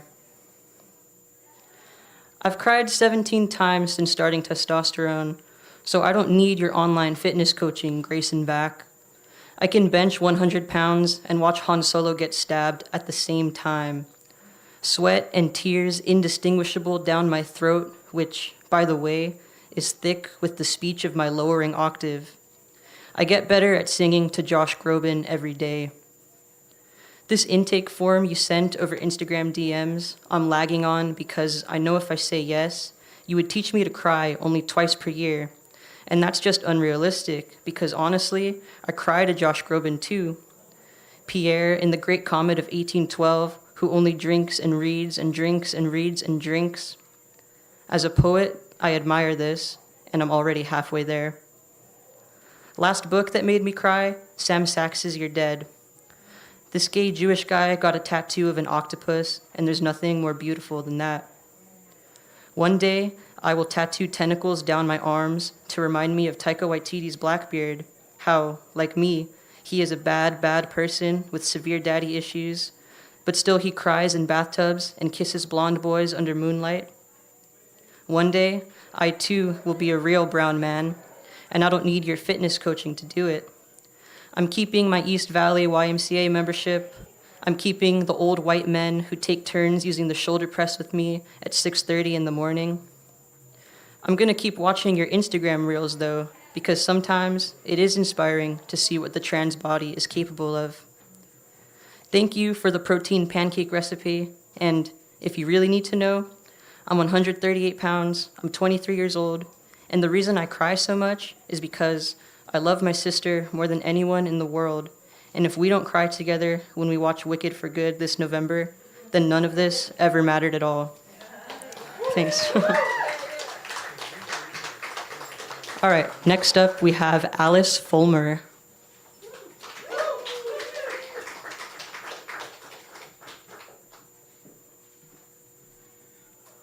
Well, that's going to be a tough act to follow up. I just wanted to thank Beyond Baroque again for inviting me here. I want to thank Jimmy Vega, Karen Kevorkian, Genesis Perez, and all my friends who are mainstays of this space. I got 2 poems for you. These were on Fifth Wheel Press and their website recently. This first one is called Loss and Angels. The angel said, "This place is the end of heaven and earth. This place has become a prison for the stars in the host of heaven." 1 Enoch, 1812. So it's been a full moon since forever, right? Our fault, void of course, the supreme stone love and bourgeois blues by Leadbelly bubbles by while I finally have time to clean my car's trunk as the city of Thebes is seemingly sieged. On an afternoon of Enoch and his ennui, I open up to the misunderstood. I saw, he wrote, angels. And I remember when under Y2K warfare I had to, a decade ago, my estranged brother's estranged childhood best friend gifted me his copy of the Book of Enoch while we smoked a Blue Dream blunt in a sober living house's backyard. It's funny. 13 years later, he gave me a pre-release Pokemon. 13 years earlier, he gave me a pre-release Pokemon card he won at the League. Mysteries Seadra. Since then, all holy books have been holographic to me. All three of us are estranged now. A lifetime of loss and angels. Today's demiurges cough coyly down on the matrices of Arcadian's brain, Temple and Broadway, First and Hope. It will not be the last time riots are hallucinated. The moon leaves Sagittarius for Capricorn, but the three screens in front of me just stay the same. I saw, says Enoch to me, judgment. I've been texting my friends, but try to leave them out of my poems. This is not one of them. I am not close nor far away. At home, a bionicle video essay clips The City of Great Spirit, one where I learned to drive like a demon legion. Wind, water, fire, Enoch texts me. The moon close to burst, the streets overpasses turn violet, not violent. Angels with nothing to lose but the full moon. Thank you.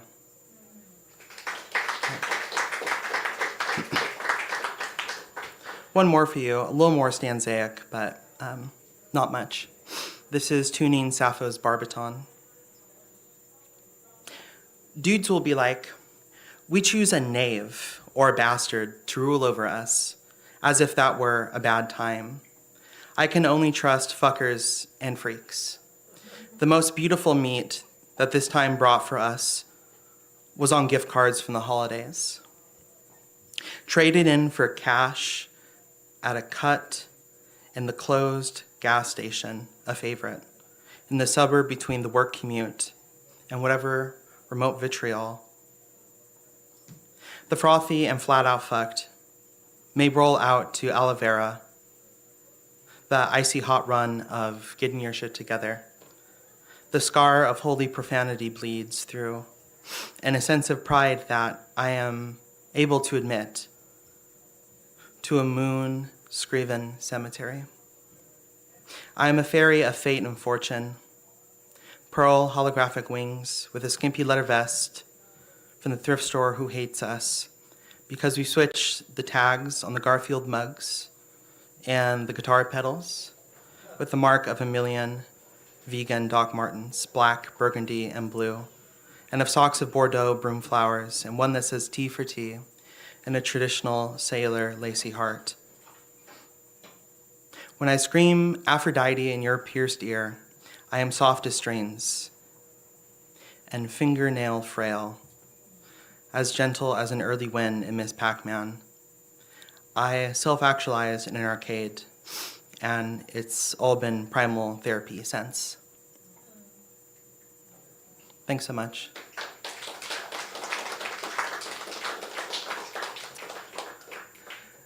We have Nikki Ochoa.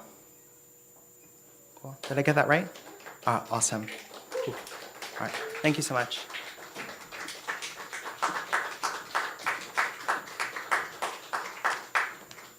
Hi, everybody. My name is Nikki Ochoa. And really quick, I just want to say thanks to Beyond Baroque for being so supportive always throughout the years. I feel like it's a marker for me. It makes me feel like I'm doing something right to be supported by them. So thanks. Okay, and this one is turning out kind of dark. And I feel like it's important to tell you that because there is some imagery that's just like not nice. If you want to just like not hear that, you should leave. Okay. Experiencing a very slow and kind robbery from your gaze, cities deep. There's still marks on the ground from where you set it. A ring scorching the wooden floorboards, marking the soft patter of our conversations, raindrops interlacing, and you leaving so carefully. On the eve of a Tuesday, in the tan room of Jupiter, my house, a creaky envelope, sun-crusted, heat of a hallway lined by desire to ride the train into anonymity through Luxembourg. My hands, a purple-red cheetah finding their way into your cast iron parking lot highway long body. If there's a way to drink you from a bottle, milk from a bottle, I am doing it now. And you say, I shouldn't be so negative. If mankind did invent a time machine, we wouldn't just all blow each other up. Vincent, who is impressing me with his worldview, a quantum physicist who likes to smoke weed on the 4th floor of a skinny, nearly toppling over apartment with metal spiral staircases, a death wish for a drunk. And me, on some presumed occasion, spilling the potted plants all over the balcony and below, looking at the aftermath as I sip orange juice, batting the hangover off me, reasoning it was either me or some deranged raccoon, breaking the terracotta, now in huge slices, all over the bland morning sun. I'll leave it like that. Some kind of clue. For what? For who knows what? It's just part of the environment now. Gregor says the woman he saw hit by a city bus looked like a bag of soil ripped open. And I'm like, dude, did you have to leave me with that image to remember forever? And he paints it every day in his bedroom studio. Half a dozen dead bodies he sleeps beside. He says he doesn't even know if he likes his art that much. He says he's depressed and just goes on painting dead bodies and drinking cran vodkas and watching sports. Lace Dream, Anya said, and is always saying backwards, always talking backward. I'm always talking backwards, backwards talking. If humankind had a time machine, say powered by the ever-flowing Niagara Falls, famous for weddings, suicides, incredible stunts, Frankenburgers, then maybe what? We'd have more bakeries and casual cities like Montreal where you can ride the train to get coffee until it's time to switch to beer, until it's time to switch to wine, until it's time to switch to those damn vodka crans and dance all night.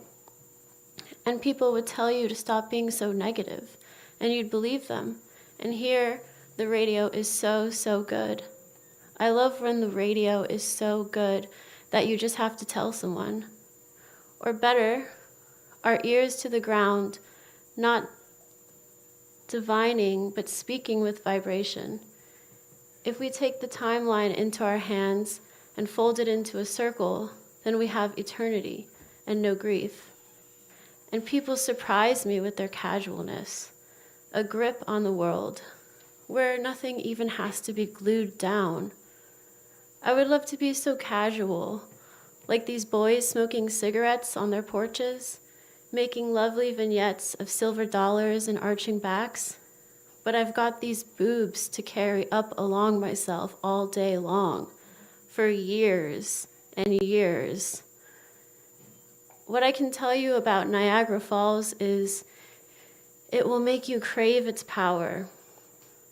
I feel the same way about New York. I feel the same way about every city. Let me become you. I am you. I am making you. You are making me. Show me your glass dollhouse all together, a secret between the inconsolable yearners. Run through me, little garden of faces. Okay, thanks. I have one more. Thank you. This thing feels weird. I need to go like this. Okay, there we go. I'm on the edge of the north side of the peak. I have sweet tasting water. Willow, aspen, birch, maple, pine, cherry, and mountain ash. We trade in terms of hearts of fire. We backbend to the sky. You and I are alike in that way, I think. We wear the world on our fingertips. Thick jewels, gaudy diamonds, and rocks, maps of pleasure, maps of our pleasure, and cities we have loved, clubs we have danced in, meals of dough we have paid for in cash, dining behind the stickered windows of Chinatown. Somehow you and I were born under a star. That symbiosis recognized itself in us and vice versa. This does not always occur. There are sometimes voids of moon. We navigate by digging deep into the groundwater of empathy underneath us always. The large pipe systems that move our lives into springs and up mountainsides, into sweet, dew-dropped wildflowers and gargantuan houses of death. And then the daydream thickens. Enthusiasm is being possessed by God. Am I a good man? Am I a bad man? A total holy terror. I dance on the roof when I win, I win, I win. You can drive straight deep, clear into me. And then I stepped into my loves like a mansion, the light clicking of my heels, roaming throughout their terracotta minds. I have seen the way a body can heal itself. I have seen the way a mind can recrystallize. I'm forgetting, I'm forgetting, I'm forgetting into someone new. I have seen terrible death flashing from inside the amphitheater of 100,000-foot clouds, crashing and banging and making the Thunderdome magnificent. Let the museum burn and fall into my front lawn. The yoke keeps spinning. I dream of you when I dream of home. A wise and disinterested king ruled a fragrant land. He laid low, enjoying the jams of fig and the palms of luxury wafting sunlight and shadow betwixt his gaze. If he desired, he could order the sun to stay up longer, but he trusted natural cycles and lived long due to this. When chancellors asked him to create rules and regulations, he peered upon a dish basted with honey for counsel. If it oozed left, he'd call upon the army to storm and conquest, and if it favored right, he'd call upon citizens to dig deep underground and replenish aquifers. And if he didn't like the answer, he'd turn the bowl or lick it clean. You probably already know this, but you are a public park, your body a heavy lawn, and curled up in the dried field, there's a goat chilling someplace in the middle. In his mind, his body was a star pressed into a field of salt. Winter me, ice me. You make yourself an armor of excuses and little entrances to suck the sallow out of it all. In the anatomy theater, your mind is an opera, praying for long goodbyes. In colder animals, the heart beats more leisurely, not like us, hot-blooded mammals, hearts of fire fluttering at every glance. I'm not interested in viewing open caskets or cadavers. I don't worship the body like that. I love the soul. And there is a way to date God. It's easy, actually. But first, I must tell you a little about him. One afternoon, God just set aside a slew of ingredients that were too far from canning day to use, let the water boil, and threw them all together, and got the world. Then he laid around on some plaid pilled-up sofa like the unemployed king that he is, and laughed at infomercials, feeling pretty good about it all. He's been writing off that feeling since, leaving us to romp around in a paradise that doesn't even understand itself. So then I eat the cards. A fawn, born in the doorway. The earth is an elephant, a well-worn hammer, home. I can feel my brain glistening with the decoration of time. I'd never be caught in the back seat, bitch. I'm writing front, right side. Thank you.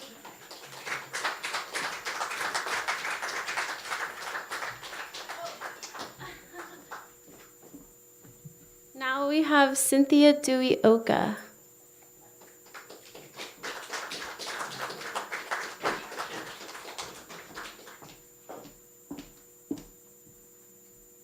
Hi.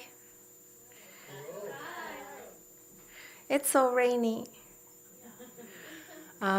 I just have two short poems. Thank you so much to Beyond Baroque What you guys do here is sacred work.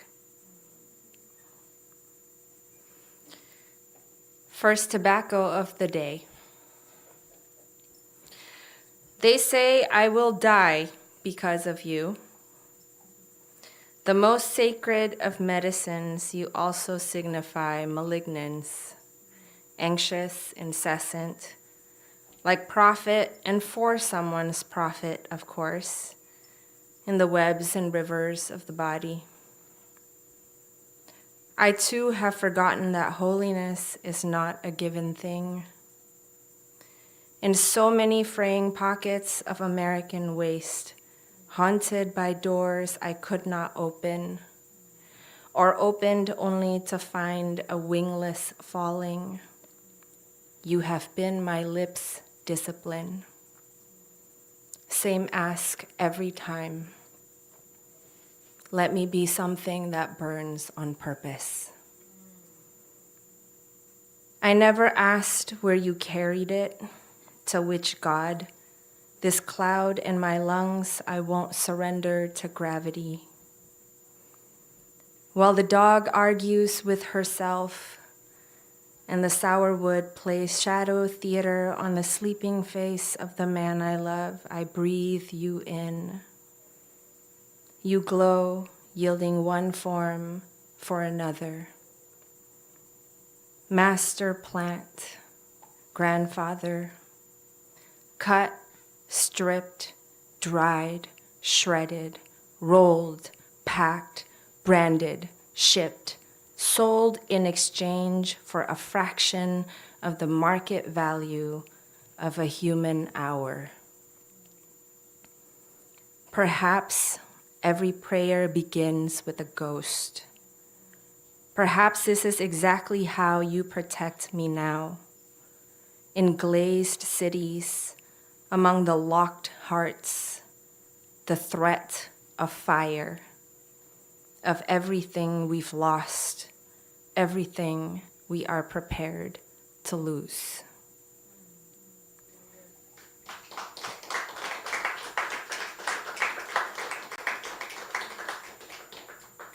Thank you. Hope. Blood wolf stars, treeless plain. I leave what I know like a lonely shoe. Neon signs are dying out. Advertisers spin stolen words into smaller and smaller cages. I have seen ghosts in costumes of righteousness flash diamond teeth. Sat at the long table of sentences that fade halfway to nothing. Everywhere the comfortable tighten against endings. I feel guilty of gladness, but not much. Some ends are earned. Prisons are made of walls, and walls are just molecules that have forgotten how to dance. Whatever the desert is, it calls me. The moon, my lamp. Still, the highways sparkle chains across the land. Still, emptiness cloaked in chrome and flesh rise, altars to a God that never was. But not for always. Not for long. Thank you.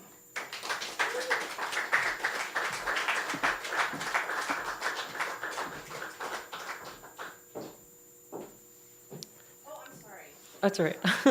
Next up, we have Luis Antonio Pichardo.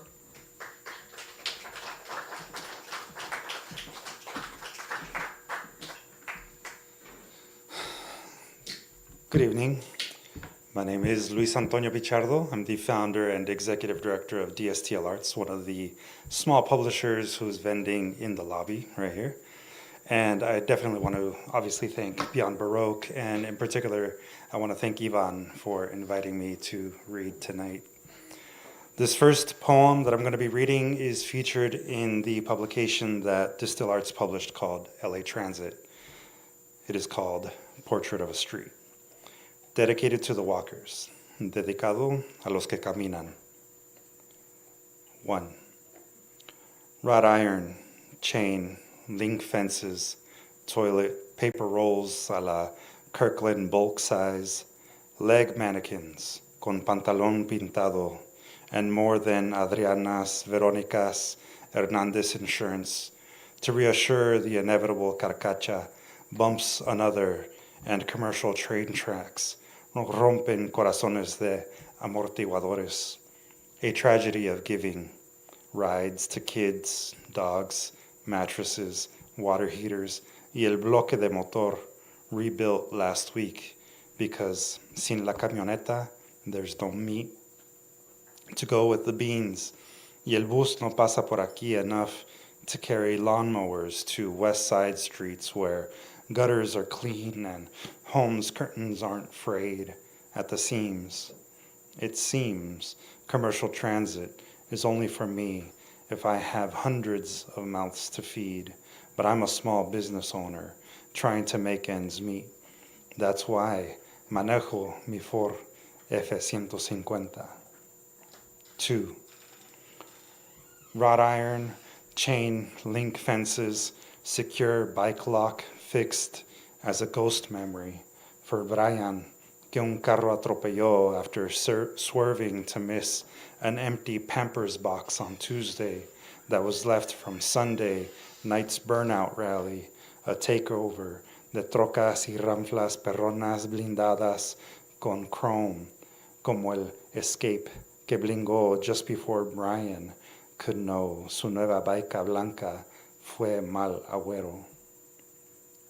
3.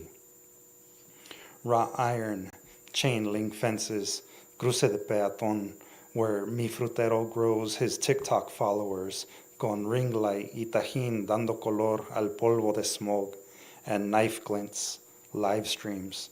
Prestan atención cuando crosswalk flashlights don't. Cuidado, que ahí viene uno a moto. Your mirror is closer than objects appear, so slow and put down the phone.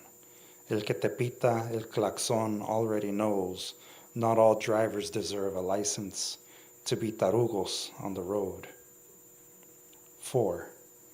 Wrought iron, chain, link fences, they're bars for slow children at play who want to make it home. 5. Wrought iron, chain link fences, this is also your home.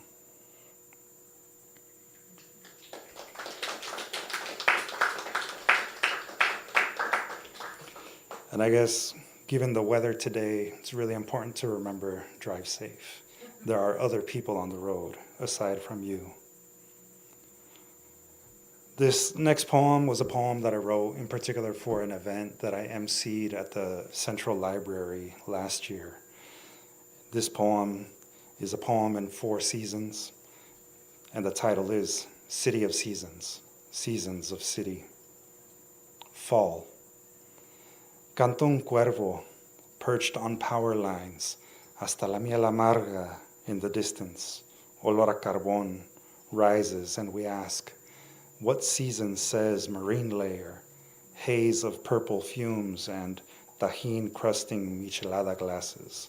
You know, the ones that once eran envases de pickles, Vlasics, y por ser de vidrio sirven aún for refreshment. Classics playing en la radio. The golden hour llega temprano, and the cuervo sings a line. Hasta el cuerpo se me enchina. Winter. A pigeon struts entre los callejones where the San Marcos blankets acaban de llegar de Mazatlán. Hot Cheeto entre pico, and we ask, what season says champurrado in hand? Hooded sweater and basketball shorts. Calcetines hasta las rodillas. And don't forget el regalito para la suegra. Un set de adornos, precious moments, and maybe una foto del nieto. Esa vez que cantó con Cuco, cucurucucú, pigeon, por ser funny y un poco pocho. El pichón se nos queda mirando. Primavera. Chuparrosa columpiándose outside an open window, whispers of conjunto primavera playing entre la lavada de frijoles, olla lista, and we ask, what season says néctar de los dioses, para los dioses, hirviendo entre flores and flames? El pico de gallo es más que salsa, and nostalgia for noches que se hacen días is evident in every bowl of frijoles that makes us sweat just a little more. Se calienta el día, and the chuparrosa swings happily into the breeze that trees embrace. Pollen is in a race. Quiero que sepa, el otoño e invierno, espero que vuelvan. Summer. Canta un cuervo perched on power lines. Las águilas juegan among updrafts. Un buitre circles coyotes que capturaron conejo, and no one asks. What season says ash and haze, olor a mezquite and carnes asadas? Okay, maybe se pregunta a qué hora pasamos con hieleras. And maybe we ask what flavor chips do the kids like, Sabritas or Doritos? And we'll bring hochos, ya que se va a convivir, y convivimos con el sazón of a city that speaks more than one bird's language. We sing, and the birds listen.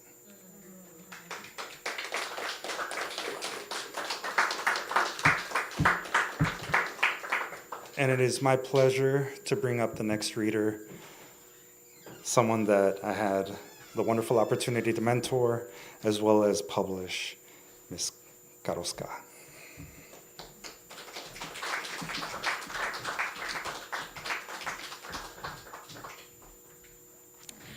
Hi everyone.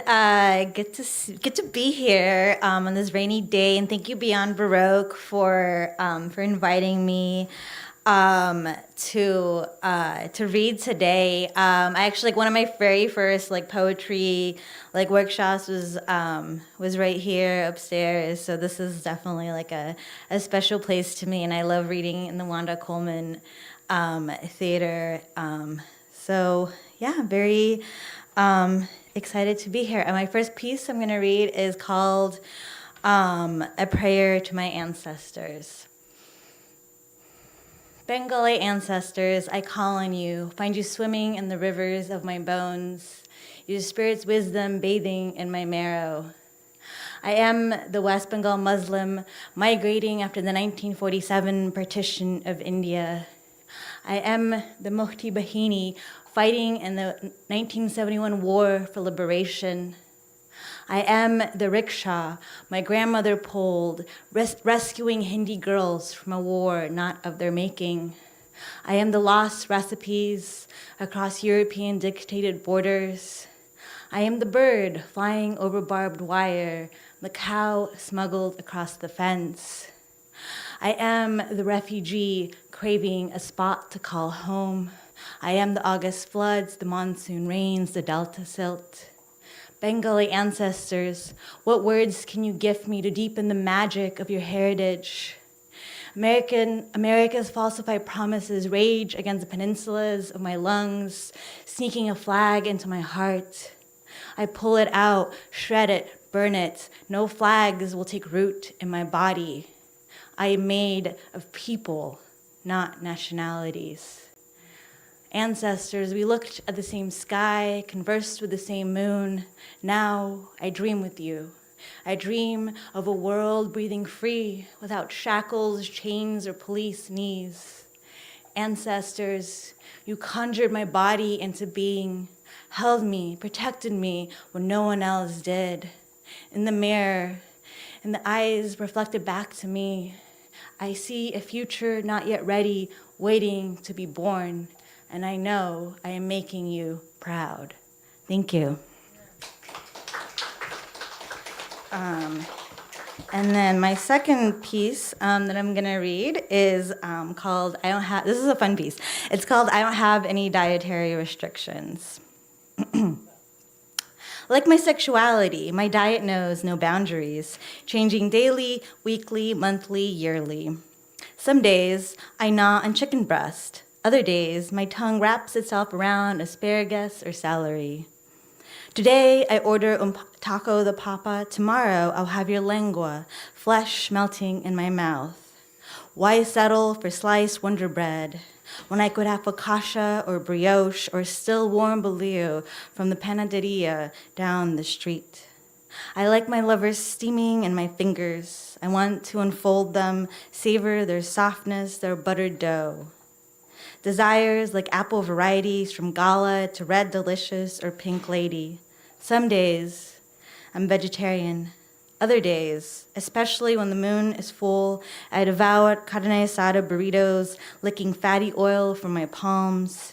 But most days, I trace my fingers along my red-spotted mango, undecided but joyful. I am my own sweetest fruit, my own honeyed pleasure, not needing anyone else's flavor. Thank you. Thank you. And I will now be calling up Christopher Soto.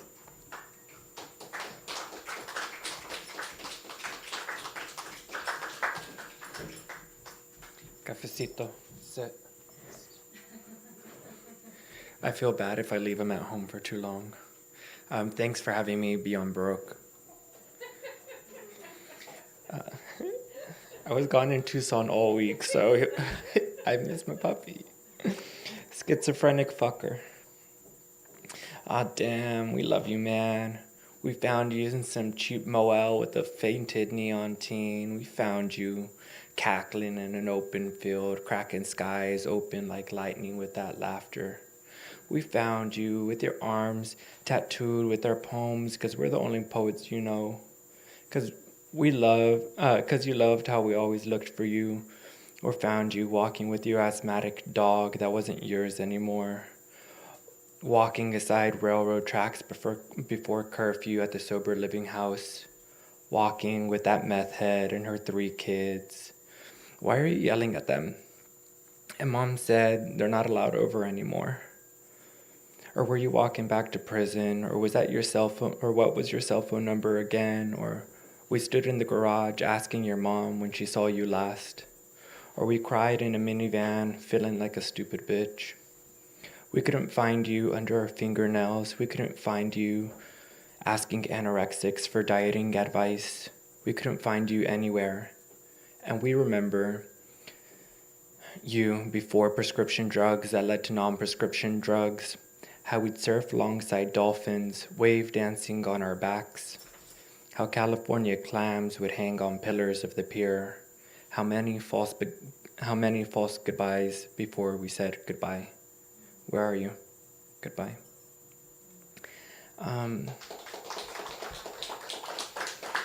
Okay. He doesn't bite. I'm gonna let him off. Okay. It's like, fuck you, man. I'm free.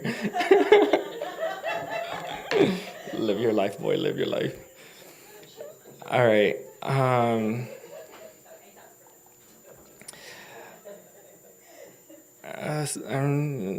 Do I read We've Been Yearning for a Riot or Job Opening for Border Patrol Agents?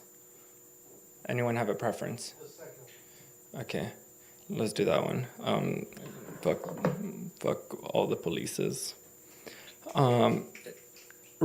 Job opening for Border Patrol agents. Requirements: U.S. citizenship, 1-year police or military experience, ability to read and write Spanglish, education, no college degree required, duties: jugs of rose water slashed open, slit in the shape of a frown, Mexican teenager unarmed but shot, neon burial grounds tumbled through the border, money stolen, medications confiscated, children crammed into overcrowded cells, toilet paper placed on the floor for warmth, one barrier before the cold cement, drugs smuggled by border agents, checkpoints opened during the hurricane, migrants couldn't seek safety without being detained. Surveillance cameras shook through skinhead passports. Border communities patrolled petroleum desires. Believed you were good for doing your job, even when your job means harming other people. Salary, $40,000 in a raise every year plus overtime. Benefits: infrared scope for night operations, half price on used lungs. Required to carry a firearm, equipped with off-road vehicles, horses, watercrafts, motorcycles, ATVs. Stood before the mirror throwing rocks. How to apply: send in your name. We promise insomniacs have the best daydreams. Full-time, Latinos preferred. Thank you. Brenda Vaca.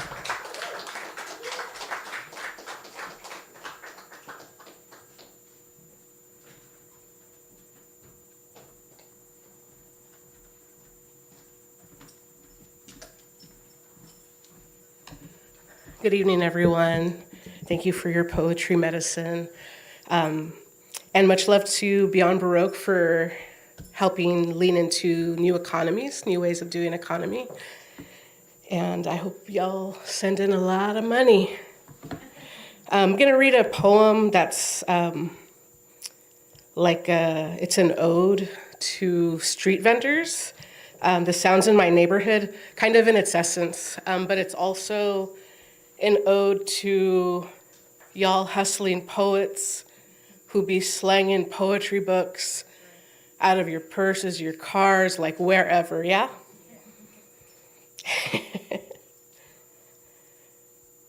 ¿Dónde está? I swear I had it. It's called Poemario Woman. It's all in Spanish. ¿Quién quiere poemas? ¿Quién quiere poemas de fresa, de chocolate? Poemas de nuez, horchata. Poemas llenos de gozo. Poemas pegajosos con sexo.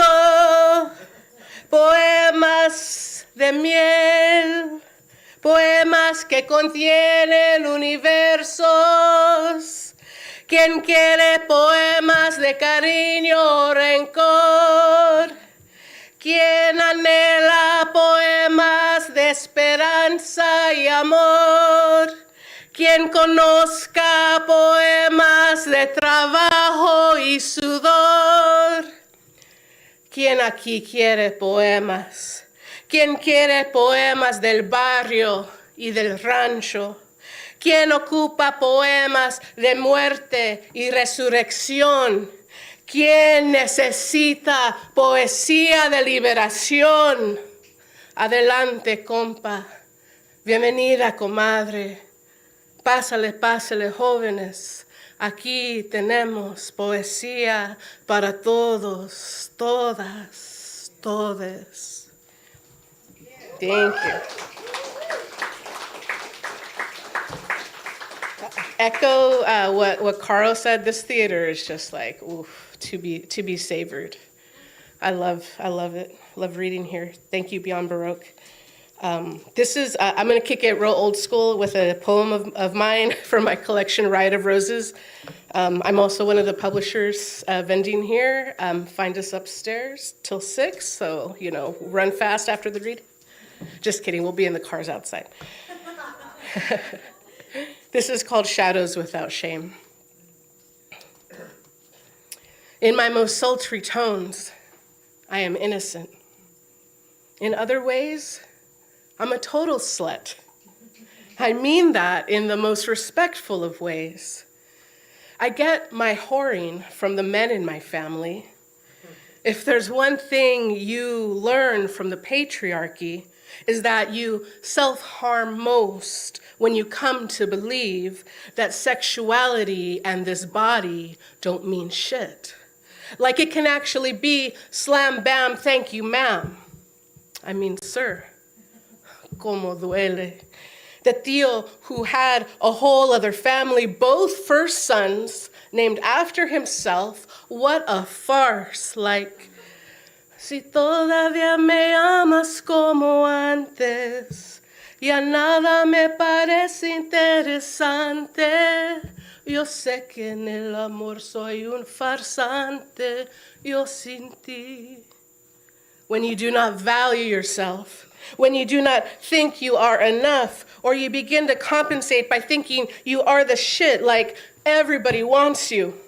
El primo, in the middle of divorce, reaching for straws in love, was joking that a cachetada is all you need to keep your vieja in her place, always seeking the next horizon, not even comfortable having an empty bed for a few short months, which I know feels like eons. There is nothing heavier than the emptiness of a bed than when your lover leaves you.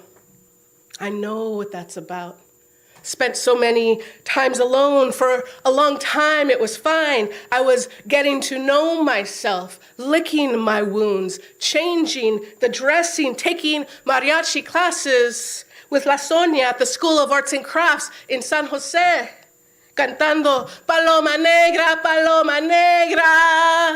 ¿dónde andarás? But then came the days when the emptiness loomed large, said boo in the dark, and scared me more than a little. On those nights I sought solace, solace with the promise of a kindred, solace with the passion of thirst quenched, solace with the relief of an escaped arrest. There were times it was sheer biological need, my assertion on this earth plane that I'm still here, purely physical, nothing twisted about it, just need like hunger, rest, or defecation. At other times it was a self-mutilation, trying to understand the original wound, the one that defies language. Some things, all they can do is sit, bring it to a boil, mommy says, lower it and let it stew. Better left unsaid and set loose on the wind. In those moments with the moon high in the sky and the sun well below, I could see my shadows without shame. I could taste the anxious bile wet on my lips. I could smell the stench putrid and rotting. I could feel brave, brave enough to sit and stare until the truth glides into focus. See myself standing there, vulnerable and innocent, if even for a moment. Thank you so much, everyone.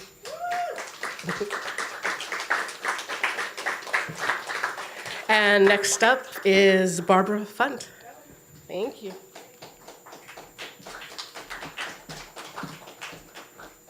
How y'all doing? You feeling all right? All right. I was supposed to read in another segment, but we ran out of time, y'all. So I'm gonna read a poem here. Is that okay? All right. My name's Barbara, and I'm gonna read a poem.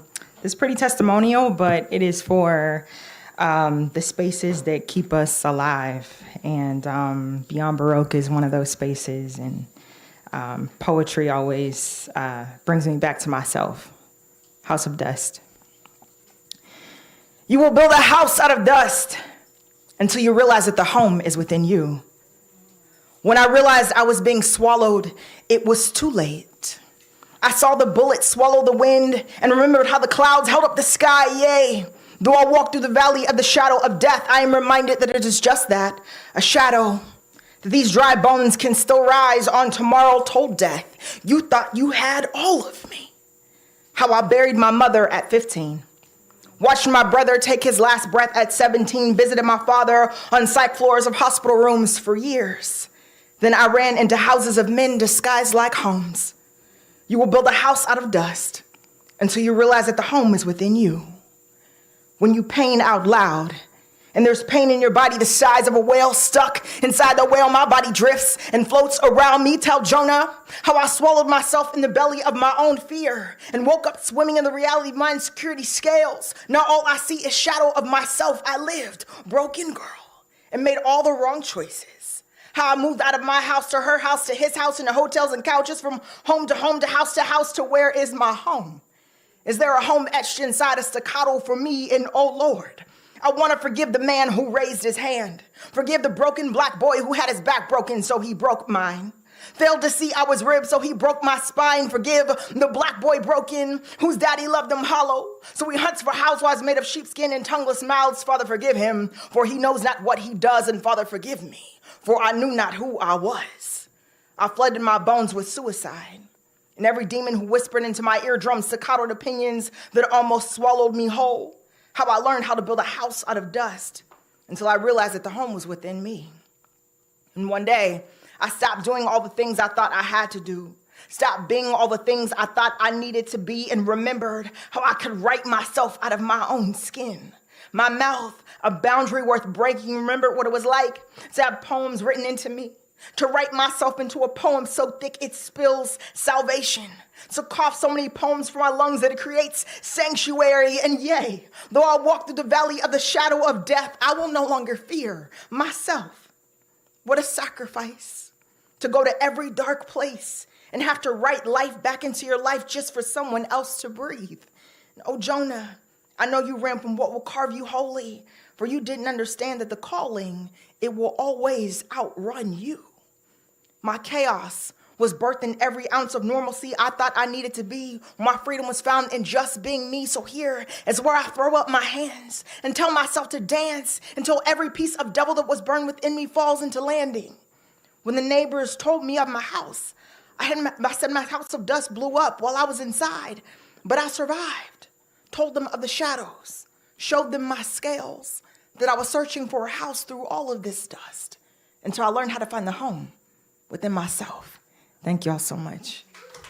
I invite Rhiannon back up. Thank y'all for being here. Yeah, let's hear it one more time for all of our readers tonight.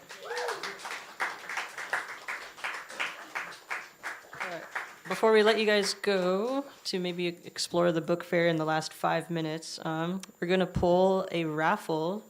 So if you guys have your raffle tickets, get them ready, look at your numbers. And today we're going to be raffling 3 books from some readers that featured tonight. We have Loving My Salt-Drenched Bones by Carl Scott. We have Faunalia, maybe I said that right, by Alice Fulmer. And A Tinderbox in 3 Acts by Cynthia Duyoka.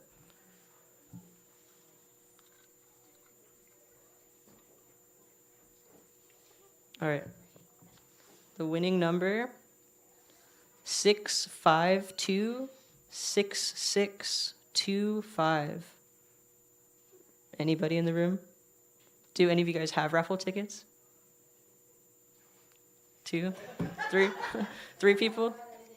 All right. All right, I'll pull one more. All right. 6526623. Any of you guys? No? All right. Well, I'll see if I could track maybe these people down outside. But thank you guys so much for being here. Really appreciate it. We have, I believe, two more segments after this, or 3 more segments actually. So the party's still going. If you guys bought the bundle, you're welcome to stay, hang out. If you guys want to purchase tickets to see the other ones, feel free to do so in the bookstore. But thank you guys so much.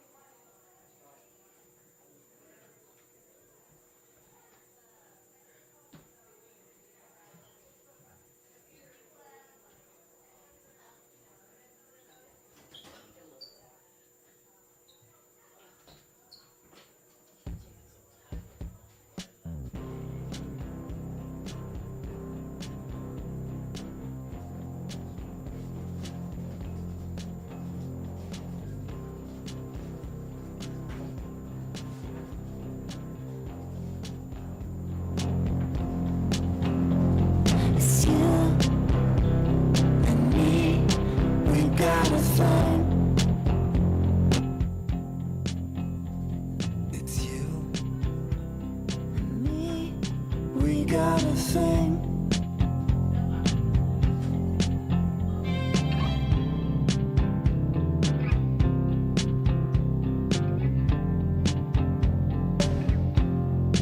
From now on, we got a thing. And nothing will go wrong. Nothing will go wrong. Nothing will go wrong again. It's you and me. We got a thing. Ohio, Ohio, Ohio. It's you and me. We got a thing. We got a thing.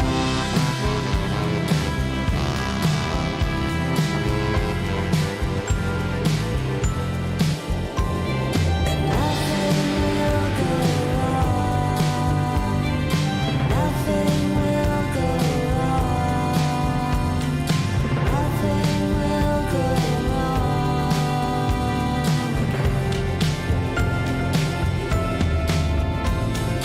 Nothing will go wrong. Nothing will go wrong. Nothing will go wrong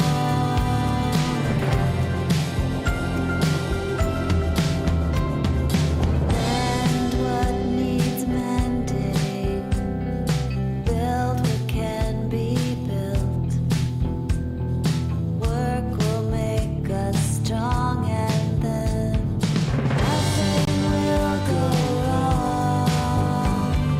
Nothing will go wrong. Nothing will go wrong again. Nothing will go wrong. Nothing will go wrong. Nothing will go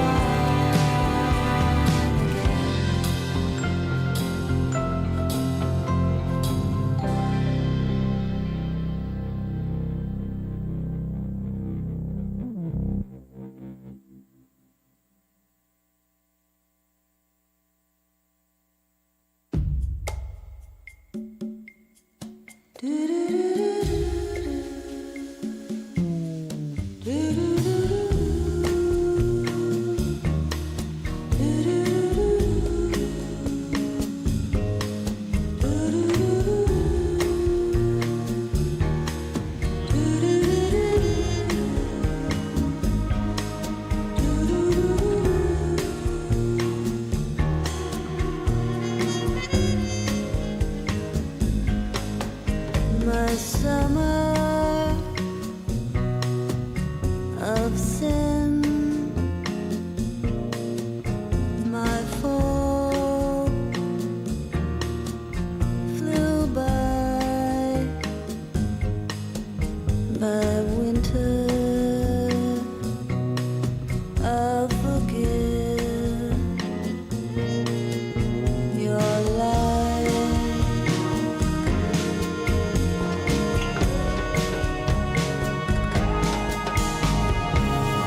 Color of your skin will be changed by the sky, and what the sun kisses, so shall I. And what the sun kisses, so shall I. So shall I.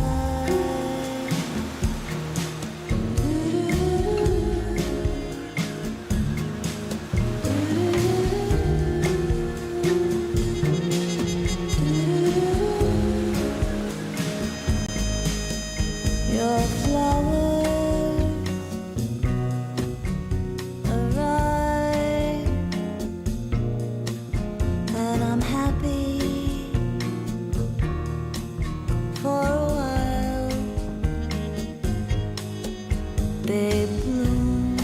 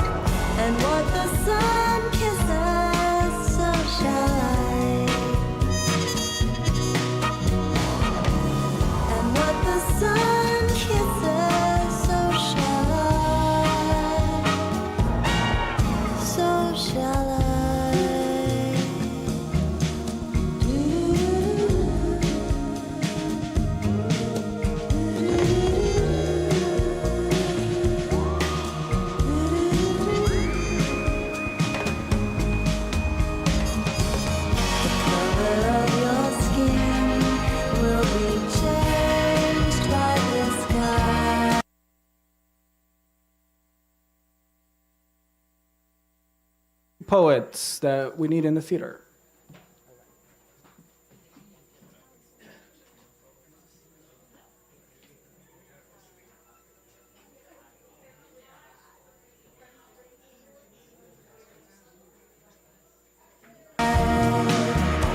The color of your skin, the color of your skin, the color of your skin will be changed by the sky,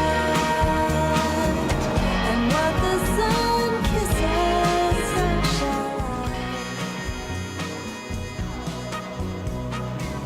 And what the sun kisses, so shall I.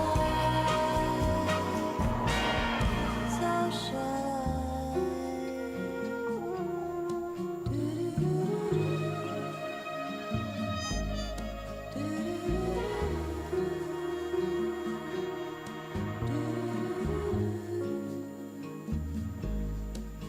my summer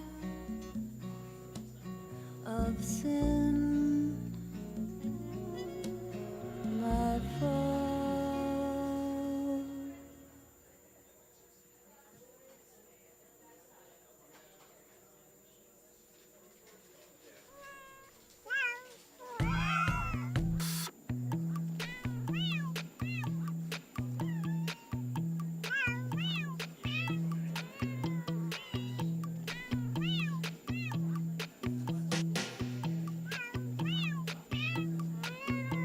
The right way that kitties like, the wrong way when kitties bite. The right way that kitties like, the wrong way when kitties bite. Kitty decides. Kitty decides. Kitty decides.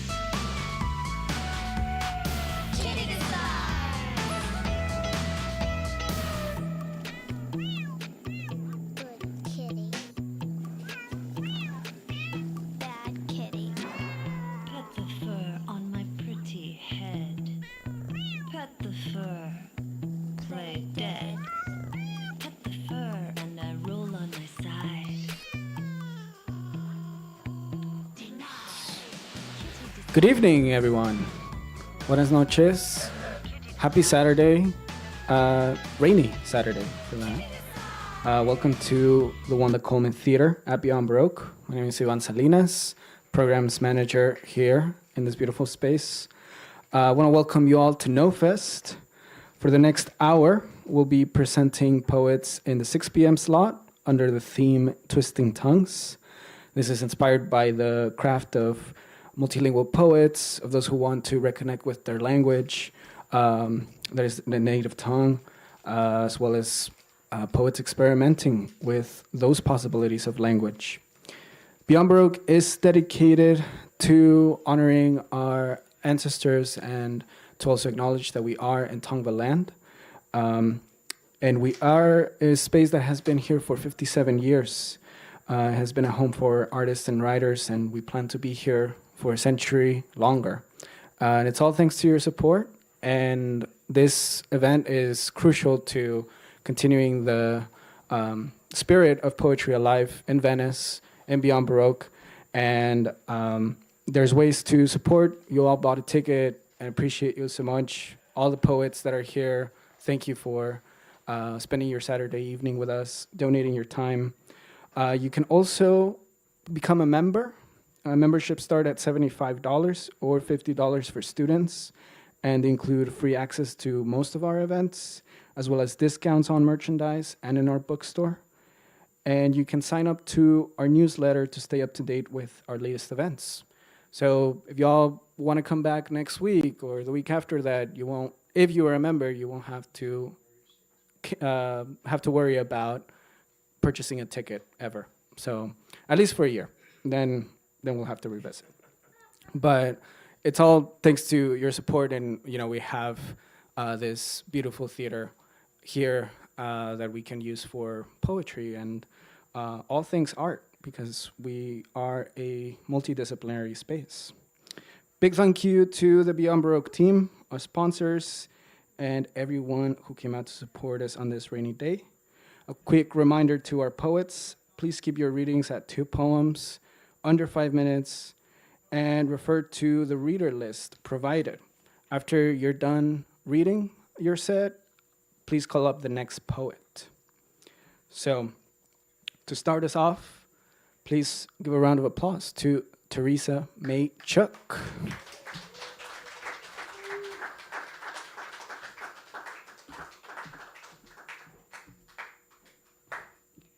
Thank you, Yvonne. Thank you, Beyond Baroque, and thank you, everyone, for being here to support this really important space that has been a home for me and for so many of us. So the following poem I'll be reading is my immigration story. After the American War, my mother, brother, and I fled Vietnam. I was 2 years old and spent 3.5 months in the sea before being rescued. I want to note that in my poem, I mention Quan Am Bodat, who is the Bodhisattva of compassion, also known as Gunyam Posat or Avalokitesvara.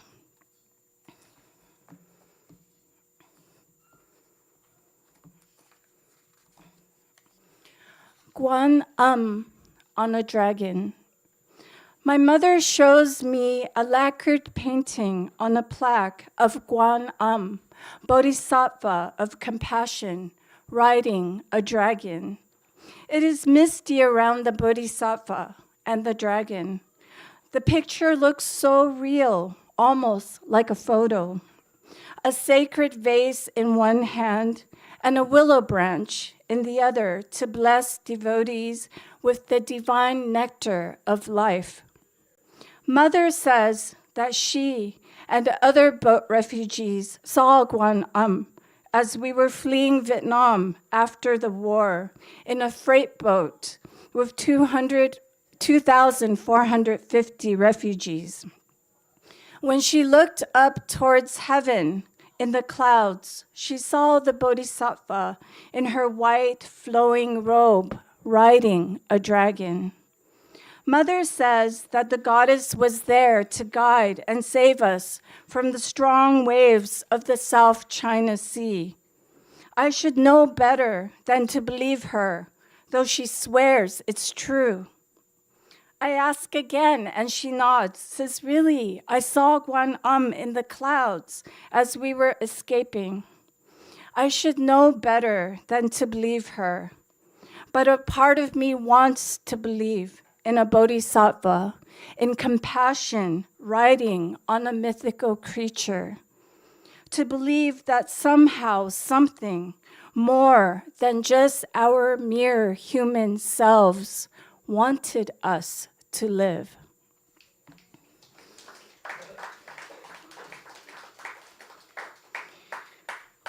So many people have heard of Agent Orange, a chemical used by the US during the Vietnam War to destroy the rainforests. Agent Orange is still affecting the Vietnamese people and the environment today, 50 years after the war, causing genetic mutations and deformities in newborns. The US used many chemicals during the war, including a lesser-known chemical called Agent Blue, which is used to destroy the food supply of the Vietnamese people. Agent Blue. To kill correctly takes calculation, down to a science. Arsenic, cacodyllic acid.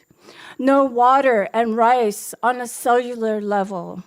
Know what it takes. Make sure no surviving seed can be collected and planted, because even a small seed assures survival.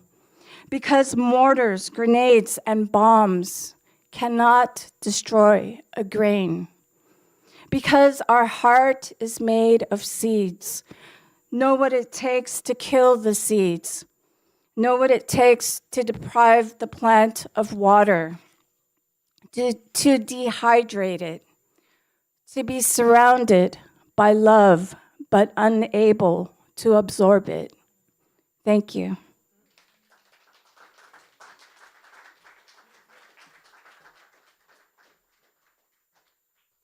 Please welcome Lisbeth Koyman.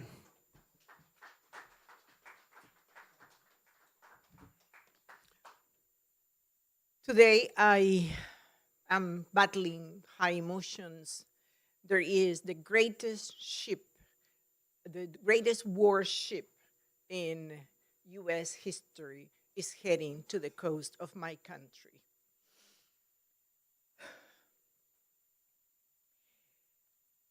Poetry has become lately my way of reacting to this schizophrenia that's going on, and the trails, the mountains, my refuge. So in poetry, I'm combining always both of them. Desert Aid. The pack of young hikers moved fast ahead, jogging in deep sand and washes. A lizard does his early morning routine of push-ups under the shadow of a rock before the temperature rises. The ocotillo appears in view with its late winter bloom.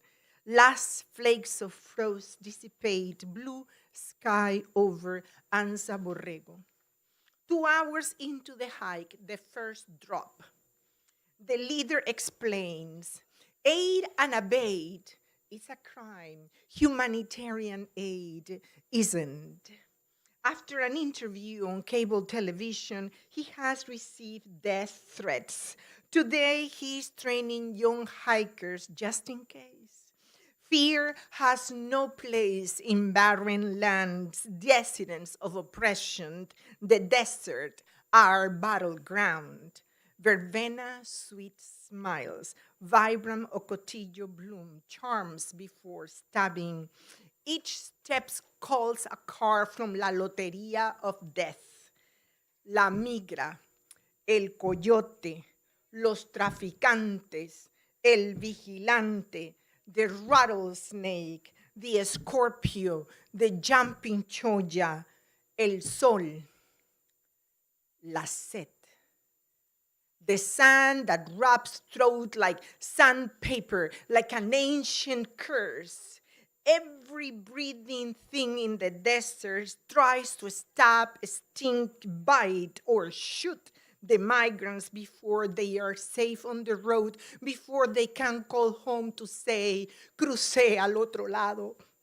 Desert wonder, fish hook barrel cacti, quench thirst, seek shelter, stop. At the next rest, eyes lower, voices break. Men hardened by years of desert activism shake their heads, deeply moved by what they saw last week's drop.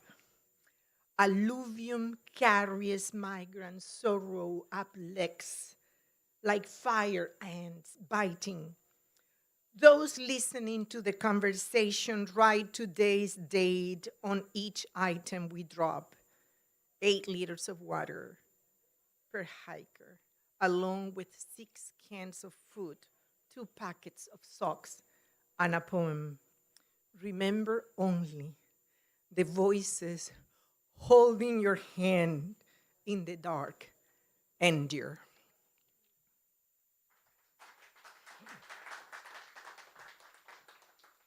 Most of the people crossing the border today, the south border today, are from my country. They're fleeing from a dictator coming into another dictatorship. And I feel my duty to give my hand. The next poem is something I also do on the trails. I'm a trail activist when I'm either cleaning the trails or dropping water, one or the other. And this is for the cleaning crew. Fire chases. Poodle dog chases fire after the last embers have opened the seeds dormant in the soil. The bush's deep roots hold the loose soil, preventing mudslide, controlling erosion. Whispering bells ring after the last embers accelerate its reproduction. The bush releases its nutrients back into the soil, improving the soil health, increasing biodiversity. Fire poppy erupts after the last embers accelerate its growth. The flower salutes the sloping orange-blue hues, changing the face of devastation, reducing the risk of debris flow. Trail recovery crews arrive after poodle dog or fire poppy or whispering bells stabilizing the slopes. We thank the ancestors and the fire chasers for keeping the mountains. We clear vegetation, create washouts and swells. The signage goes last, marking the path for new generations to enjoy. This country is a matchstick short of a conflagration. Who will be the fire chaser?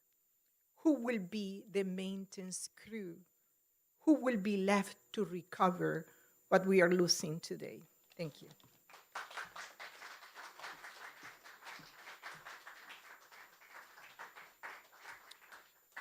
Please welcome Duncan Cuervo.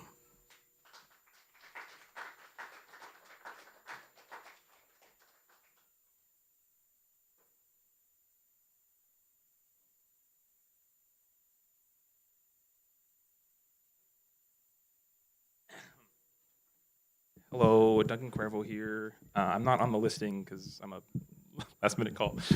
Yeah, talk to Yvonne because I'm going to do something a little new for me and sort of heinous, I would consider it.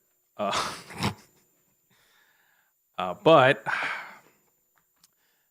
lo siento, no hablo español muy bien porque cuando mi papá era ir a la escuela, los maestros llamaban estúpido. Los maestros llamaban mi abuela y decían, stop talking to him in Spanish, stop speaking Spanish at the house. He's slow, he has bad grades, no more Spanish. Pero mi papá no es estúpido. Es un poeta secreto. Es un viking mexicano. Juntos con mi mamá y mi hermana, él es una inspiración. Ahora voy a leer un poema de mi poeta favorito, Federico García Lorca, pero lo siento, no hablo español muy bien. Okay. Romance sonámbulo a Gloria Guiner y a Fernanda de los Ríos. Verde, que te quiero verde, verde viento, verdes ramas, el barco sobre la mar y el caballo en la montaña, con la sombra en la cintura. Ella sueña en su baranda, verde carne, pelo verde, con ojos de fría plata, verde, que te quiero verde, bajo la luna gitana, las cosas la están mirando y ella no puede mirarlas. Verde, que te quiero verde, grandes estrellas de escarcha vienen con el pez de sombra que abre el camino del alba. La higuera frota su viento con la lija de sus ramas, y el monte gato carduño eriza sus pitas agrias. Pero ¿quién vendrá? ¿Y por dónde? Ella sigue en su parada, verde carne, pelo verde, soñando en la mar amarga. Compadre, quiero caminar mi caballo por su casa, mi montura por su espeso, mi cuchillo por su manta. Compadre, vengo sangrando desde los puertos de Cabra. Si yo pediría, mocito, este trato se cerraba. Pero, pero yo ya no soy yo, ni mi casa es ya mi casa. Compadre, quiero morir decentemente en mi cama de acero, si puede ser, con las sábanas de Holanda. ¿No ves la herida que tengo desde el pecho a la garganta? 300 rosas morenas lleva tu pechera blanca. Tu sangre resuena y huele alrededor de tu faja. Pero yo ya no soy yo, ni mi casa es ya mi casa. Déjame subir al menos hasta las altas barandas. Déjame subir, déjame hasta las verdes barandas, barandas de la luna por donde retumba el agua. Ya suben los dos compadres hacia las altas barandas, dejando un rastro de sangre, dejando un rastro de lágrimas. Temblaban en los tejados, farolillos de hojalata, 1000 panaderos de cristal, herían la madrugada. Sorry. It's a long one. Verde, que te quiero verde, verde viento, verdes ramas.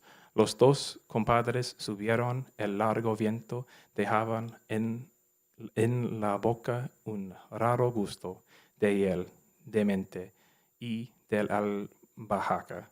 Compadre, ¿dónde está? Dime, ¿dónde está tu niña amarga? ¿Cuántas veces te espero? ¿Cuántas veces te espera? Cara fresca, negro pelo en esta verde baranda. Sobre el rostro del aljibe se mecía la gitana, verde carne, pelo verde, con ojos de fría plata. Un caravano de luna lo sostiene sobre el agua. La noche se puso íntima como una pequeña plaza. Guardias civiles, borrachos en la puente, golpeaban verde, que te quiero verde, verde viento, verdes ramas, el barco sobre la mar y el caballo en la montaña. Wrap it up, leave. No problem. Thank you.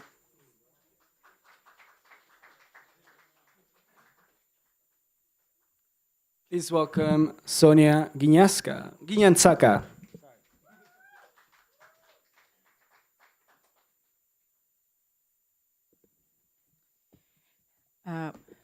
I don't know where he went. You never have to apologize for not speaking Spanish correctly, English, Spanish, or colonial language. Fuck that shit, you know? Nobody, gets, upset at me because I'm not speaking my indigenous language, Quechua, So, hi, everyone. My name is Sonia Ginyansaka. I'm Quechua Cañari from Ecuador. And the poem that I'm going to read is this poem I wrote for Daughters of Latin America.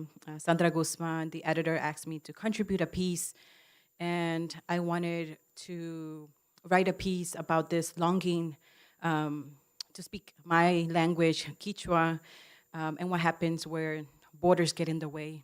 So I migrated when I was 5 years old, and it was too late by the time that our papers came around for us to go back home and visit our grandparents, and a lot of that language and our traditions went there. So, Runa in translation. There's a longing to write this poem in Quechua. I speak broken Spanish, English with a heavy New York City accent. I wonder if my tongue will ever heal from the breaking. A breaking like when I'm around other Quechuas and I cannot understand them. I wonder sometimes, most times, if I'm real. At age 5, I am plucked from Ecuador and flown to the US. For a brief moment, I'm given a new name and my hair is cut. And my burgundy luggage goes missing, so I arrive with nothing. I think that I am nothing through middle school, and in high school, I stop existing. I nest in my mouth quietly. Kikinka, may mantatak, kanki. Everyone tells me that, of course, my grandma does not blame me for leaving. Of course, she loves me. Of course, like when I tell her over the phone that I will come visit her soon. Of course, the calling cards eat the last 10 minutes and she waits for the ending. And of course, years passes and I learn to hate these papers that never seem to come to us. And of course, I rebel like teenagers do and refuse to saludar. Of course, I regret this. And now I wonder if my abuelita would love me queer. Gaichi. I break further when Senora Maria stays with us one night. How many years has it been? I forget for a brief moment who she is, a family friend, Mashi. When she walks through our Harlem apartments, I time travel. Verito, she calls me. And I remember in El Campo, the cows grazing the pasture, wearing a yellow pollera and rainbow. She stands on a hill. She is now here. I want to believe that she embraces me like the child I was before I left. I wonder if she resents me. Kikinka. My mom offers her my room for the night.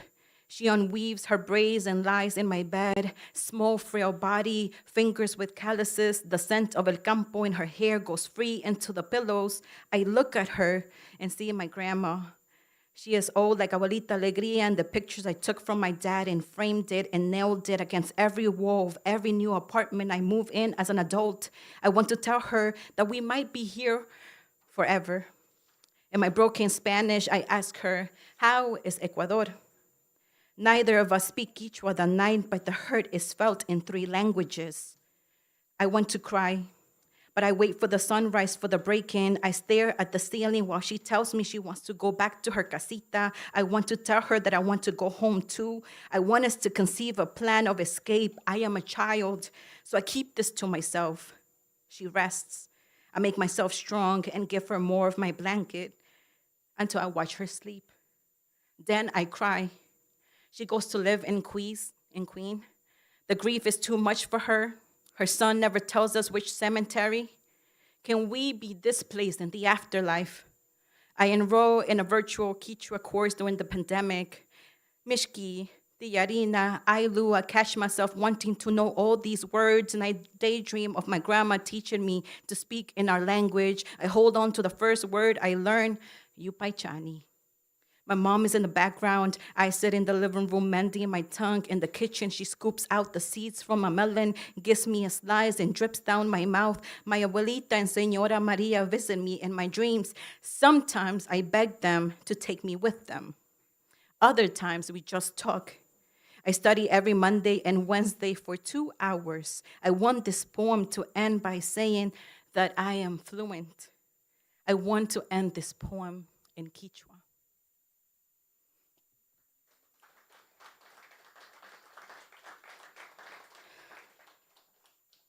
All right, and this last poem is called Glory. And I'm actually showing up today with a very heavy heart. We lost someone in our community, Alice Huang, an incredible disability justice, cultural writer. And this year has been very hard. We also lost our trans icon, Miss Major. For many of folks who are in the labor movement, we also lost like Ken Wong. So there's like a lot of grief that is happening. So this poem is called Glory, dedicated to the many women, the femmes, the non-binary folks who have taught me to be the organizer, the artist that I am. Glory. Mi mamá se levanta. A las 7 de la mañana se baña, sus pies bendecidos en agua es divina. Después empieza con su maquillaje. Her brown hands gently holding the black eyeliner for a migrant woman. These are lines she welcomes. She places her dark brown hair in a bun, carefully placing bobby pins, like carefully placing lipstick, like carefully placing hope on this land. Mommy's knowledge teaches me that my wings are meant to be thick, meant to take up space. These are rituals I grew up with, so I repeat every morning, creating self into existence. Between lipstick and softness, between borders and belonging, these are ways I survive, so I repeat arching my eyebrows, jewelry over my neck, red nails pointy enough to hold homes. Homes I am building, homes I left, so I repeat, adorning all of my genders like the gospel never sung at my church. We become biblical. Let this be an ode to femmes of colors whose celestial eyeshadows crack the heavens, whose thick thighs resurrect possibilities. So I repeat, what glory we incite, what glory we create, what glory we are. Thank you. And give it up to Ivan Salinas. Thank you so much.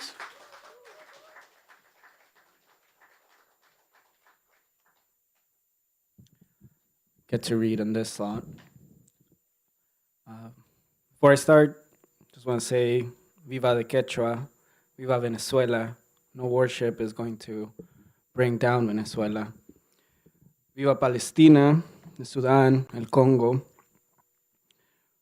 This poem is called Crossing the Border. It's not a poem. 1. Ni el Río Grande, ni la línea de Juárez, not the picket line, not the neighbor's backyard. Trespassing always results in learning that life is worth dying for, and you didn't have a choice, but your children might. And they can choose to unroot themselves once again, or stay and carry the weight of their soul in a shopping bag or a military uniform. There is no poetry in that way of life. Just big, beautiful fireworks. 2.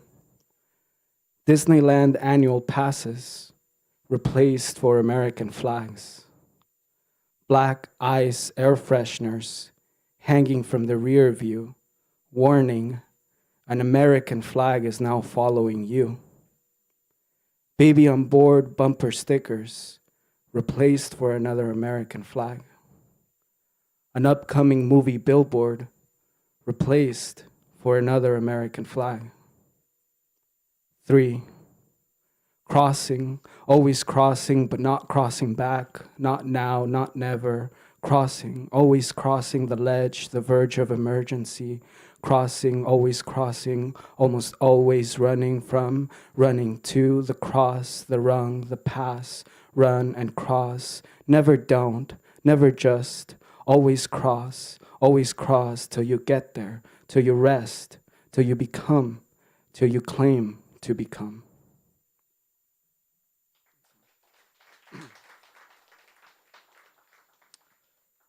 And this next one is kind of a grief poem as well, and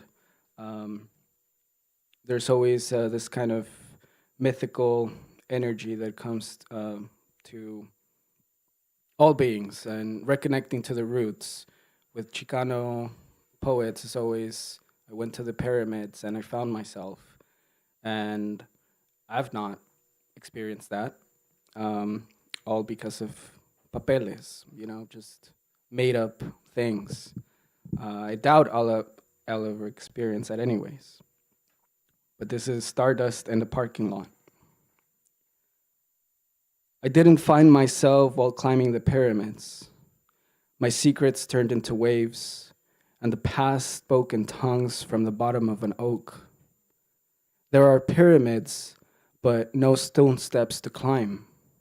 Teotihuacan, but no promised land. There is a TSA agent, but no airplane to board, and nowhere to hide my weed. I travel in expired mode. History is not as it has been written. We already knew that, but many still carry their dead over their shoulders. A decade feels like 13 days, and tear gas dissolves the mind. There are more brutal ways to ride when you're on the floor. And when you face off your shadow in the shattered mirror, you think there's nothing as peaceful as letting mushrooms decompose your dreams. I didn't find myself, and the gods didn't reveal their power. This backwards trip to the seed was in vain. I think I lost my roots and didn't care to book another flight. Maybe I haven't read enough Ansaldúa. Intersectionality failed me.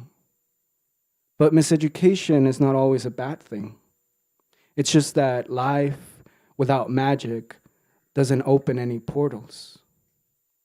To think that mom didn't grow up reading poetry, and she was born in a town named after Nezahualcóyotl, el rey poeta, and now the entire city wants a taste of a floricanto. From the summit, I turn to Venus and make it my guardian angel. We adopt corners together, invoke the god of cracked sidewalks, and build them an altar of aerosol cans. We paste the face of our enemies all over town, and I see my doppelganger in the steam of a hot pot of tamales in the morning. We chase away that horrible feeling that spirit and body are strangers to each other. We celebrate solstice and communion with grocery carts as the marching band and blue trumpets in the sky. Thank you. Is Anthony Seidman in the room? No? All right. David Quiroz? All right, I guess it's Mariano Cerro. Let's welcome Mariano. That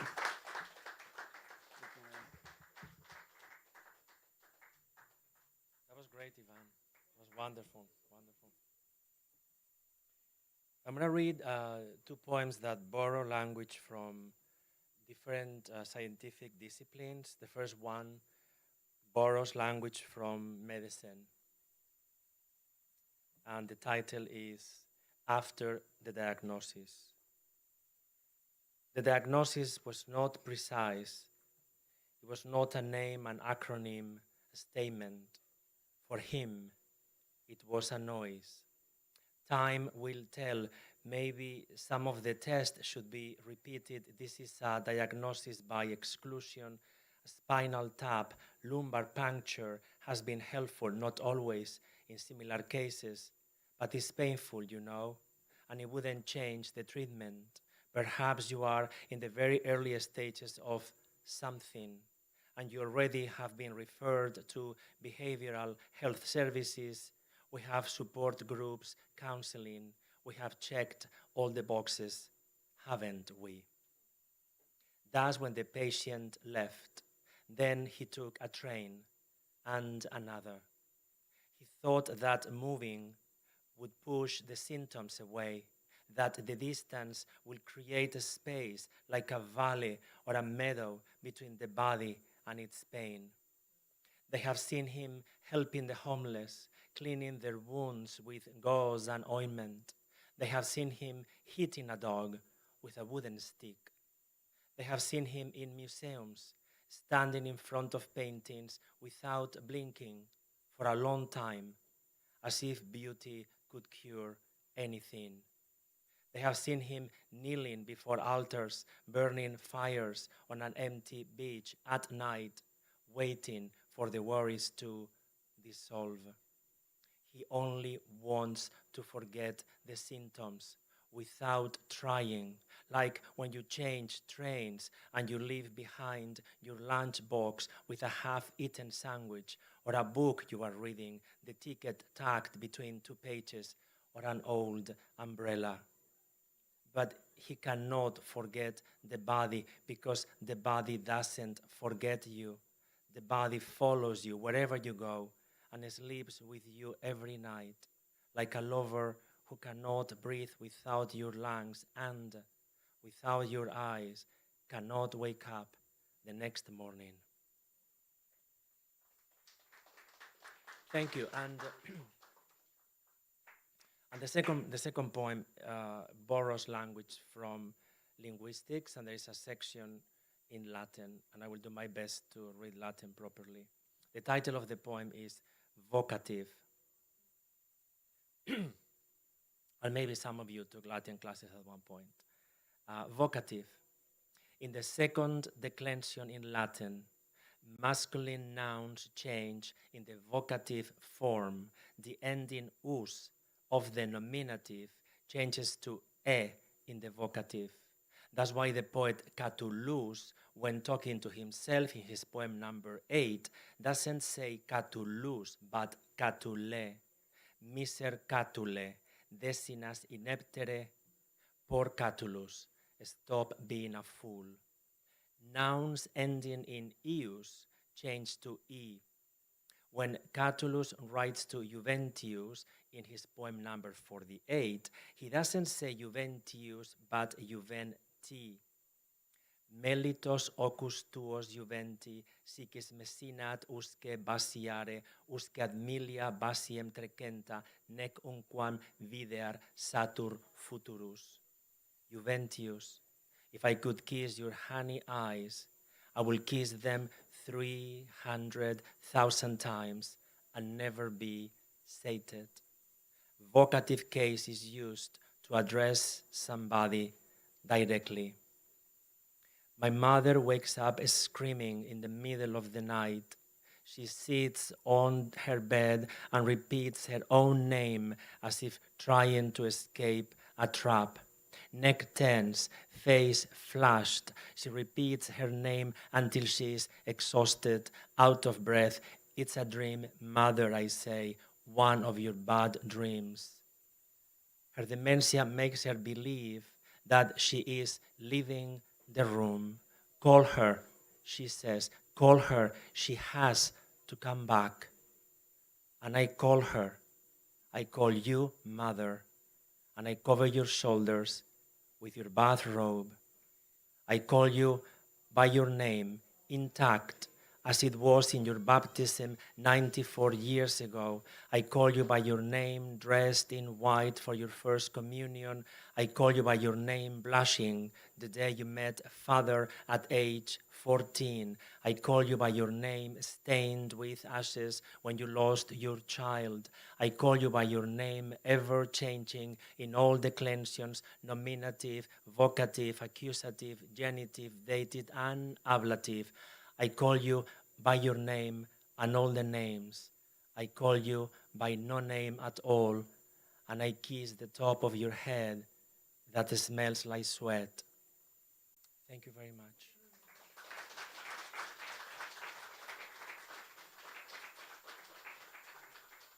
Yeah, let's keep it going for all our poets in the 6 p.m. slot. Thank you. Okay. I have a few tickets here for a raffle.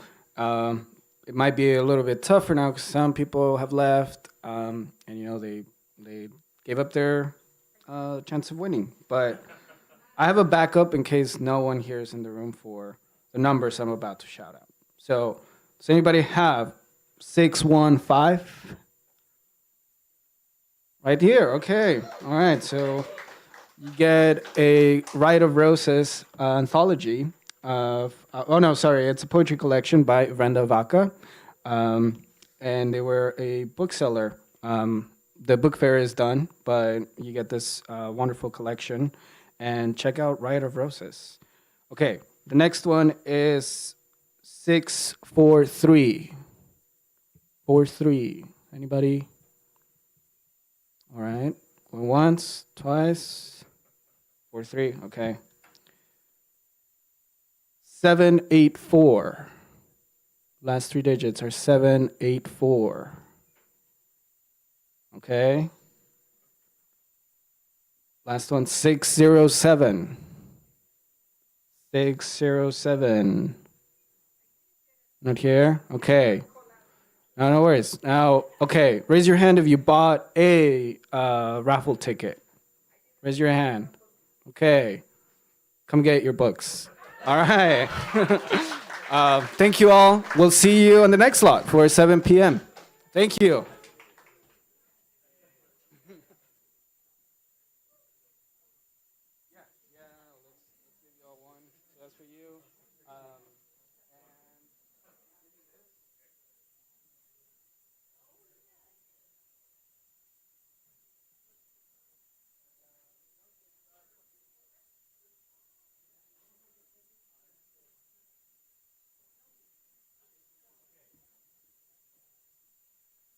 All right, y'all. So, yeah, if you want to get a raffle ticket, you can get one at the bookstore. We still have plenty of books to give away.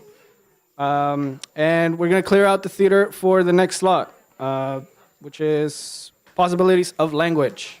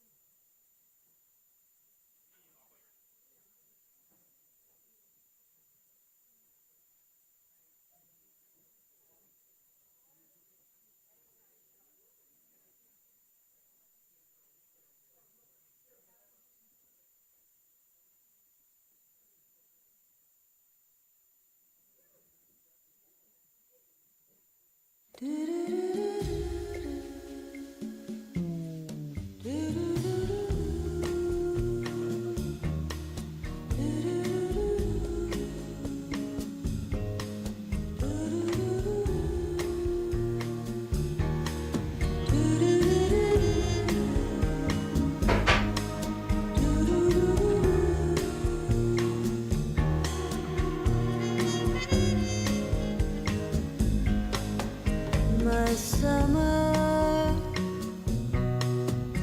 of sin, my fall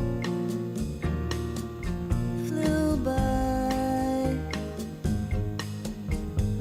winter. I'll forgive your life.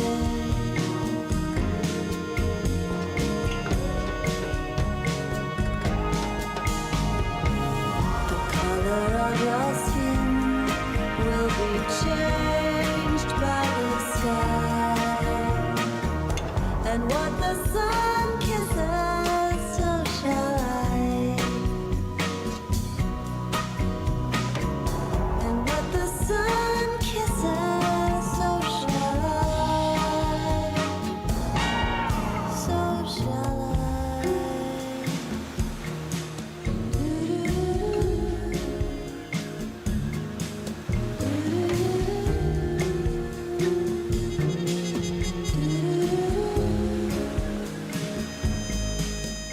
Your flowers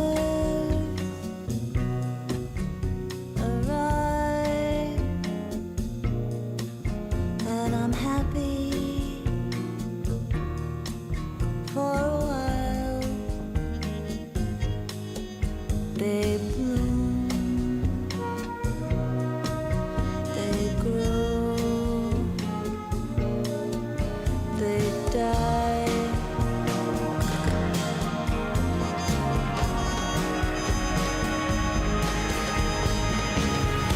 Color of your skin will be changed by the sky, and what the sun kisses, so shall I. And what the sun kisses, so shall I. So shall I. Possibilities of language. By alphabet.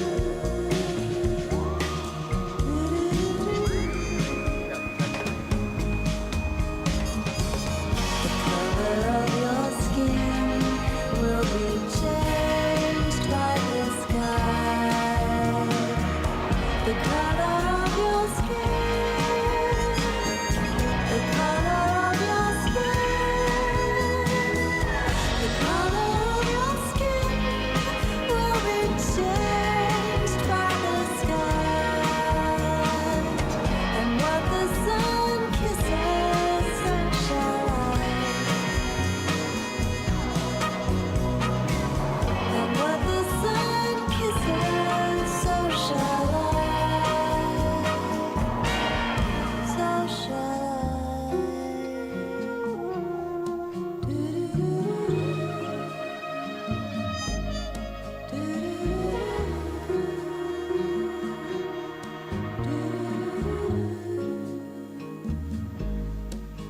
my summer of sin,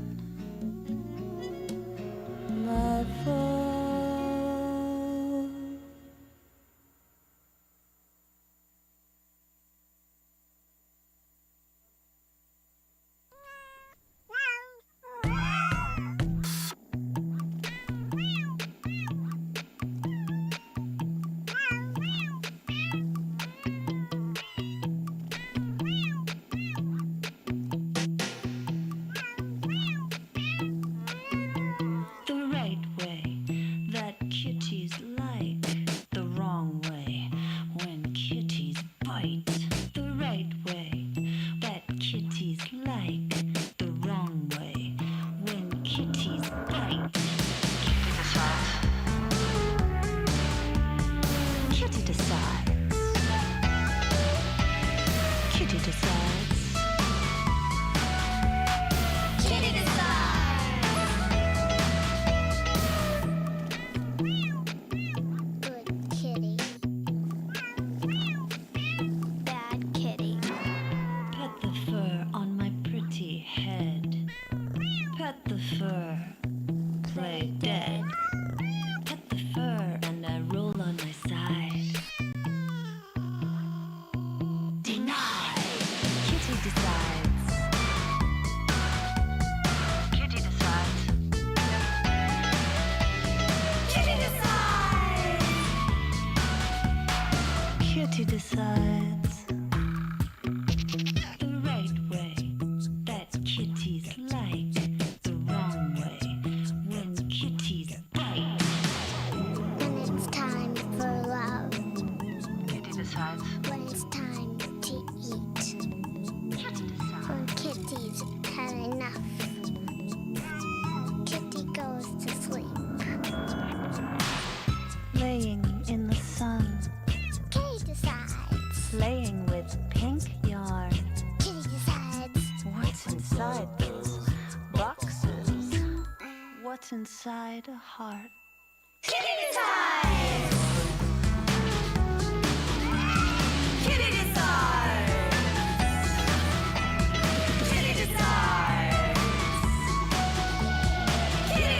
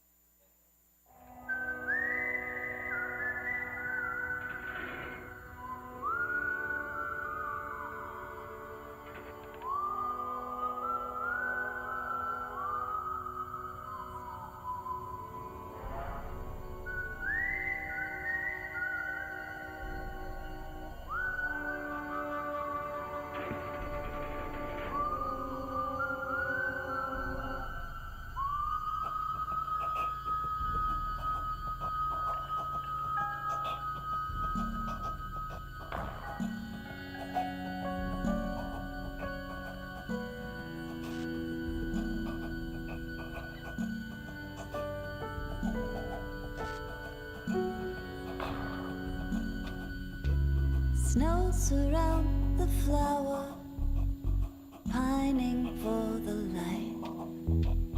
Church bell on the hour, open all night.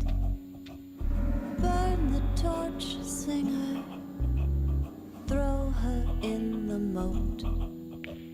Half a moon, a finger, tight around her throat. In the night, my baby makes a fist, stillborn in my arms. In the night, she cries but can't resist my charms.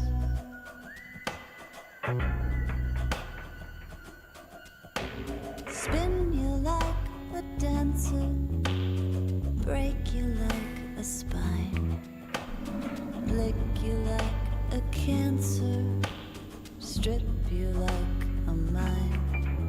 You're the cat and the canary, feathers and the teeth. I'm the bloody in your marry, sword in your sheath. In the night, my baby makes a fist.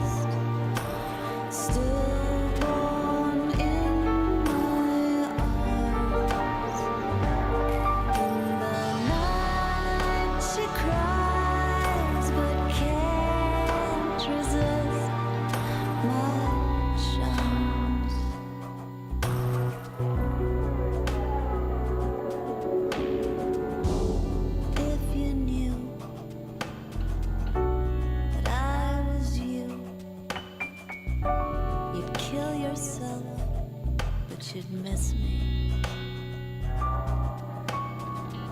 Damned if you don't, damned if you do. Kiss me, Wow. kiss me in the night.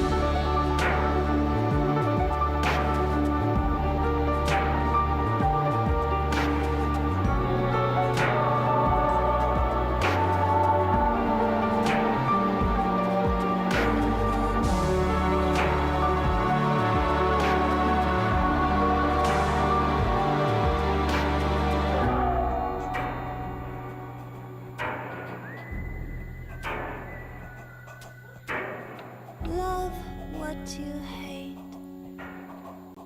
Turn wine to water. Don't believe in faith. Only slaughter. Candle burning out. Child spared the rod. Aren't you concerned about disappointing God?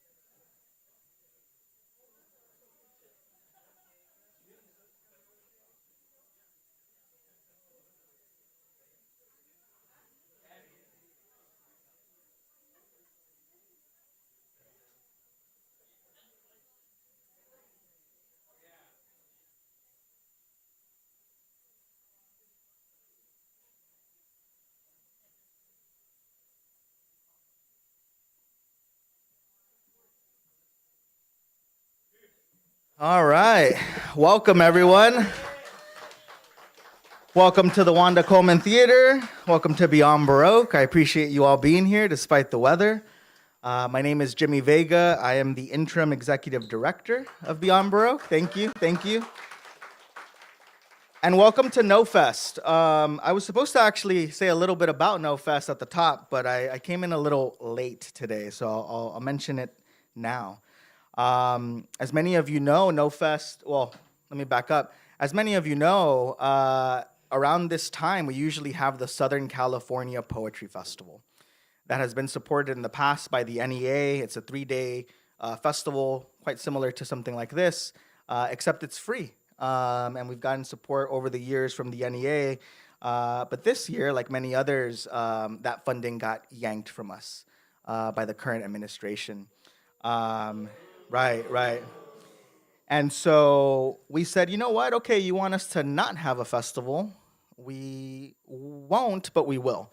In that it is instead a fundraiser for Beyond Baroque to help us raise the money that we lost. But in Beyond Baroque fashion, in fact, it is a festival. We're hosting 80 poets across all day. Yes, thank you. So in this idea of no, Beyond Baroque says no to patriarchy, right? We say no to kings. We say no to genocide. We say no to the police state. We say no to bigotry, false information, no to capitalism, no to neoliberalism, no to book burning and to false information, no to the false idea of time itself, no to surveillance, no to censorship, and no to individualism, no to cages. But in saying no, we also say yes. We say yes to community. We say yes to freedom of speech and expression, yes to the collective and to a borderless society, yes to cross-cultural exchanges of ideas, art, and beliefs, yes to pluralistic ways of being in the world, yes to books and challenging ideas, yes to experimentation and to rest as resistance, yes to joy, yes to planting more trees, yes to grief, yes to expression through the body, yes to the body, yes to new writing, yes to dialogue and friendship, yes to feeding the people, yes to the building of bridges, yes to love, because that's what we're seeing here today. A whole lot of love, a whole lot of community. So I appreciate you being out here tonight, for making all of this possible. I know a lot of you know who Beyond Baroque is and what we do. And as many of you know, we are celebrating 57 years this November. Thank you, yes. And we want to be here for the next generation of writers. We want to be here for another 57 years and beyond that. And we can't do it without your help. We can't do it without community. And just by you being here today, we're seeing that. We're seeing that help and we're seeing that community. And so this festival, this No Fest, this fundraiser is essential to keeping our organization alive and thriving. I appreciate you all for purchasing a ticket, contributing anything that you can. No donation is small enough or big enough. We are a 501c3, so your donation is tax deductible. You can see our staff out in the bookstore if you want to contribute a donation, if you want to become a member to Beyond Baroque, renew your membership. All of that is possible today. And we also do have raffle tickets. So if you wanted to buy maybe a small raffle ticket to see what your odds are at winning maybe a book or something tonight, that's also very appreciative. Before we move on, I just really want to make some noise and share a lot of love for my staff. They're amazing. So if we can give it up for them, Eric Alberg in the booth taking care of all of the tech and lights here. We've got Ivan Salinas, Genesis Perez, Rhiannon Cielos Chavez, Barbara Fant. We've got Zoe Edescudi and Annika Dueñas. So they've been keeping this whole ship running.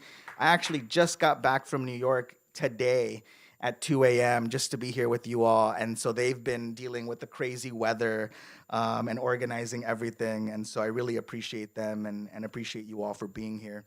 The first reader, I'll introduce the first reader, and then the list of readers is here on the podium. So when the first reader is done, the first reader can help us bring up the next reader, and we'll move it in that way. And just as a reminder, every reader here at the podium has 5 minutes. So this is our penultimate segment, and we're hoping to keep it all alive and running smoothly. And then one final bit of thanks. Thank you to all of our sponsors for making today possible. So we've got Frank Lutz in memory of Linda J. Albertano as our icon sponsor. We've got Letras Latinas, housed at the University of Notre Dame, as our curator sponsor. Johanna Drucker, our good friend Johanna, as our debut sponsor. And the California Poet Laureate himself, Lee Herrick, as an emerging sponsor. So thank you to our sponsors, and thank you all for being here. Now, it wouldn't be a Beyond Baroque event without having our poet in residence, who is our first reader today in the segment of Possibilities of Language. Please help me welcome Will Alexander.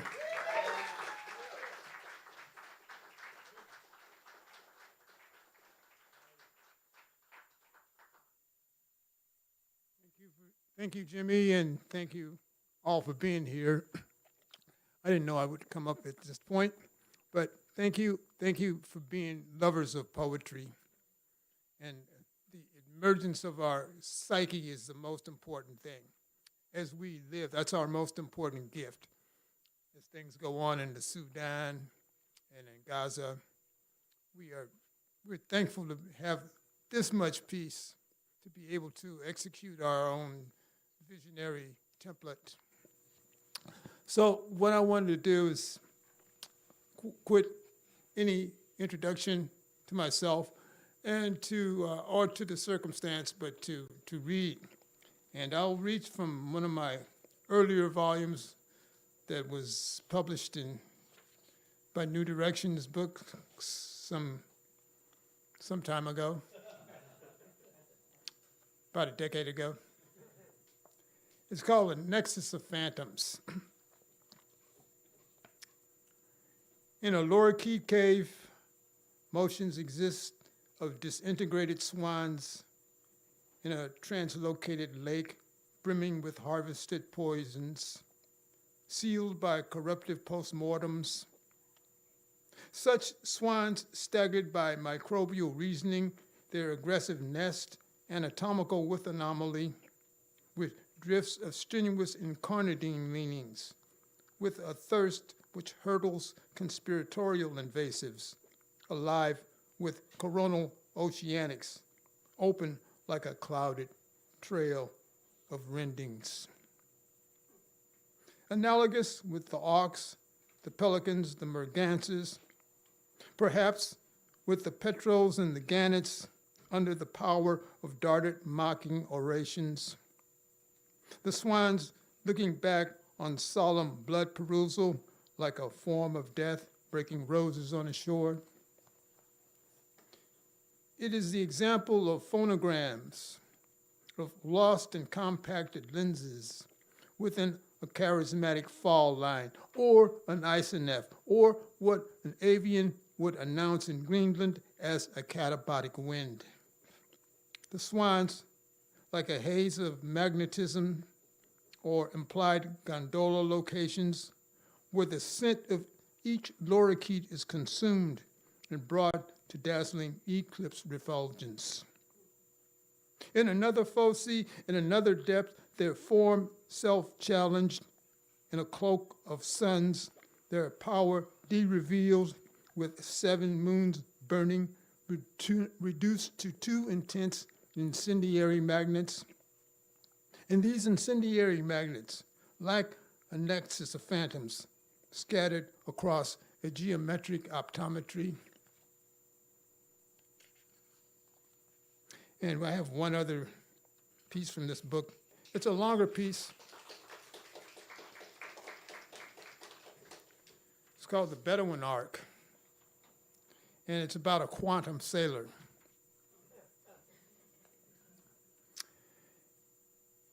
Repetition as de-existence, as condoned in respun vapor, which continues to post-exist as mirages across an arc, as lucid underwater scent. An arc with its compression of oars, with its one simultaneous ascent over and above the simultaneous as movement, its obliterated form where the body of the captain reappears and disappears, eruptive with schisms and salts, eruptive with cobias, blanquillos, and starfish, extrinsic and solstitial to any forewarned destination, to any leprosy or rupture or fragment.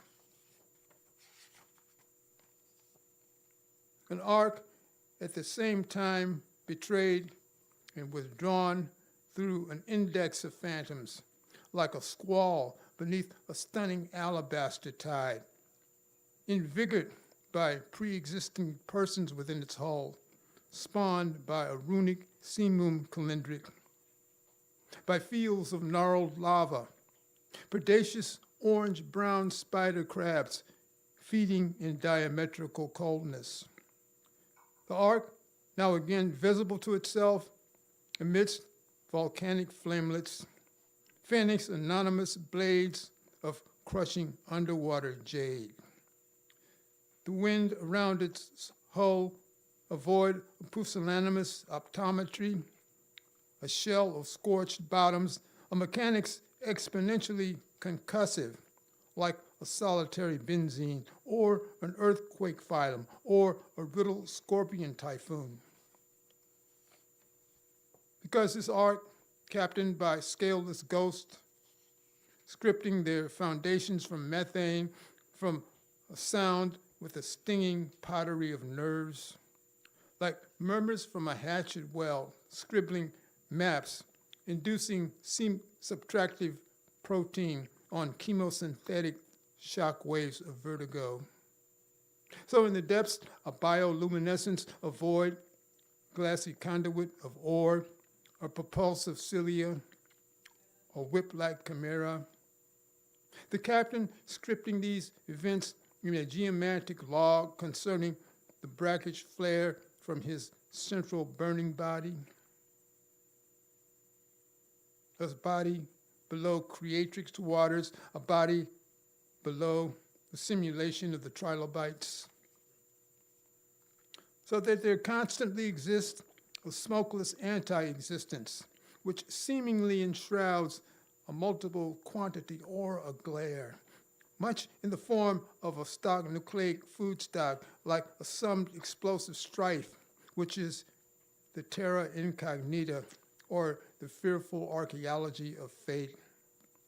The arc failing to illumine its former maritime amniotic by means of any purposeful or magic diorthosis, or any of the perplexing tonics of salinity, or by the Gorgonian as former body by persona, be it the pelvic whale or the caudal dolphin, the body of the captain, a blank indeterminate ether, a smoldering solstice phantom, a soma beyond the depth of its former viewing range, superseding the diameter of boron, and the arc of the captain, conflagrant as anti-causality, which post-exists disintegration.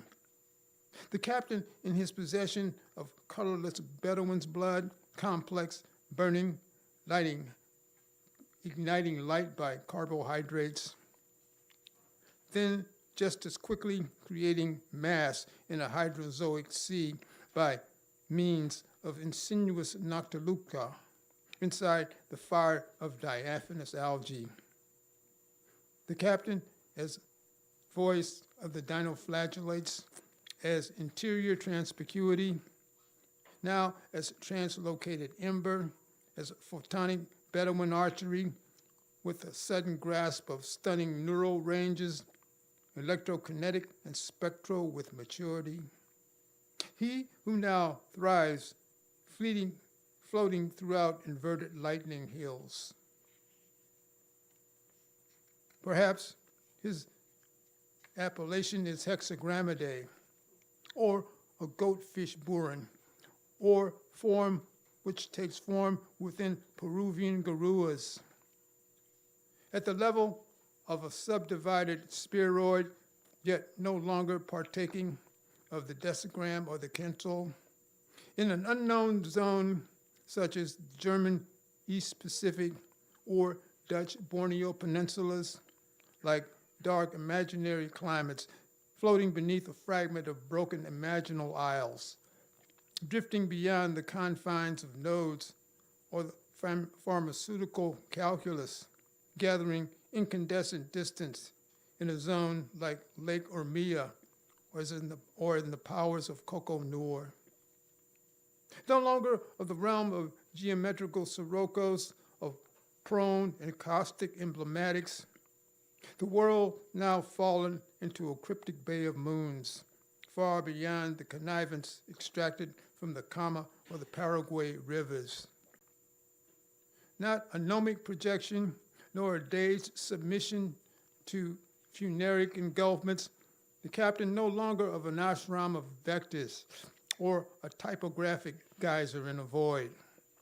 He exists at nervous solitary limit, his former vibrations obliquitous, vulpine, indigenous to the moisture of flashes.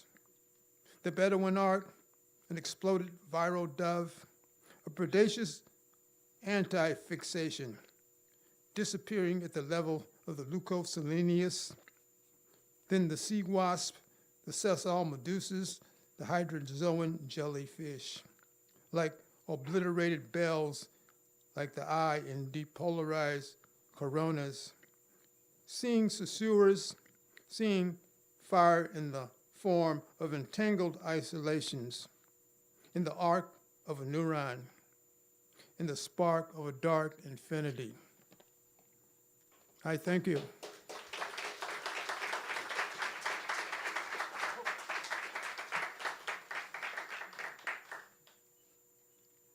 Giovanni Alonzi.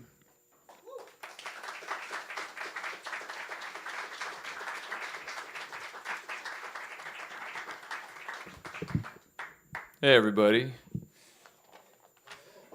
Hello, hello. I'm honored to be here in support of Beyond Baroque. Thank you for the invitation, Beyond Baroque, Jimmy. Yeah, this is great. I'm having a great time here.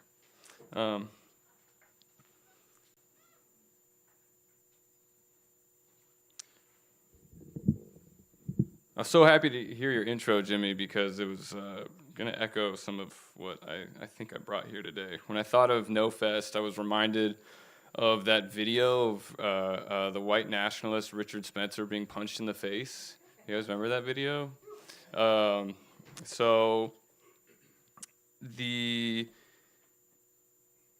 This poem is about that video, and I just want to some thoughts about it is, right, that, you know, white supremacy didn't begin as a shit post, but it certainly seems to be becoming one, or relying on shit posting.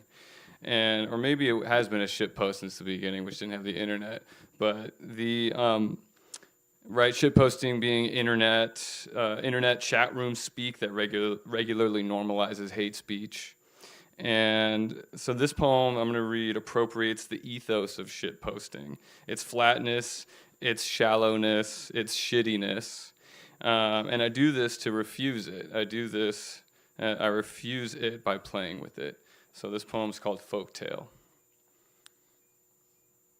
Snow-kissed frogs squint protruding semi-permeable, skin-vivid patterns of matte red, white, and black. Batracha toxins, not a secret, secreting. Pepe's ultra-edgy poo-poo pee-pee best friends. Pepe's orange.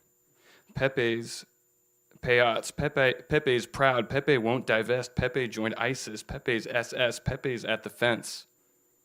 Pepe's tiny mustache. Pepe's a minion. Pepe's become kind of a symbol. Pepe, poor Pepe. Little Duke and his duchy nuked him. Sucker punched and Judied my ticket to the cruel and unusual puppet show. Cardboard nuclear babysitting. Slapstick got a masterstroke by the testimony. Episodic bootlick for mixed species foraging flocks. Buff throats and brassy breasts, green heads and red necks, white rumps and white bands, gold crowns and wood creeps floating in the doggerel. Bird song turned to dog whistles. The egret able bodice rippers, harlequin bromance bobbling. What's in the punch, Richard? Dispenser of dispossession. Alt fact, optioned right. New thought, fresh hail against the color of brickwork, the color of fire, the color of math, the color of language your life wouldn't have.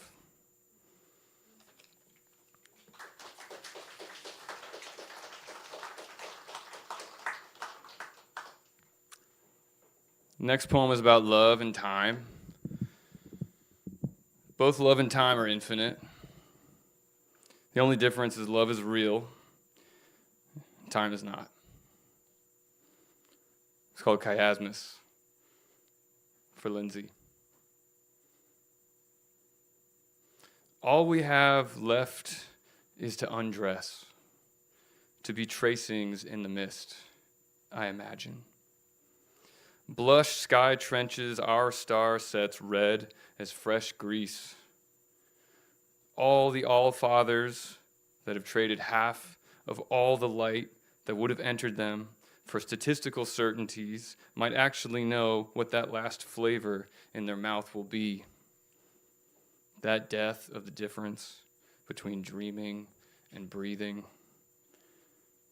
I did not lick the yellow guava smashed and amassing the innocence of jelly on the sidewalk. I only stepped directly on top of one by accident. Again, a wave of salivation scrawls the abode of God on my tongue. Chain link X's at waist height in the grip of this guava mother's shade accompanies my hand, scattering calmly across the dusk of your fingers. Moon drinks night. Wind weaves worlds on a loom of water. The scent of this moment will never pop between every last crag and every last tooth. When you fuck me in the yoke of the day, drawing gravity again, we can still unloosen it. Yes, still unfeel it. Still taste it all.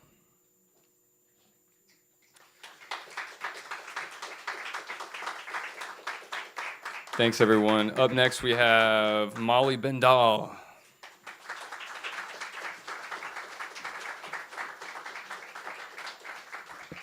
Thank you. Hey, everybody.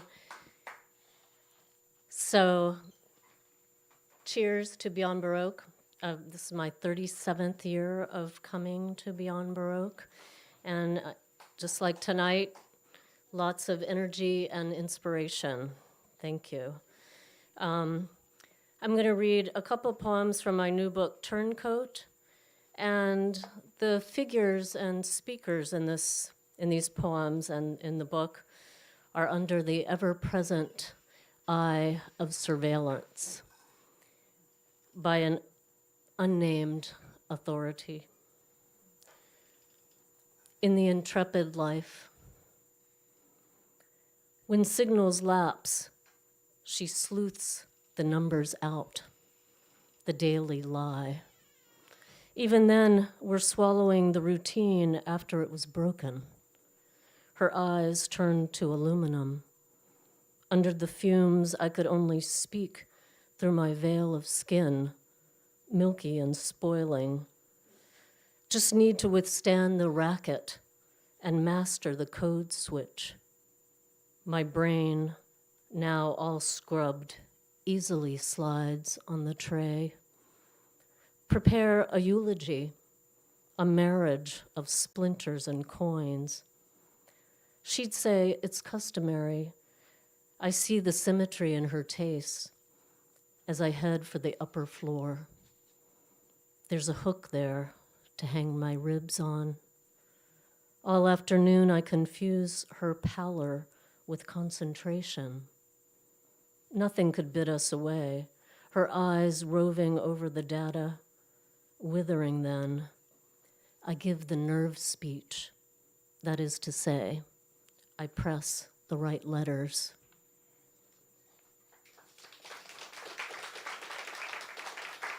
Okay. Whose secrecy lapsed? No world outside. The radio blaring through the door. So sulk with summer. Not that I'd forget to check on the morning nerves. Her signal from the window, like a mood that needs to unwind, to empty, preferring synthetics to security. Burned through to the other room, I would transfigure myself into a table or chest. The more possible it became, might seem commonplace to bank all we made, to walk outside while it's still habitable. Didn't have it in me in the end. Not native like the purple clover. She retained her plastic silhouette. Good to know the race had started. More static, grew louder through the transom. Soon the city turned around on her, insulting without saying out loud. If it weren't for thunder or the miracle, she'd offer her ears. She wiped the thicket clean, kept trying to lay her coat down. I wouldn't stay without cloth for protection. Pushing forward, the door gleamed like scissors. Thank you.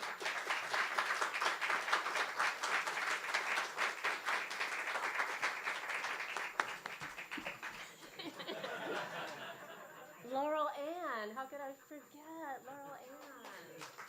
Laurel Ann Bogart.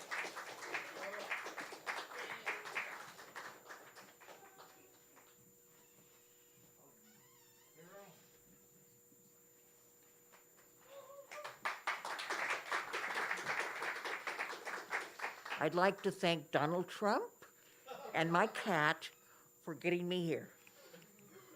And I had to take this off because you wouldn't be able to hear me, and so I'm having a little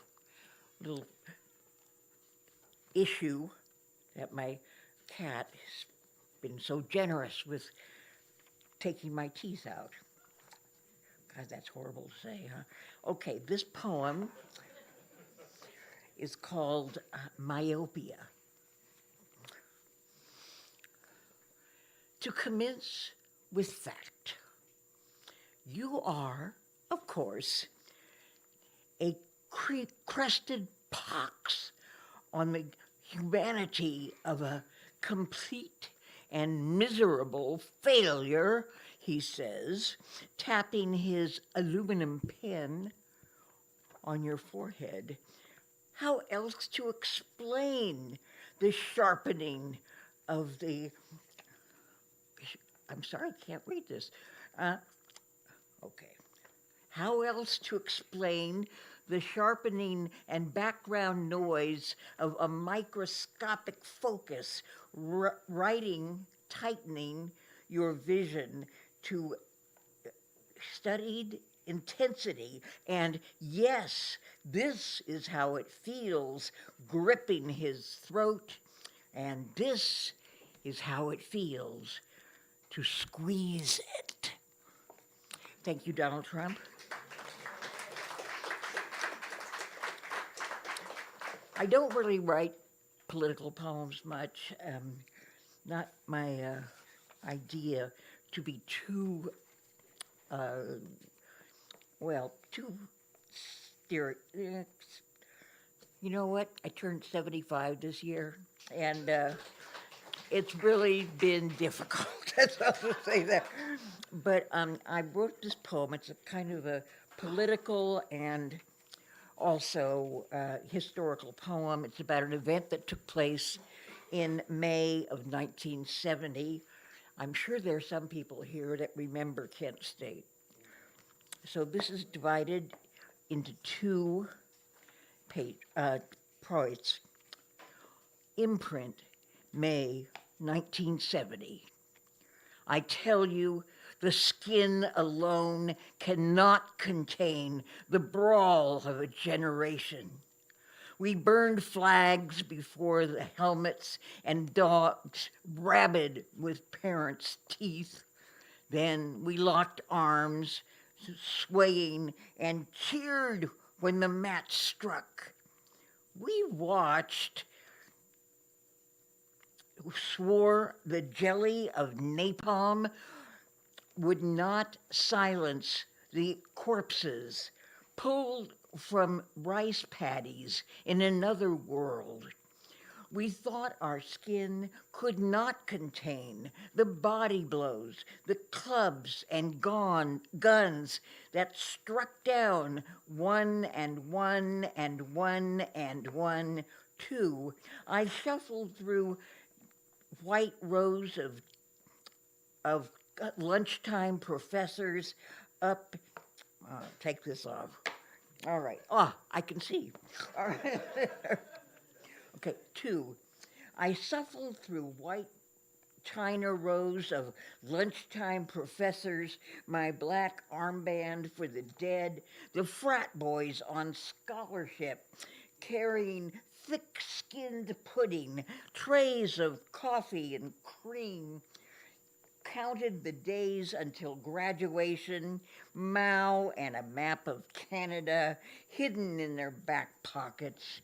3, a girl on the television in the foyer, bent down, transfixed, screaming, skin stretched taut to the corners, her arms outstretched, protesting the body of the sprawled boy before her.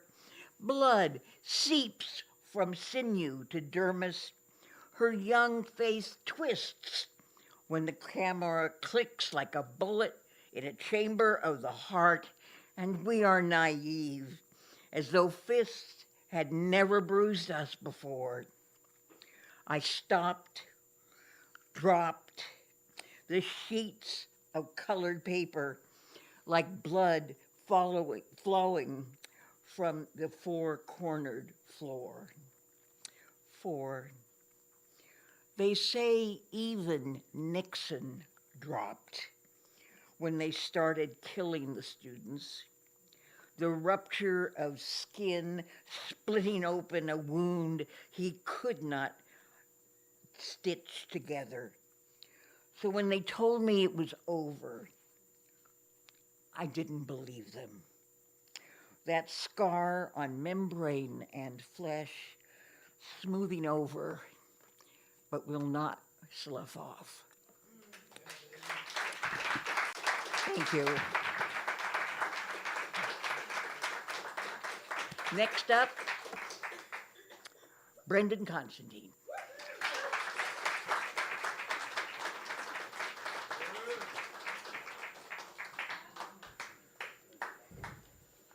Hello. It's been 31 years for me that I've been coming here. And I came here in total awe. And I have to say, 31 years later, it still feels quite silly to come to Beyond Baroque and bring my own poems. You know, rather like going to South America and bringing your own cocaine, and or that I've gone to Greece and brought my own statues, you know. This may just do no one any good, but it'll be short. This is turn by turn. I have to say, I mean, they're making me say it. What surprised me about hell was my phone still worked. I had full bars, And GPS found me immediately between pride and envy. No lower, thanks be to someone. Of course, when I asked for a route home, the little wheel just spun and spun. As of this morning, I've taken 2,406,234 steps, mostly around a museum with no set hours. Yes, they have a museum. And it's even more fascinating than you'd expect. Endlessly so.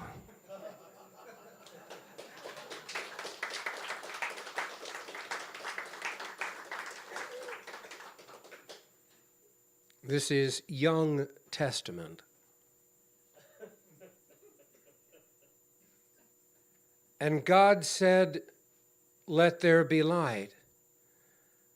And we all dropped what we were doing and waited. And God said, "Let there be light" again. And we kept waiting, because we all know what it's like when a trick doesn't work on the first try.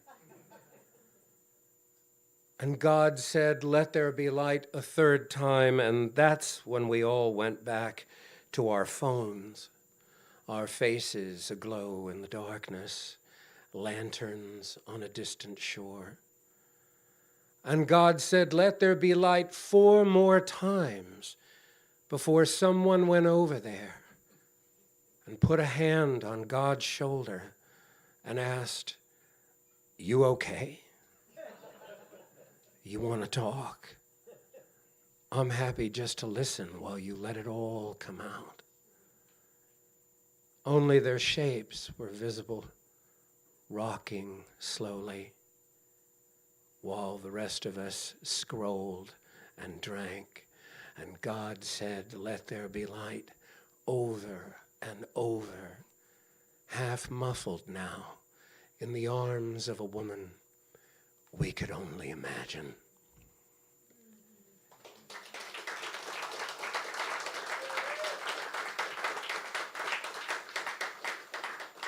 Ladies and gentlemen, the poet that was supposed to be next has been crossed out. So I'm going to trust that Rich Ferguson has not been voted out of poetry. And if he's coming, he'll come later in the show. But now would you please welcome Sarah Ellen Fowler.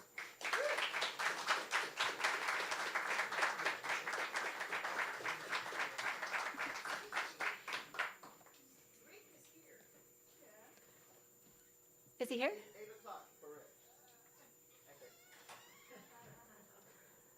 All right. Hello. Really excited to be reading in prime time, and I have 2 poems for you.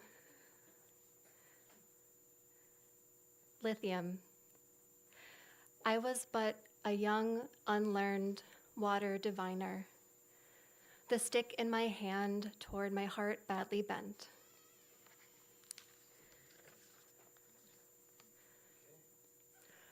Our bloody noses are synonymous. And we wear just one white Western with pearl snaps, yours and mine. One hand each, we move together as a vessel to cup the show of color streaming into yours, mine. It's the warmth of sunlit dirt. The blood pools at the snaps. What's collaboration? God gave you yours.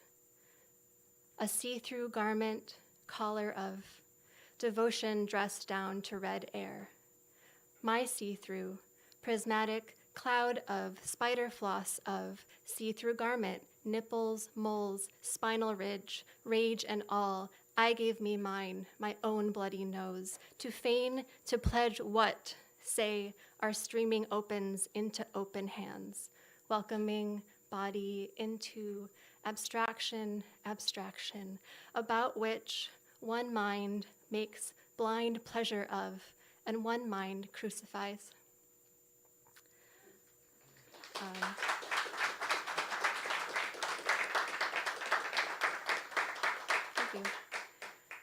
So, Dearest Creature was the first poem I ever memorized, so I'm very excited that Amy Gersler is reading next.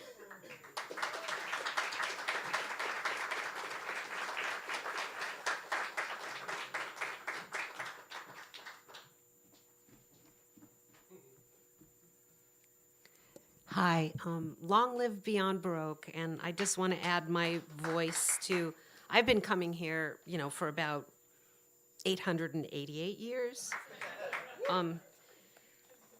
And I hope it's here forever, and what a treasure this is for Los Angeles, for the United States, and for art and artists, all kinds of artists and writers as well. So big shout out to the staff and big shout out to all of you for showing up for them. So this being the august occasion that it is, I decided to read this poem, which was a poem that I vowed I'd never write, which is a poem about poetry. So it's called Pucker and Fizz. Poems are prophetic, or mimetic, or eidetic, or pathetic, or regretic, or pleading. Poems can be freewheeling seas of molten feeling, or trance-inducing, corseted, or misleading. Poems leave traces everywhere, as beasts leave tracks upon earth and air with wings and feet. Thank you, poetry, for protecting me from collapse, sack, overthrow, and defeat. It was sweet of you, poetry, to invite me to dine with the Society of Extinct Animals, hardy eaters all, and each a fan, since their rise and fall, of shouting into the annihilating wind. Poetry, is it wrong for me now to break my lifelong vow never to talk about poetry in a poem? But poetry, from whence do these fits of love assail me as I watch dogs slurp water, or when I sip a puckery citrus fizz? Insistent as riptides, where do these spasms of love for all that is come from? My guts? My shrunk to a raisin brain? These sudden loves drive me bonkers and save my bacon. But what am I to do when seized by racking transports of adoration daily in ways I can't contain? Here, poetry, you take them.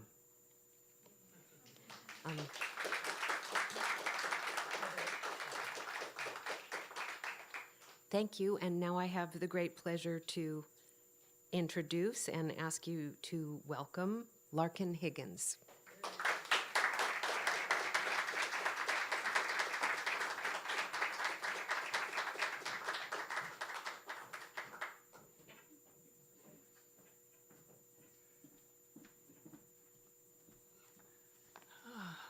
Wow. It's great to see you. I mean that seriously. I lost my reading glasses, and some kind, lovely person here lent me hers, so we'll see how that works. I guess that makes me officially a senior member of Beyond Baroque. And everybody's confessing how long they've been here. I remember walking to Beyond Baroque when it was around the corner, when Abbot Kinney was West Washington Street or something. So I don't know how many years that is. I just have 2 short poems, and because I timed them and they come under 4 minutes, I just want to say a couple words. First, like many of you, I want to say how thankful I am for Beyond Baroque these decades, for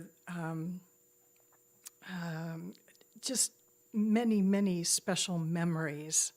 I'll just mention one. Taking my father to see Ray Bradbury read his new, at the time, poetry collection, I Live by the Invisible. and seeing my dad being so emotional with Bradbury's poems. It was really a sweet, sweet afternoon. Anyway, it's nice to have those memories in this space.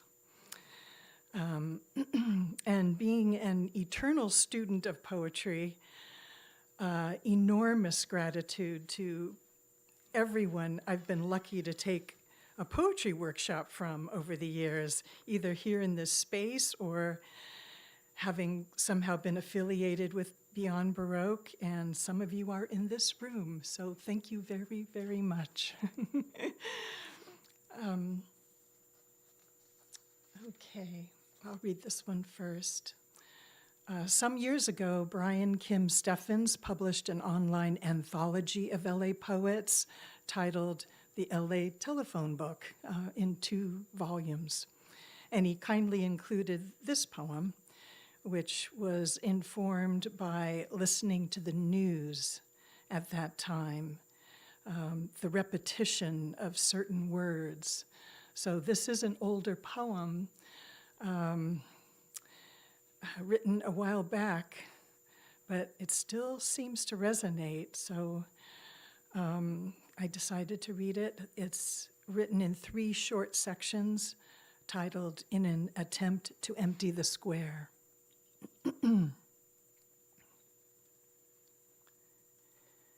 In an attempt to empty the square, minor skirmishes. Many have marched to the square. Some refuse to leave, gathered. Other roads leading to the square. Flow seems to increase. Still, some sleeping in the square pledge to continue. There is an island in the center of the square. To continue. Someone has stepped down from the square.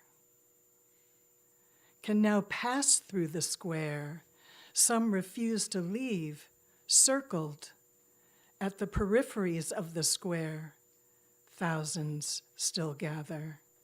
Flow seemed to increase. And now the square is everywhere. Clear morning sky square, simultaneous modes. The mothers descend on the square, hunting for messy remnants. Dismantled barricades surrounding another transient resident. The square erupts into chanting. The square will be.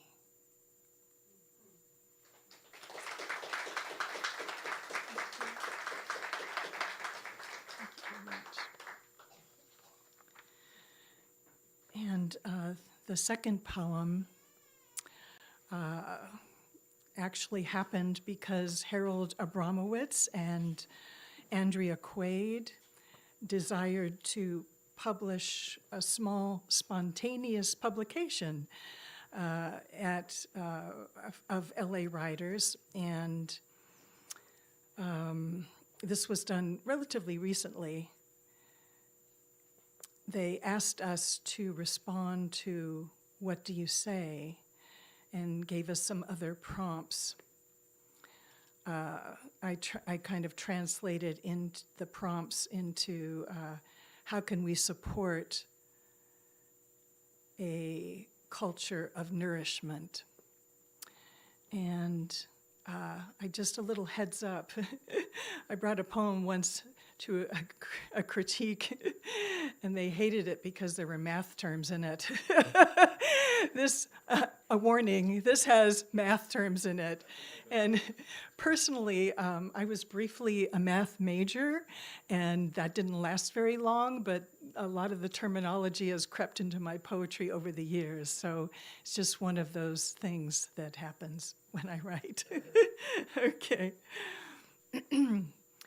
Open equation. 1. In the unknowing, there is kinship, sun and circumference, elates our diagonal. Variables, radiant, radius. Bodies, malleable as clay, touch, such luxury. 2. Open equation, the sky. No architecture of angled enclosure. Only the perpendicular tree on horizon. How comforting, this tall presence, limbs enveloping arc, leaves fingering breezes, us drawn to this verdant canopy of care, of cure. Thank you.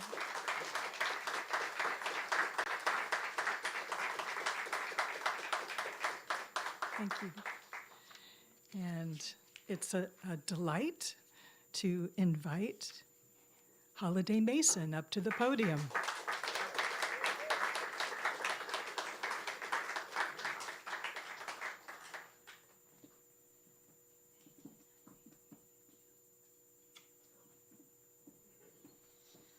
Yep, that kiss is Beyond Baroque.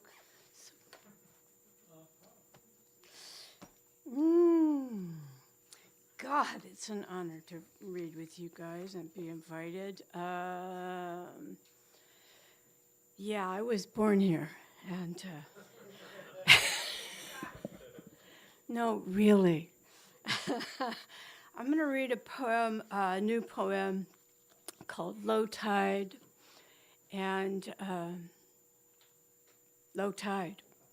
We don't know what it is, this strange burnt sienna settled along the curves of Grandmother's Beach at the marina.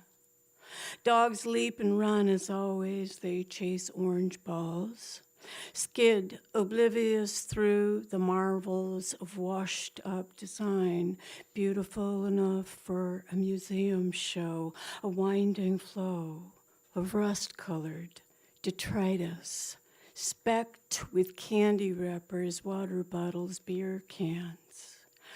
A child spins cartwheels, legs scissored in the air. She can stand on her hands, face flushed with blood as she balances upside down like the hanged man.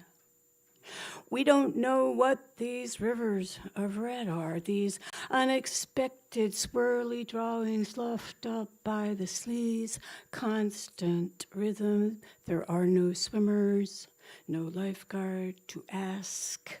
One old surfer walks thigh deep, hauling his heavy board, watches the froth of dirty waves, turns, defeated, trudges inland over the long white length of sand. A bulldog runs free, mouth stuffed with a small chunk of scorched wood. He drops it to snuffle clay-hued sea foam. The sand is red, the water is red. The squiggles of patterns slither north and south as if a mythical snake has arrived to slowly feast. Then we understand we are walking on houses, on phone poles, signage, sycamore, oak. We are walking on the real inn, on hearths and bedding, couches, heirlooms on books and books of family photos. We are walking on the remains of a burned city, washed up on floats of shore. We are walking on lives. The currents of the story go on as far as we can see. You start to weep. We both do.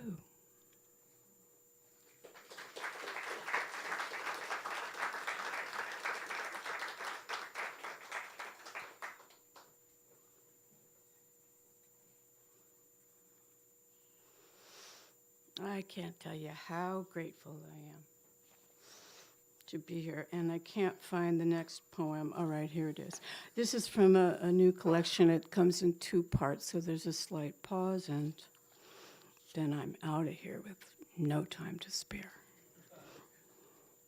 Stone wolves. Waking, afraid, we stagger to the roadway, and as if we're both still simple children, we embrace in the spotlight of street lamp. Our night robes whisper against our skin as we offer incantations to ward off the cachets of blue ghosts streaming around the globe ensnared in nightmares. In the aftermath of their furious shadows, we see the world is already ash. 5 planets align on the glass night, their light threadbare. Still, the firmament absorbs everything, so we try to believe it will forgive us for having made love to stone wolves. Still, just simple children, we uncover cachets of nightmares. Stolen light whispers in the aftermath.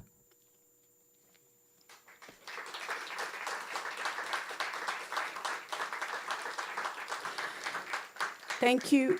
It's my pleasure to introduce Megan Plunkett.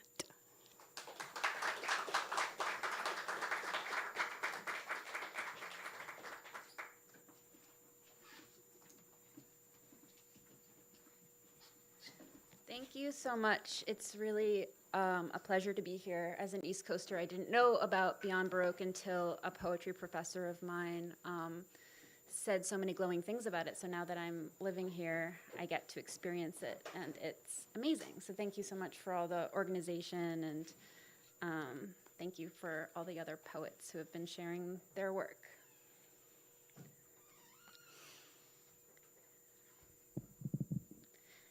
Eve was the first dissatisfied woman. Pulled from the side of a man she had no choice in loving, she was the first thing to be born out of blood, a C-section. She was the reason for the very first scar. And she could feel it, the place where the skin broke along his rib cage. Every night when Adam would push between her legs, she would look up at the stars and run her hand along 6 inches of scar, thick on his torso. She hated to watch him bathe in the river, the way that scar would bend and stretch whenever he would lean down or turn to look around. It kept her from sleeping, knowing it was there on his side, just breathing. It isn't easy being so close to the wound that we came from, which is why it's so difficult looking into the eyes of our mothers. And it wasn't an accident, the apple. Women know. We know what we're doing when we bite down.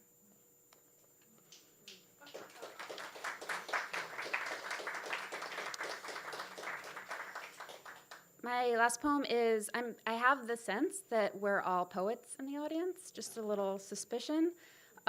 So this last poem is a contrapuntal. I'm sure everyone knows what that is, but if you don't know what a contrapuntal is, it's a poem that's kind of written in 2 columns, and one, you can read it all the way across, like one poem, or you can read it each column as its own separate poem. So it's a short little poem that I'll read 3 ways. Portrait of mother as gone. Will her ghost crave what she craves? My liquor bottles rattling like wind chimes, the medicine cabinet unlatching all by itself. My hauntings are manageable shapes in the form of small white pills. Each one placed on the tongue is a communion, and she is still here. Eyes thrown to the back of the head like dice into an alley, her name fingered in cursive on the bathroom mirror. I am taking bets. confessing her memory into the hum of a dial tone, collecting dues paid with grief. I am lost without the lullaby of her constant want, an addict to point me north. This is a part of it too. I understand the process of coaxing a life away from itself, the careful surgery of removing a sallow mind. What does the stinging of morning feel like without the slow tragedy of looking to bring the night back? What now? Give me days, just days and days of nothing but static. Give me empty promises like flowers rotting in a vase on my vanity until they smell like her, a body that's given up on being a body. Give me something I know. Will her ghost crave what she craves, my liquor bottles like wind chimes, the medicine cabinet all by itself? My hauntings are manageable shapes in the form of small white pills, each one a communion. She is still here, eyes like dice into an alley, fingered in cursive on the bathroom mirror, taking bets, confessing her memory into collecting dues paid with grief, lost without the lullaby of her constant want to point me north. This is a part of it too. What does the stinging of morning feel like without the tragedy? What now? Give me days, just days and days of static. Give me empty promises like flowers rotting in a vase on my vanity until they smell like her. Give me something I know. Rattling, unlatching shapes, placed on the tongue, thrown to the back of her name. I am the hum of a dial tone. I am an addict too. I understand the careful surgery of looking just like her. Thank you.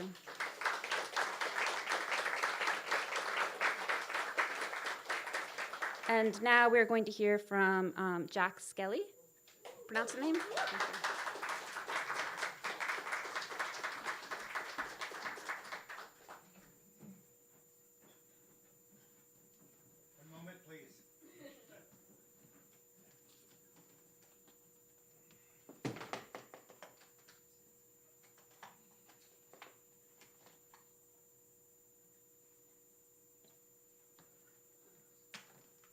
How's it going? Right? Dang me. I love Beyond Baroque. We all love it. We love it. What is that? 6th Street. Oh, I love LA. Go Dodgers. Okay, this is a song I wrote with Bob Flanagan. Bob Flanagan, man? Right on, Bob. So, and so the title of the song is Fun to Be Dead, which is actually also the title of Bob's collected poems, which came out just about a year ago. And there's a audience, those of you who ever seen me sing this song, you know there's a part for you in it. The chorus of the song goes, la la, la la la la la la. So when I sing la la la la la la, you say, fuck, you know it, okay. It's fun to be dead, fun to be dead, fun to be dead, fun to be dead, fun to be dead, fun to be dead. La la la la la la. Problems, problems, everybody's got them. Not me, not me. I look around from a hole in the ground and I see the sun coming up and the moon going down. Everybody's worried about the sky turning brown, but I'm dead, and it's fun to be dead, fun to be dead. La la la la la la. When I wake up in the morning, I'm still asleep, dreaming that the birds and the trees go cheap, waiting for somebody to knock on my door. But no one's gonna knock on my door anymore, more. It's fun to be dead, fun to be dead, fun to be dead, fun to be fun to be, fun to be dead, fun to be dead. La la la la la la. So much fun. So much fun. Don't have to think about the neighbors. Don't have to think about you. Don't have to worry about the car breaking down. Don't have to worry about food. Don't have to worry about the president. Don't have to worry about food. Don't have to worry about the shape of things to come. My worry days are through. They're through. And it's fun to be dead, fun to be dead, fun to be dead, fun to be dead, fun to be dead, fun to be dead, fun to be dead, fun to be dead, fun to be dead, fun to be dead, fun to be dead. La la la la la la. Thank you very much.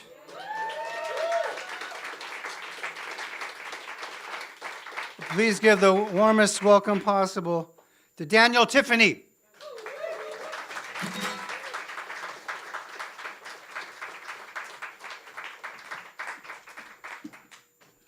That's a hard act to follow. Whew. Well, I'm dead. How about you? You know, in Berlin, they used to have these bars called third room bars, the Reiterraum. And they were places like, you know, you were just like, you couldn't stand being in your place anymore. So you go to one of these little bars, and it wasn't that much different from your place, but you see some familiar faces, you see some new people. Just felt really comfortable. And, you know, Beyond Baroque's like that. You know, it's nice to see some familiar faces here. New faces, and I'm really glad that there's a new generation at the door behind the bar. So thank you, Jimmy, Yvonne, Genesis, Barbara, and then the crew. Anyway, let's see. These are poems that are from a new collection of mine that'll be out in February. It's called Our Prediction. All the poems are actually, they come out of the we position.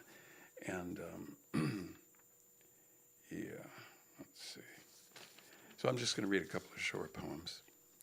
This one is called No We Do. No, we do not. If it tips towards the unsubsided, it must be cut from the same useless drifting by of things someone's always eager to explain. Day breaks behind a locked door. We have now examined our workbench more closely. Talk of rubbed off experience because it calls further mutinously. The acoustics favoring the coughing in the boxes over the words of the actor. We managed to think twice about everything. Might it be contained? Unlikely. The haggard school children are sitting behind wooden desks, stamping their feet.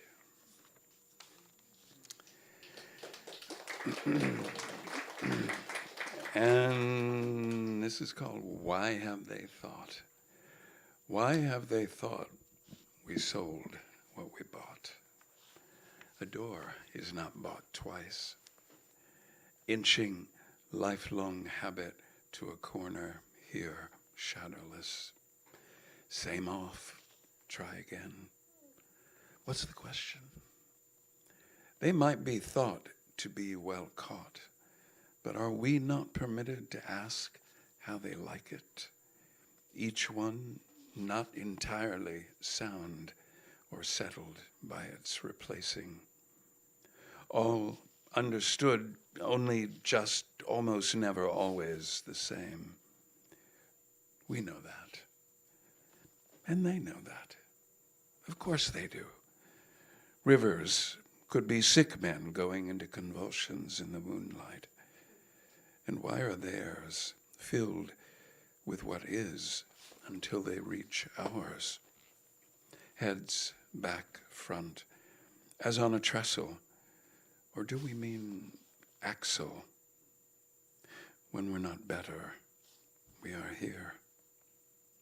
For the new protocol everyone is worried about introduces itself by retreating into a maze of hypotheticals and sort of loses its way, dragging its feathered limb at odd angles through the phased out unrest. This goneness, this Eden turned hex backwards. Thank you. And please welcome, which I'm very much looking forward to hear, David Trinidad.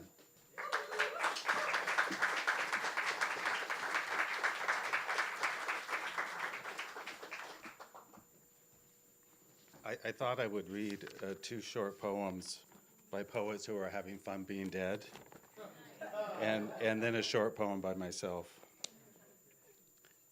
This is by Ed Smith, who was active at Beyond Baroque in the 1980s. Directed association.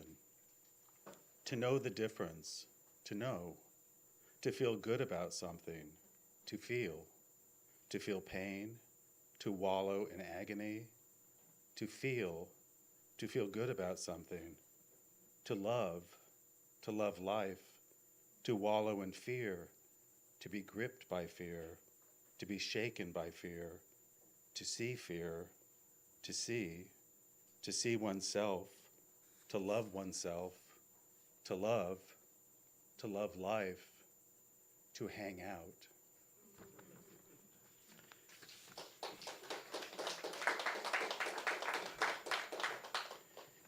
The New York poet Tim Dugos read here at Beyond Baroque several times in the early 80s, and we all adored him. He was kind of our Frank O'Hara.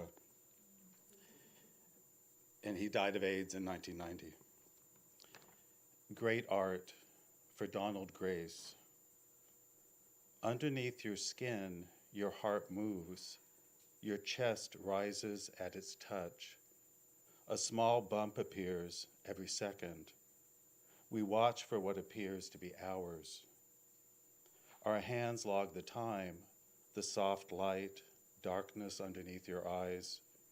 Our bodies intersect like highways with limitless access and perfect spans of attention.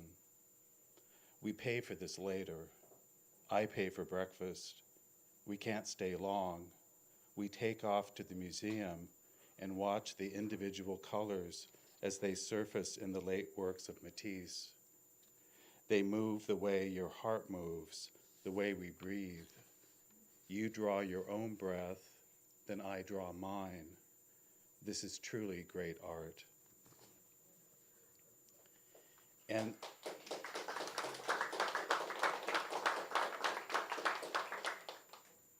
this is a poem of my own. I wrote it in the mid-'80s. It was inspired by a piece of art called Good Tidings that I admired, and a friend gave it to me as a gift for my first sober anniversary, and it's been with me ever since. The artist was Alan Zimmerman, who also died of AIDS. Good Tidings. Tonight, a hand-painted and haloed cherub is watching over you as you drift off. It is the same angel that inhabits the candle's shadows, the spirit that dwells in your glass of warm milk.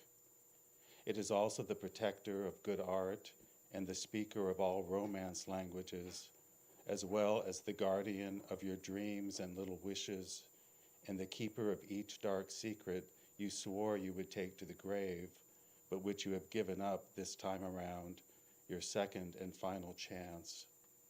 So turn away from the light, sleep, let go of every unknown answer and explanation. When you wake, you will own your life. Thank you.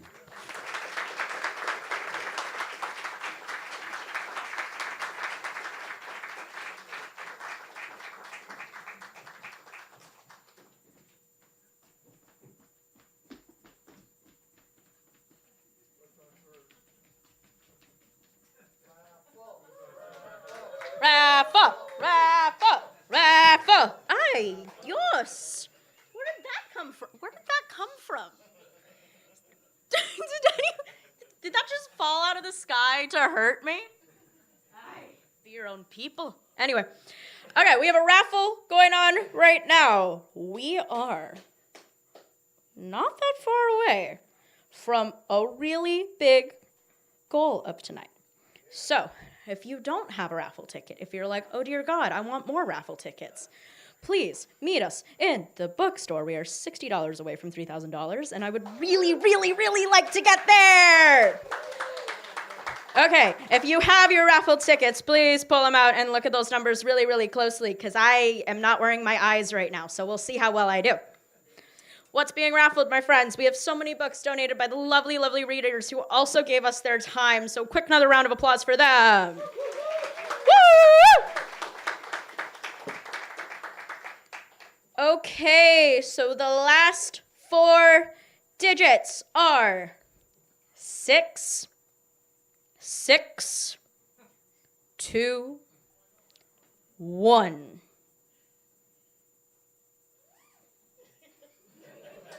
That was an enthusiastic noise. Is that a yes?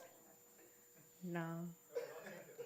Hurt me, why don't you? Okay. We're gonna try this again. Gotta be one of you. This is the wrong side. This one is 6, 6, 1, 0. This is the last 4 digits. 6, 6, 1, 0. Hey! Woo!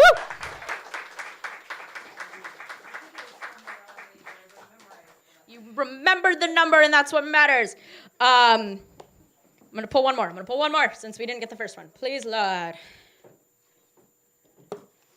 Okay, last 4 digits are 6, 6, 2, 3. 6, 6, 2, 3. Get it together. Well, this is a great reminder. Please buy a couple of raffle tickets. Please buy a book. Please renew your membership. Do all of the things. We are so close to meeting a really big goal tonight, and I would really, really appreciate it. Thank you again to all of our readers. Thank you again to all of our audience members. I'm wrapping up as fast as I can because we have one more block of readers. Let's go!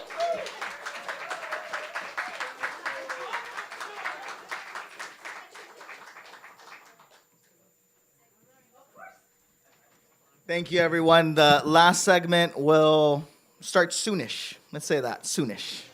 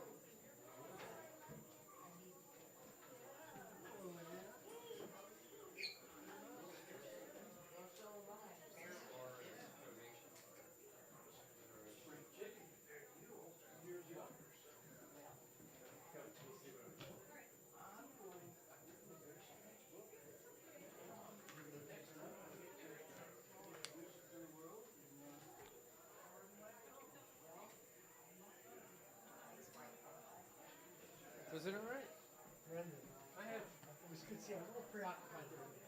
So that's all right, Dr. Rockland. You knew Juliet. This man always been good to me. Well, some good food. It's easy to be good to you. He shook my hand and told me, gave me encouragement. I had good ideas. Well, you're wonderful, man. Thank you, Yeah, guys. it's always good to see you, boy. Thank you. Well, if that door is an option, I'm using that door.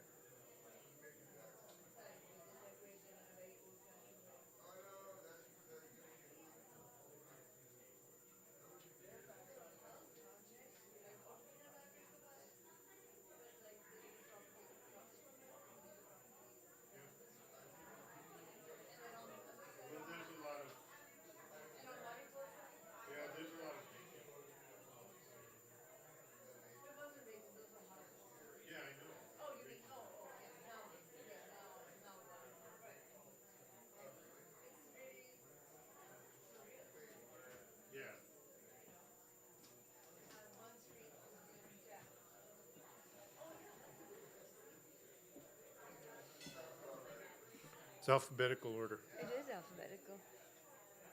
Adam Stooks, okay.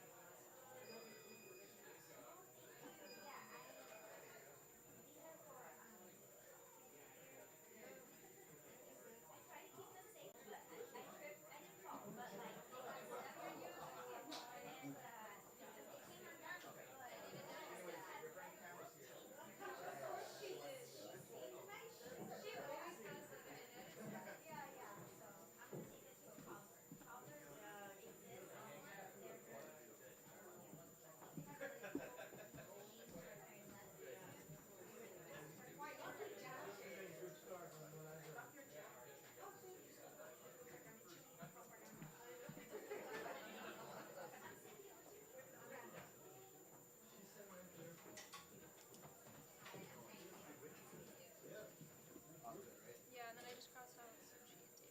I think that's everyone who's not coming, right? I think so. Yeah. Okay.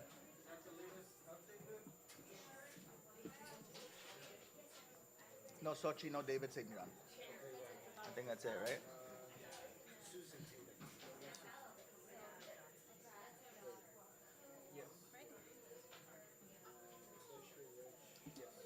Looking pretty good. So Yvonne will let me know when to start. You'll let her know when to start.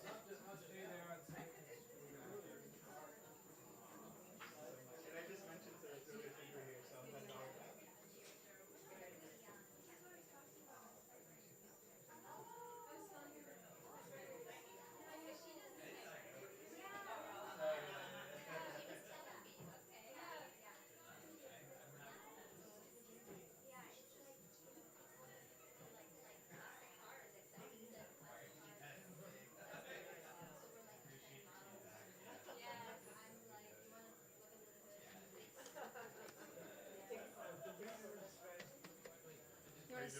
I'm doing good. Oh.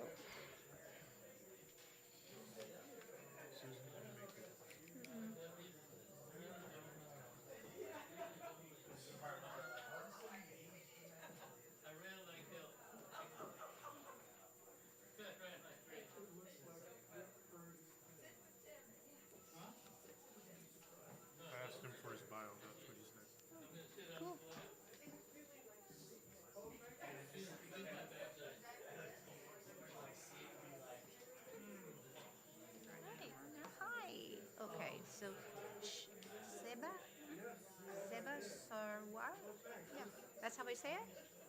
Oh, do you know? Seba Sarwar. Seba Sarwar. Seba Sarwar. Seba Sarwar. Seba Sarwar. Seba Sarwar. Seba Sarwar.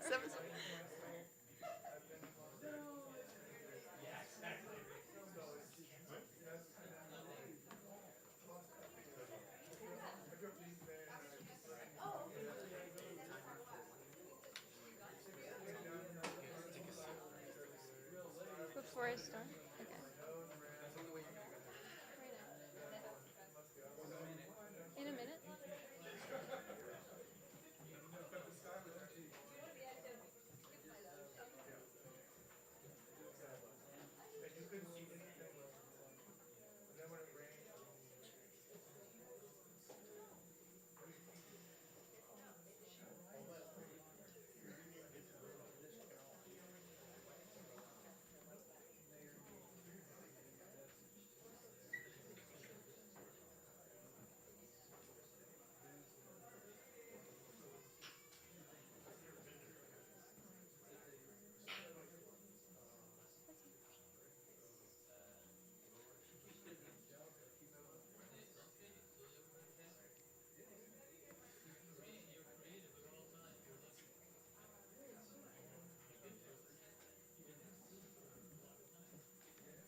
Okay, guys, we're gonna get started.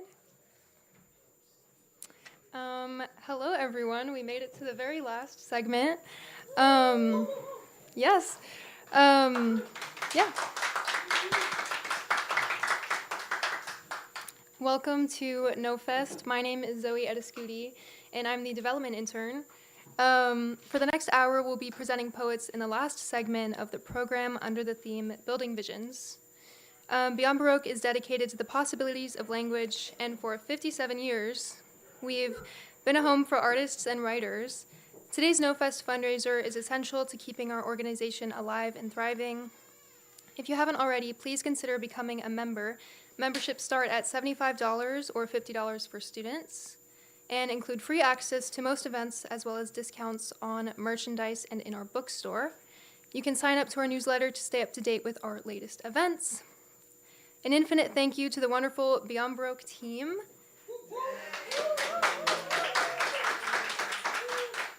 Our sponsors, and everyone who came out to support us on this magical rainy day and night. And a quick reminder to our poets, please keep your reading to 5 minutes and refer to the reader list provided right here, and call up the next poet when you've finished. Thank you. And I'm honored to start the reading myself. I'll be reading 2 poems. I have a trinket. Hold up. Okay.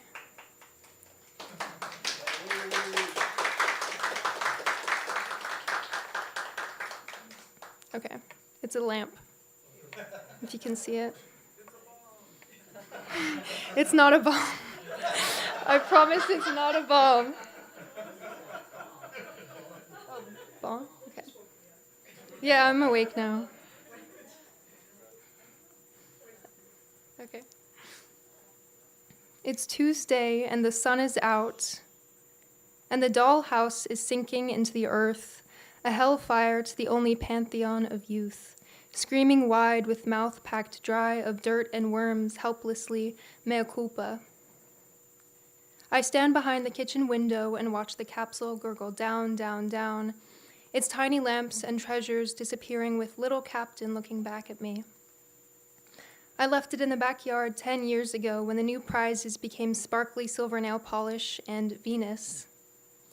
Tuesday is sinking only if it is a day of the week. Tuesday is a day of the week, therefore, Tuesday is sinking. A counterexample translated to P only if Q, Q, therefore P. If loss is difficult, then it is hot pink. Loss is difficult, therefore, loss is hot pink. If P, then Q, Q, then P. Another counterexample to the invisible will of reality. For Tuesday is not sinking and loss is not hot pink, but I dare suggest that they could be. The temporal photographs, perfumed memory of miniature furniture now fade into a spiral sequence, a golden ratio of 1.618. So I'll wait in the space between today and tomorrow. That's where I wait for it to come back to me. I'll wear my blindfold, I'll play the game. It's Tuesday and the dollhouse has been digested anyways. Its ornate lace wonder buried 6 feet under. But I will keep one of the tiny plastic lamps, leaving a dry patch in the earth, a mud pie. Thank you.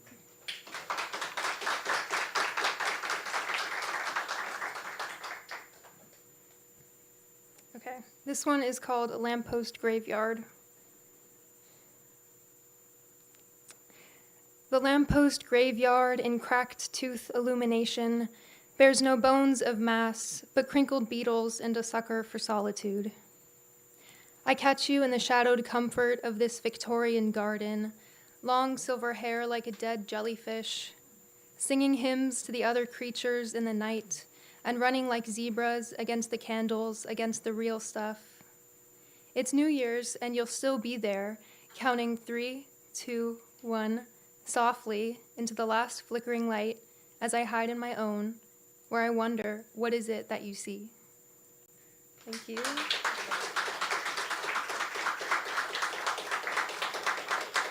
And our next reader will be Rich Ferguson.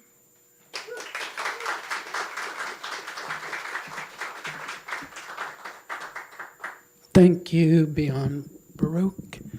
Thanks to all you poets who've given me so much over the years. When I grow up, I want to be a song. When I grow up, I want to be a song.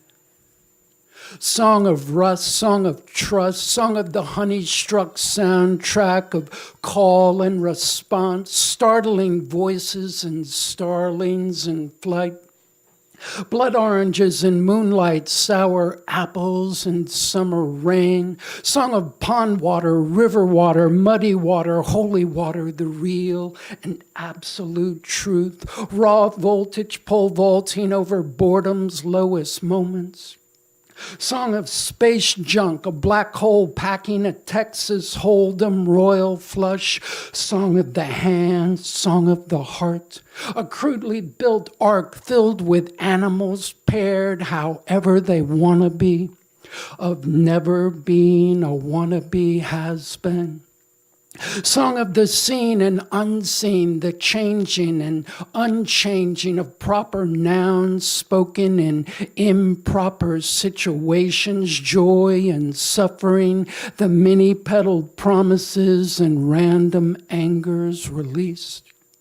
Song of suspense, of crows on fences, of all that glitters being far better than what it pretends to be. Song of the what is, what for, what not, and why not. Song of the forward-thinking alphabet forged from chaos reverse, the hummingbird winged dream keeping good fortune aloft. Song of production, subway tokens in Hoboken, New Jersey, calliope kisses in Santa Monica, atomic smog sunsets, high heels clicking, old clocks ticking, the well-worn Walkman. Feeling out of touch, out of time, but still able to bust out a fresh rhyme, song of innocence and campfire dance, tie-dyed and die-hard truths, the mind's attic. Swept free of delusion, song of gravity, giving up the ghost for a day, allowing us to float along every which way tree swings and rocking chairs, trance states, altered states, a United States of grace. Song of brilliant bulbs and bright ideas, lightning and Ben Franklin's kite, newly born brushstrokes of wild voice thunder, song of muscle and sinew, revolution, new evolutions, celebration, detonation, song of aim, a trigger in the brain, the shot heard round the world, that is more a sound of peace, battlefields dreaming in shades of technicolor tranquility, song of calligraphy, handwritten love letters, smoke signals whispering, come closer.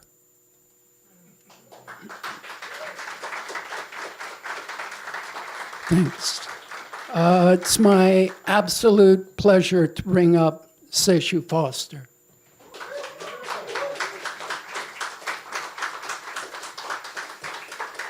Thank you, Rich. Thank you to Beyond Baroque, the staff, Jimmy, Yvonne, all of you. Thanks very much for keeping the lights on. All right. This is a piece called List of Names.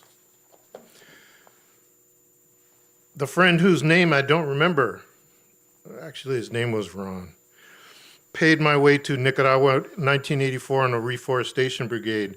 The friend whose name I don't remember stayed at my place for a couple weeks. Then he left a pile of dirty laundry. The friend whose name I don't remember finally stopped asking for money, finally stopped messages via third parties. Called from the airport decades ago on the way to somewhere else. Last seen in a blue UN helmet in Bosnia. Last seen in a photograph in a box in the closet. Last seen in a misty mountainside on a hike.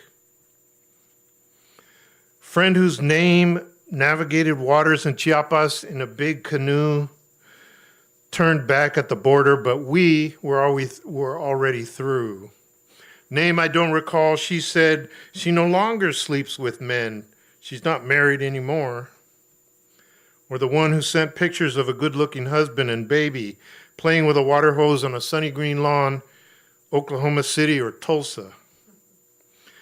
He came once to visit, saying his daughter and her boyfriend both suffered in a ski accident in the Alps and woke up with broken legs in the same hospital room. Why didn't I call them up and do stuff? Do something in that connection. So what if I got bored drinking and talking in bars? I heard she moved to Texas following some guy. I don't know. He posted a picture of himself on Facebook shooting a machine gun. I do remember random people's names like Billy Balderrama, who I heard had become a local small-time politician. I don't know if that's true or that if he died. Was he really struck and killed by a car while he was fixing his tire on the freeway? Who knows the truth? I remember other random names like City Councilman Mike Hernandez. Do you remember Mike? Cocaine outside of City Hall. Right? Yeah. That's off the subject. Back to the poem. Last seen talking to Ruben Martinez in the art gallery at Olvera Street. You remember his career was destroyed by heart attack and cocaine, but absurd not to remember people who were actually important to me. I don't remember her name. I was so impressed when we met at the Stanford Indian powwow. She traveled with a kind of entourage of guys I felt I could have joined in some other life. The friend whose name I don't recall threw a blanket over me at 3 a.m. when she found me asleep on her couch. Her name, I don't recall, ducked behind me when she thought she saw her boyfriend in the crowd. The name I don't recall now. What's the point anyway? I sent dozens of letters and postcards, never returned or replied. Tears cried on my shoulder, calling in the middle of the night, waking me up, crying the university screwed her over, withdrew her funding in the middle of her MFA. Back to bed with my wife, said, who was it who called? So long ago, 20 years later, who were they? Had to admit, don't remember. Wake up in the morning, what was that call? All right.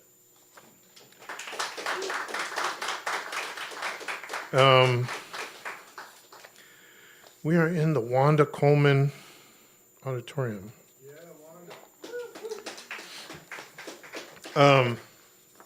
So initially, when I first opened a Facebook account, so there was a Facebook account under Seshu Foster, and I posted people's poetry reading, and I got a message from Facebook saying, "You post too much." And I thought, isn't that what this platform is for? And they kicked me off.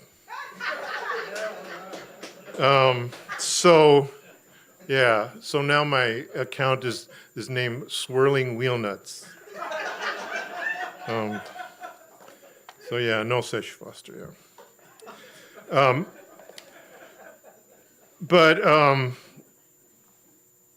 So here's something that somebody posted underneath one of those posts.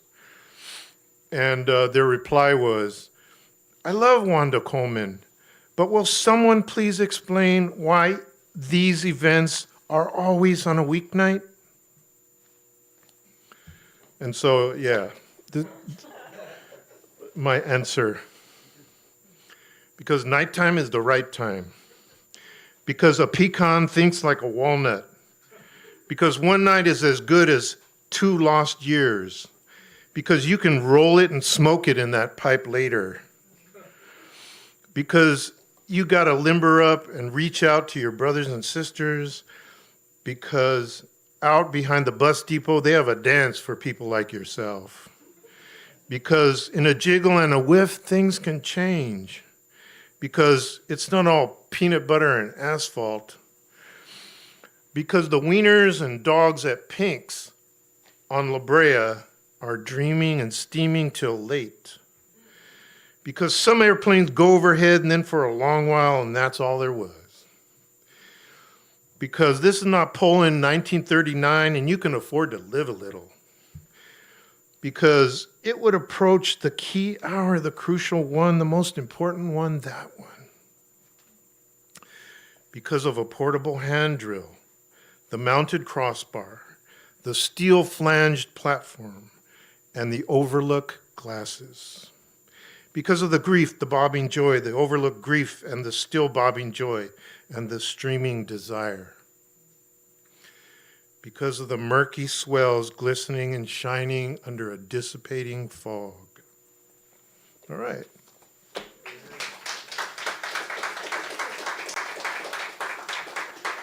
It's my pleasure to introduce S.A. Griffin, who lives, loves, and works in Los Angeles.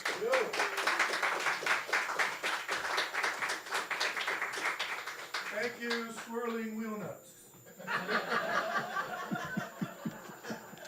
Thank you, Seshu. Yeah. Thank you, Beyond Baroque.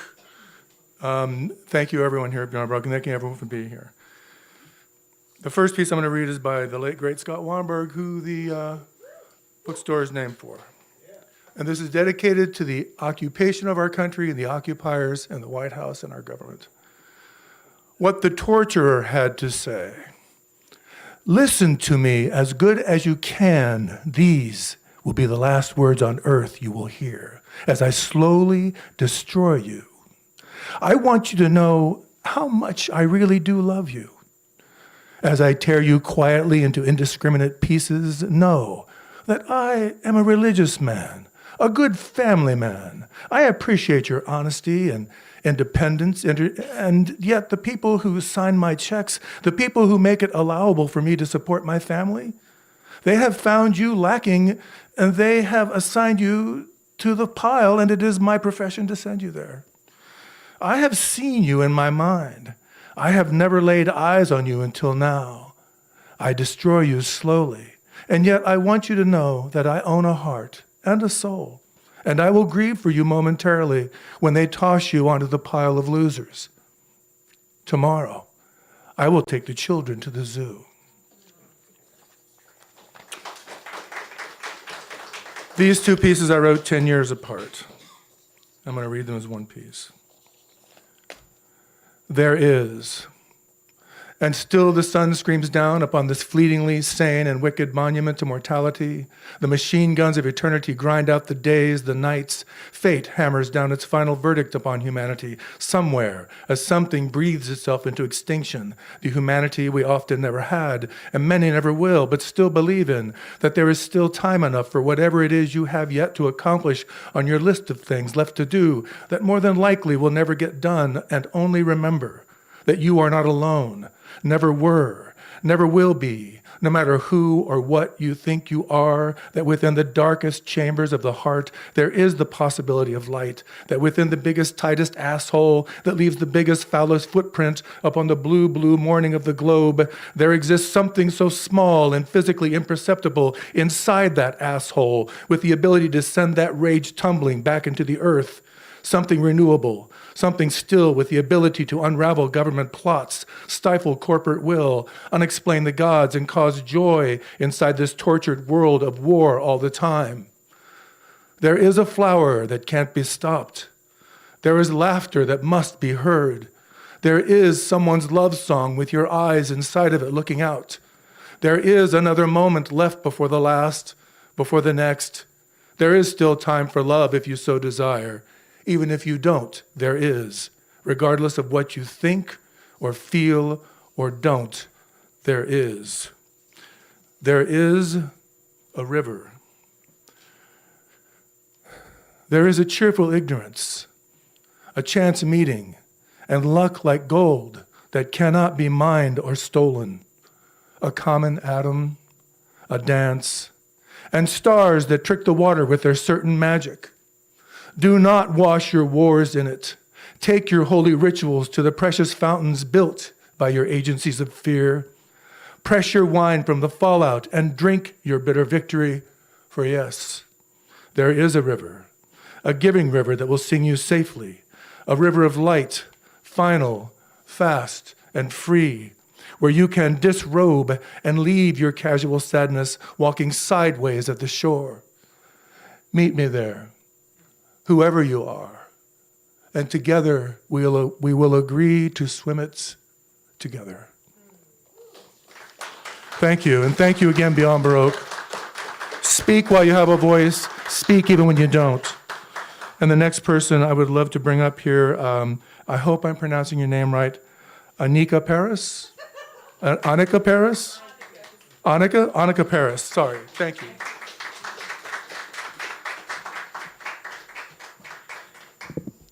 Thank you, everyone. Thank you for having me, Beyond Baroque and Jimmy and everybody here.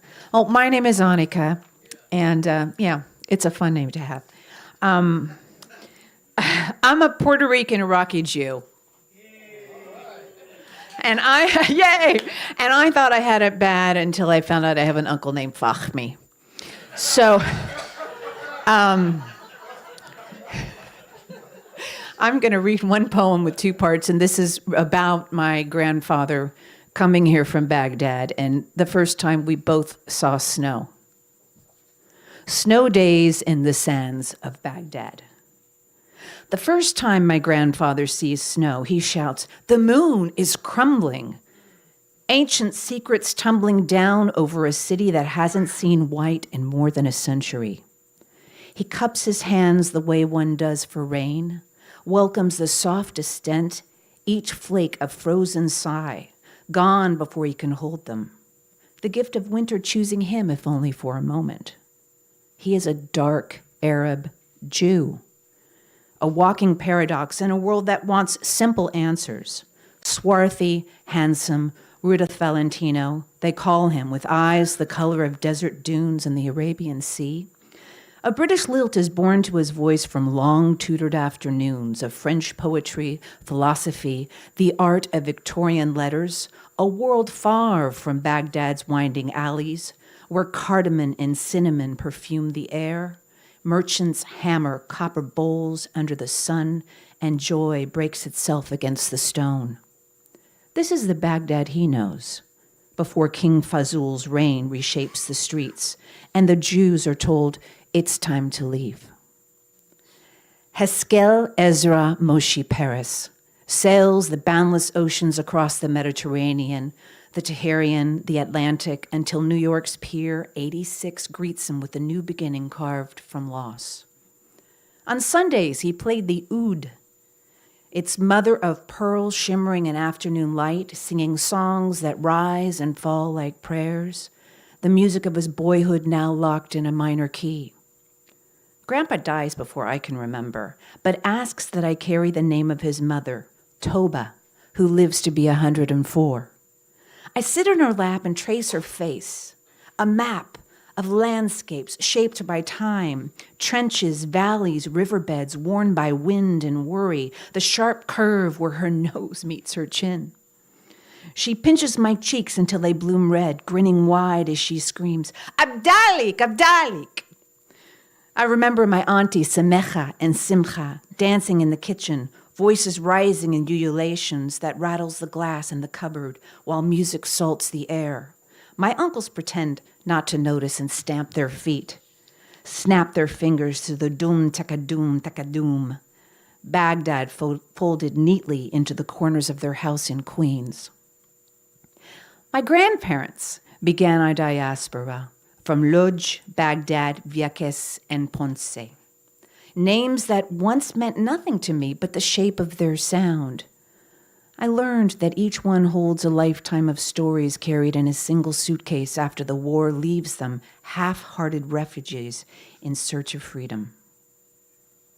2. I was born in Corpus Christi, Texas. Not a city of silk tales, but a land baked in the sun's hard fist, where heat rules the day and snow never comes calling. When we moved to the Midwest, I met a magic I had never known.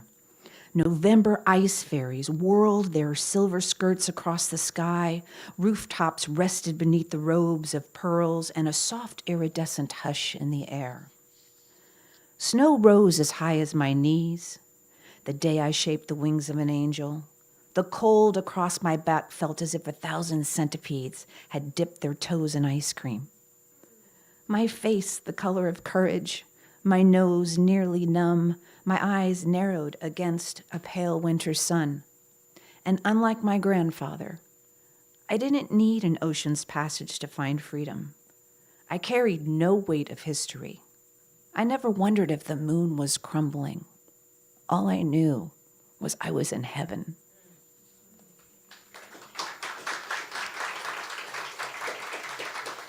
Thank you. And speaking of wonderful names, Seba Sarwar.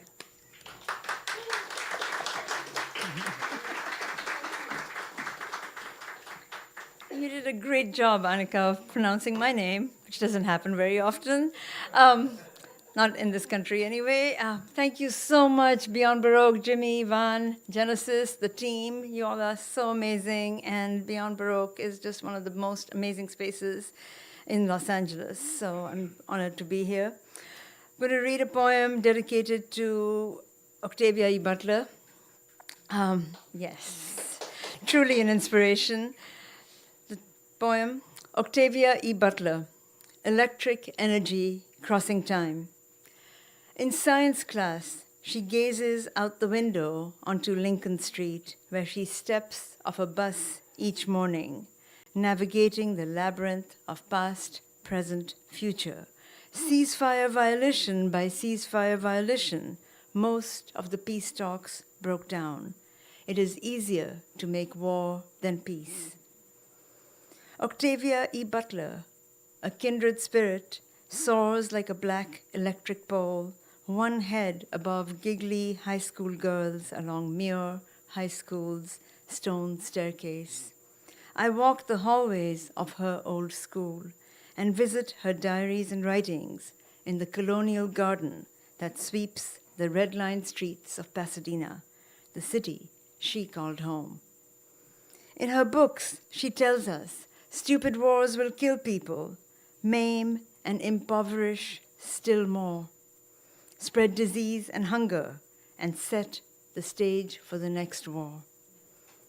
A visionary, perhaps she knew her stories would be textbooks. Perhaps she knew her face would be painted in her high school library mural, where her eyes like a telescope would gaze upon students in 2024, the year she predicted the truth, genocide for water and land, and resistance for survival. Thank you. Thank you. And this next poem is really a work in progress. It's part of my manuscript and also in progress, hoping to get done soon. Imagine a map with no borders, and it's called I Am a Baroque. And there's probably just one person in this room and who knows what a Baroque is, so I'm going to explain. The Baroque is a woman, female centaur, who took the Prophet Muhammad to heaven, and she's sort of erased in fundamental Muslim histories, but she is, you can see her on truck art, and she's the most amazing image. So a female centaur, just think of that. I am a Baroque. With my jeweled eyes, pomegranate lips, woman face, and horse dragon body, I am a Baroque. I conjure magic, not just for the Prophet, who I carry to heaven, but for each person around the globe. With my sisters, we fly through clouds and storm the warplanes and helicopters. We tap men, swathed in masks, helmets, and armor. Like drizzle, they descend, return home to their mothers to stir the pot and cook soup together to nourish all. Thank you. Thank you. And our next poet is Adam Stutz. Welcome.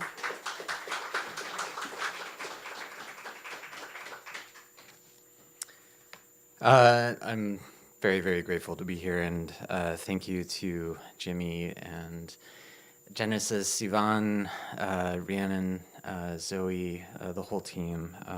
You all are amazing. This is a refuge for me, and I am just exceedingly grateful to be standing in this place where I've been able to witness so many amazing writers. So, Swallow's argument.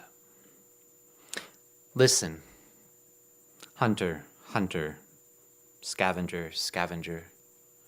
Time to wind up all conspiracies and let a needle write down wiles, some other truths, some happiness burning, a bliss of wounds, and their canvas of rust. My arms are now a chorus, pursuing balance, craving the bloody jaws of wolves and shaking the scales of snakes. Behold the bare skin. Wearing and writing, this is a literature of triads and nightmares and nerves, a yoke of tableaus and sharp verities. Wash a bloody mess and let the pigment run slow. Sting playing the wounds. Through the fingers, painter, painter, sculptor, sculptor. Scuttle the idea of clean. Skin down the hides of purity obsessives, draw out the impossibly human face, ask, where are we? Within this whisper drawn on dreams and nightmares, let our bodies sing to each other in quiet passing. Hear the ancient bark knocking a blue necklace of teeth, articulating the metrics of daydream architecture on the inside of the upper arm. Believe the recondite lines of a swallow's protest, stinging on a stranger's naked shoulder.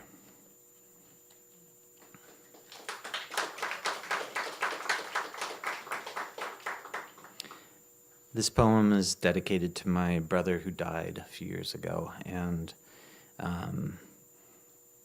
if you have anyone in your life who who has developmental disabilities, love them unconditionally.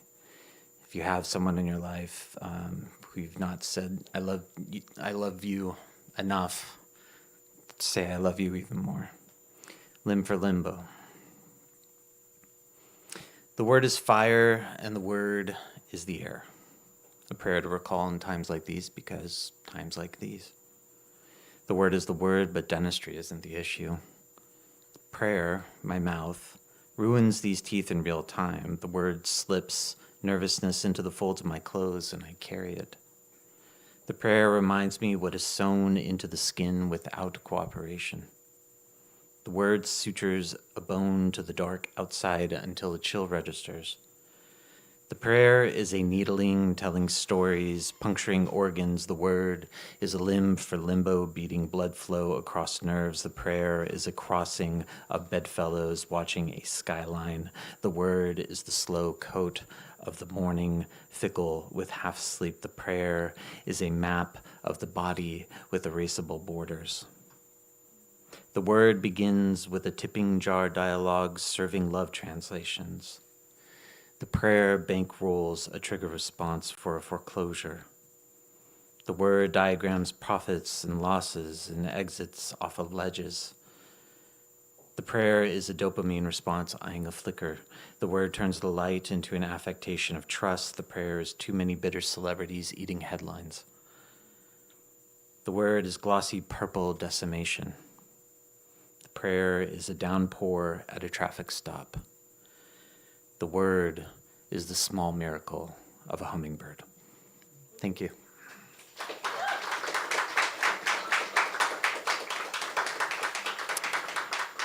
It's my pleasure to welcome Gloria Vando.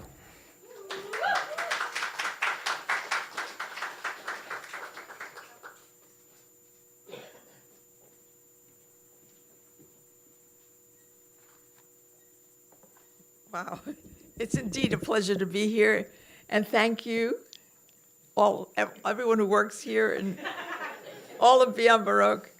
And I would say your names, except that I have no memory. So, I'm going to read. I'm going to open with a poem. Oh, this is a book, In the Black, in the Red, Poems of Profit and Loss about money. And it was, the designer is here, Tim Barnhart, and the co-editor is here, Annika Paris. Okay, I'm going to open with a poem by Dana Gioia called Money. Money is a kind of poetry. By Wallace Stevens said that. Money, the long green cash, stash, rhino, jack, or just plain dough. Chuck it up, fork it over, shell it out, watch it burn holes in your pocket. To be made of it, to have it, to burn. Greenbacks, double eagles, megabacks, and Ginny Macks.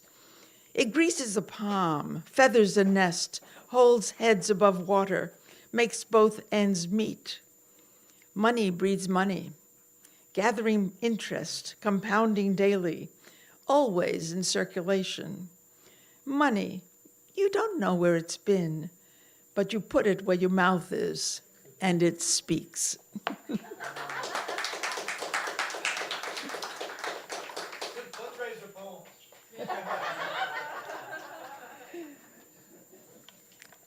The poem I'm going to read is my poem, The F Word, and it's based on a story I read in the LA Times. Rather sad story. Okay. The F Word. The notices had come 3 weeks earlier, spilling their venom across the kitchen table and the ugly sign posted on the lawn. But Marta could not get herself to respond, as if by putting off knowing what she knew, putting off doing what she knew she had to do, her life would continue as normal. Tonight, she tucks in the kids, avoiding the thought that this is their last night in this house, this bed, maybe even with this parent, as she briefly contemplates blowing out her brains.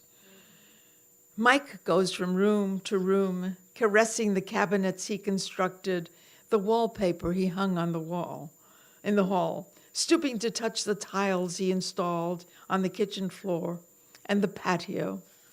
He feels as if he were sleepwalking, that he will awaken with the sun, warming him through the open window, the children running in, as always, jumping on the bed, laughing.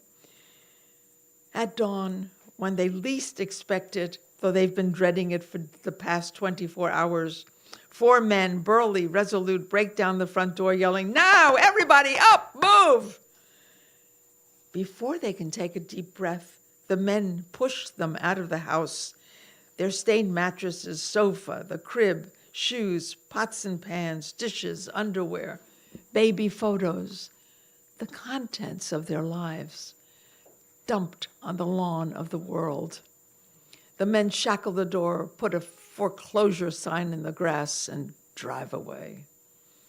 The baby cries. Mike hides his head in his hands, his army medals glinting in the pink light. Magda, the oldest, leans against him while her brother sits on the grass playing with his skates. Marta looks around, stunned. Maybe they should have sought help. But from whom and where to go? Neighbors watch them through half-closed blinds, afraid. And all around them, the greedy hordes in wait. Thank you. Next is Jimmy Vega.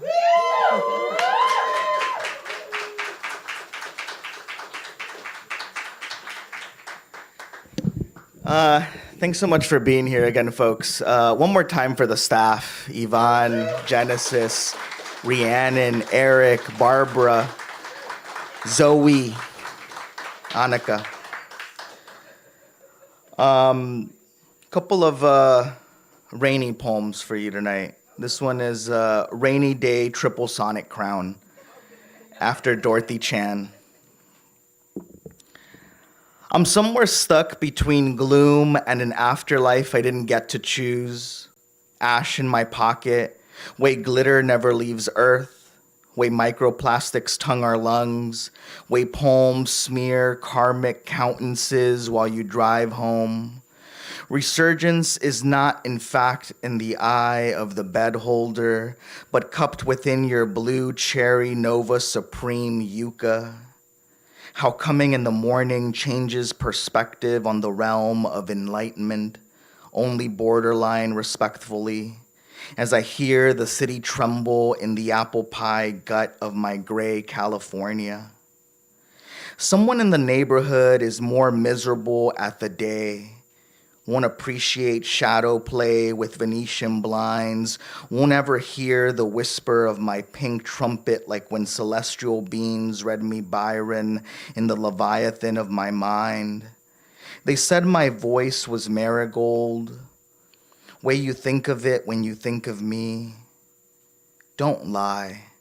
Semblance of sound is only fleeting because it miscommunicates with your body. Perhaps the ghosts in my childhood home's vault only want to remember the recurring dream where they stare intensely at kitchen tile, dusky blue. Way a song is only sad when you remember it. Way I see you seeing me. There are moments of light hidden behind digression, this being one of those moments. Sometimes, I remember reading about my death, waiting around in velveteen style to stumble on a poem to save me. Way it wasn't this one or that one, but you, hidden underneath this sonnet. Something about portals and the transient whisper of liminality inside spaces where rain cannot exist, but instead is merely hypothesis. Outside, I'm somewhere between street light and shadow in the pocket of green neon age. What do you call a city that reigns in endless sun?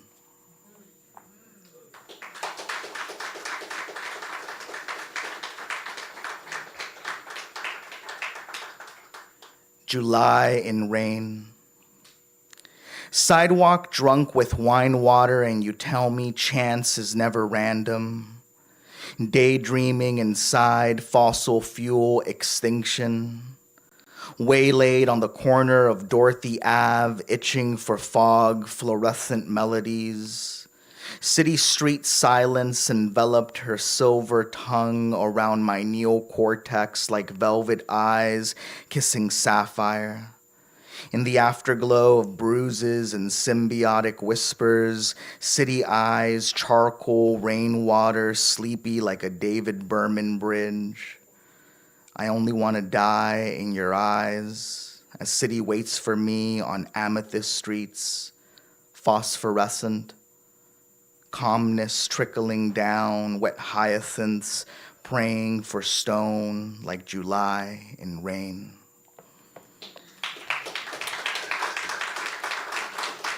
One more announcement. Please make some noise for Genesis Perez.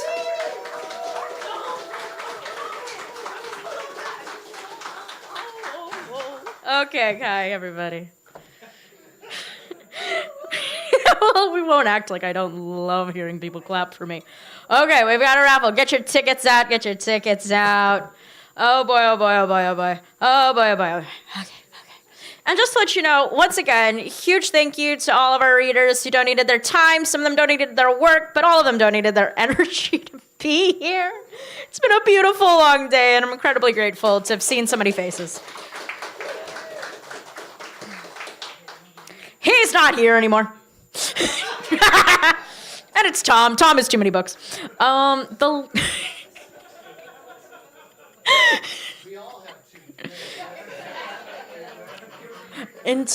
you're in the Beyond Baroque bookstore, of course. Okay, everyone got their tickets out? I'm looking for 6644, the last 4 digits. 6644.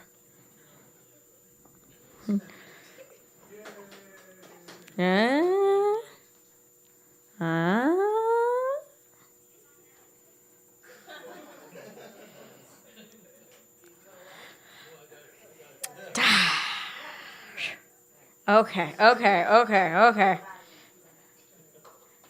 Oh, God. Oh, no, I can't read that name at all. But thankfully, there's numbers on the back. 6648. Woohoo! Come over here. Get your prize. Oh, dear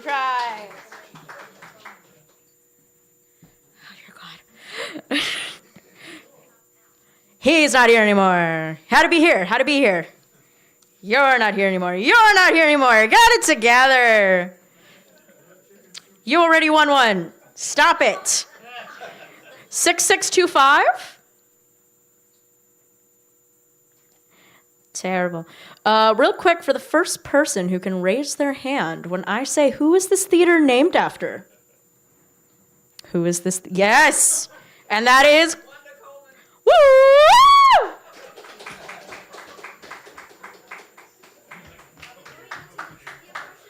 We're doing trivia because not enough people are here. First person to raise their hand, who's the gallery upstairs named after? I don't need a book, but it's Mike Kelly. Hey! Cheater. Okay, last but not least, for this big old stack, of books. Oh my God.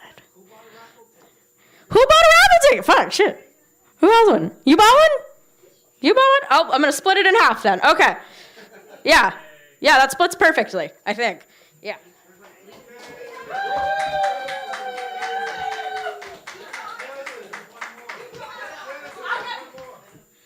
Who else bought a stack? I'll get you in the bookstore. I have another stack of books back there. I have a few more. Seriously, thank you all again so much for being here. I can't believe Jimmy let me close this out. But seriously, it's been such a lovely day getting to spend with all of you, hearing all your work, seeing all your faces. This is what makes Beyond Baroque a place worth coming back to time and time again. We did go past $3,000. We'll accept more if you got it. But thank you, seriously, it's people showing up, people coming, people being here that makes this place a place worth coming back to time and time again, even when it's raining and no one in LA knows how to drive. I love you all. Thank you. Thank you again.